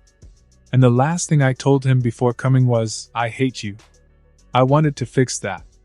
Now, he was arrested for treason. And there was a big chance I would lose him forever. There was a big chance the last interaction I had with him was that. I'm tired of feeling like this. I teared up in my bed. Helpless, useless, please gods, save my father, help my brother, I beg you. I cried as I wished with all my heart that the gods blessed and protected my brother's army that was marching south to get father back. Tywin Lannister POV. Ned Stark had been arrested for spouting the things that in nature were nonsensical. My grandson wanted him dead. Cersei apparently was the only one that saw the bigger picture this time. She wanted to keep him alive, so did I. We had nothing to hold the North over. Ned Stark, while in his idiocy, had foreseen somewhat these events, and as so to avoid his daughters being used against him and the North, he sent them back to Winterfell. At least that's what I wanted to believe, but I hardly believe the Honorable Wolf is smart enough to play so far ahead. But regardless of whether he knew or not, he had outplayed us, and if Joffrey killed him, we would have a full-blown war, and nothing to hold them down. And that is why we needed him alive. To keep the North in check? They had already derailed enough, marching south with an army. Like always, I had to fix my family's mistakes. I'm going to King's Landing, I announced, leaving my solar, leaving my cousins confused.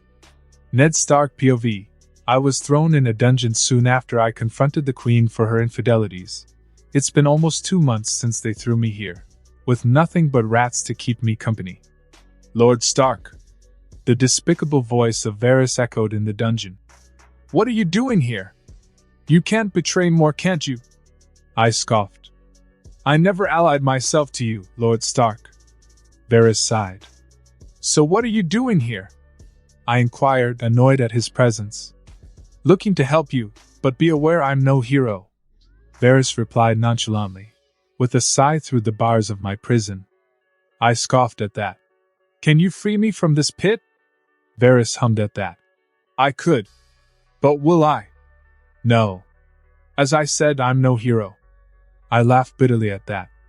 What do you want then? How do you pretend to help me? Tell me, no stories, no riddles. Tell me, what do you want? Varys sighed. Peace. Did you know that your son is marching south with an army of Northmen? Loyal lad, fighting for his father's freedom. Robb was marching south, looking for war. Why would he do something so foolish? Robb? He's just a boy. Varys chuckled. Boys have been conquerors before. But the man giving Cersei sleepless nights is the king's, the late king's brother. Lord Stannis has the best claim to the throne. He's a proven battle commander, and he is utterly without mercy. And of course Lord Ronard with his Dothraki army and dragons, I hear. I scoffed. Stannis Baratheon is Robert's true heir. The throne is his by rights. Ronard might have an army, but he wasn't the heir, not had any right, and Varys smiled. You helped the Baratheons rise, you helped Robert sit on the throne when he had no birthright. Don't patronize me with that, Lord Stark. It would be a shame to throw your life away. Cersei is no fool. She knows a tamed wolf has more uses. He was right in one thing. I had helped Robert sit on the throne. But if he thought that of all the persons in the world I would serve that despicable woman, he was out of his marbles. You want me to serve the woman who murdered my king, who butchered my men, who crippled my son? Varys shook his head. with a victorious smile. "I want you to serve the realm. Tell the queen you will confess your vile treason, tell your son to lay down his sword and proclaim Joffrey as the heir, and you will live." I laughed at that. "You think my life is some precious thing to me? That I would trade my honor for a few more years of what? You grew up with actors, you learned their craft, and you learned it well. But I grew up with soldiers. I learned how to die a long time ago." Varys smiled once again. "Pity. Such a pity." Varys moves to leave, but drops a key close to me. "I owe the young bear a favor, which was originally intended for your daughters. But you saved them before I could, and while I'm no Lannister, I always pay my debts." Ronard had foreseen so far ahead of this game of schemes, and even after all that happened, he had gone out of his way to ensure the safety of my daughters? "Farewell, Lord Stark, farewell," Varys said as he left the dungeon. "The guards that were guarding my cell were dead. I was partially free. I owe my life to Ronard." I sighed. "Yes you do, bastard Caw. Now scram before they mess you up." Unbeknownst to him, a raven that for some reason had an eye patch was watching him. I had completed step 1 of my complicated mission, and it was time to move forward with the next part of the plan, conquering the Free Cities. The Free Cities are 9 powerful cities, each one with their own government and army to protect themselves from invading forces.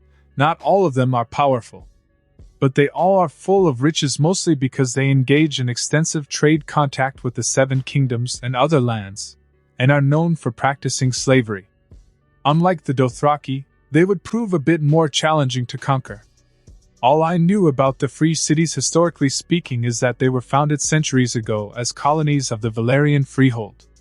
But like they say, every empire comes to an end, and when the Freehold and its dragon lords were destroyed in the doom of Valyria 400 years ago, and the empire fell, the Free Cities emerged from the dust as autonomous entities, dominating much of the land between the River Rhoyne and the western coast of the continent. Volantis being the oldest and most populous one, and at one point the most powerful of the Free Cities. But time had passed, and while still formidable, it had been gradually eclipsed by the growing power of Braavos. So now, I had to prioritize my targets and moves accordingly.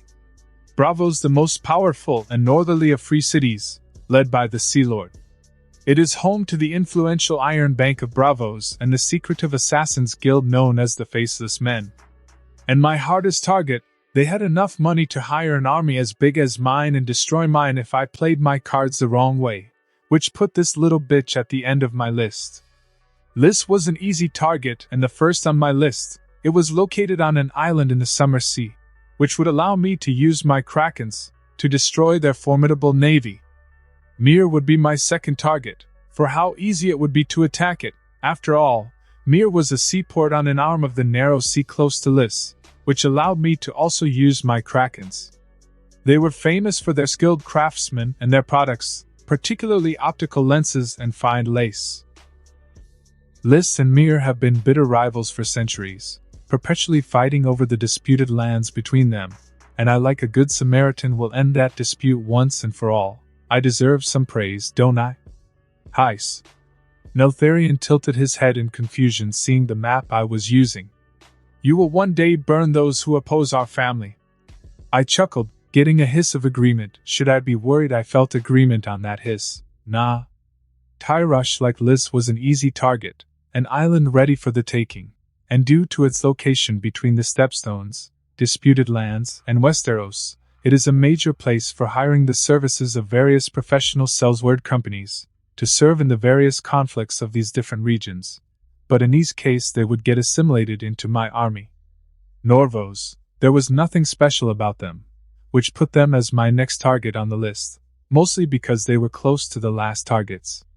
Pentos, the city where the fat man Illyrio lives, it's a major seaport, land-based, and one of the most vulnerable cities, with no protection against the Dothraki raids.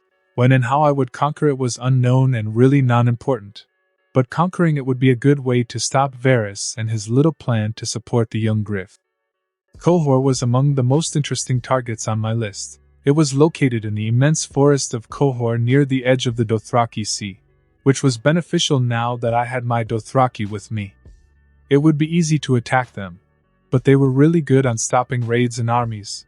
They had their own unsullied army to protect themselves, making them perhaps one of the hardest cities to conquer on my list. But I was really interested in them, for they were known for their immensely skilled blacksmiths, who can even reforge Valerian steel, something that would come handy for the long night. Notharian was especially interested in Cohor. Yes, you will help Daddy to mass produce Valerian steel. I laughed. If that's even possible, of course.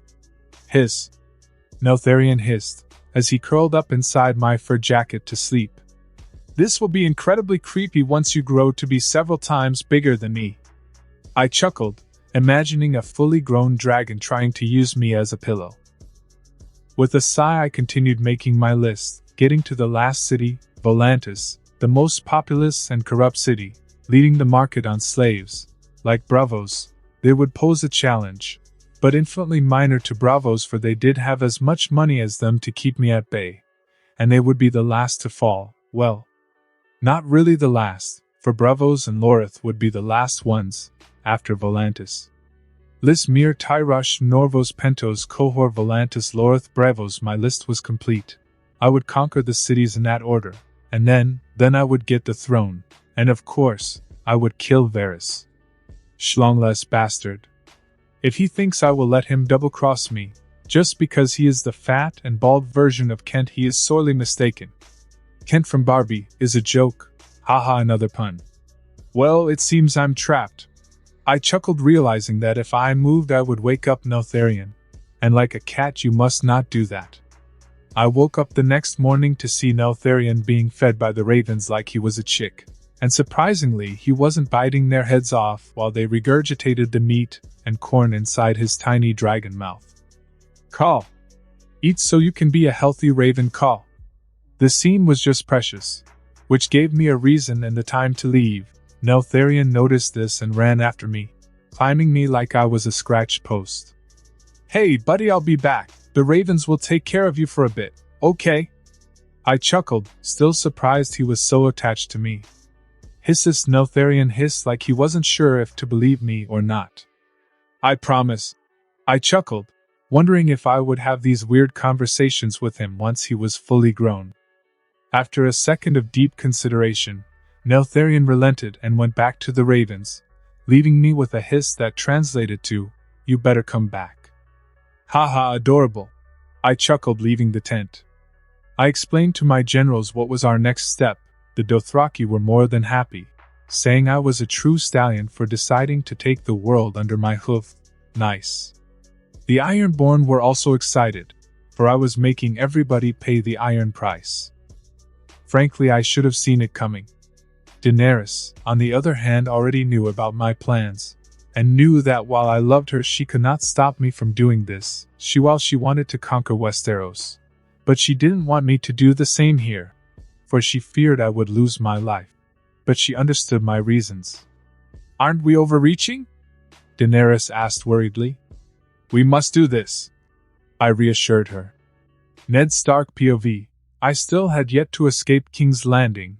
I remembered that Arya told me about the secret passages that she had found while playing around the castle, and thanks to that I had been roaming in them, avoiding getting captured. I had yet to find the right passage that would lead me outside the castle walls, outside this wretched place. I will soon be back home, so wait for me. I sighed. Things might not look good now, but I was certainly better than a couple of days ago. There was also another matter at hand. I owed Ronard my life, and I had to pay that debt. What are you still doing here, Call? I swear these bastards keep getting dumber and dumber. The raven that had been following me call, like he wanted to tell me something. And that concludes this episode. If you enjoyed it, I'd seriously love it if you guys could leave a like on the video, as it genuinely helps out so much, and it keeps me going, plus it takes only 1 second. That said, have a wonderful day. See you in the next one.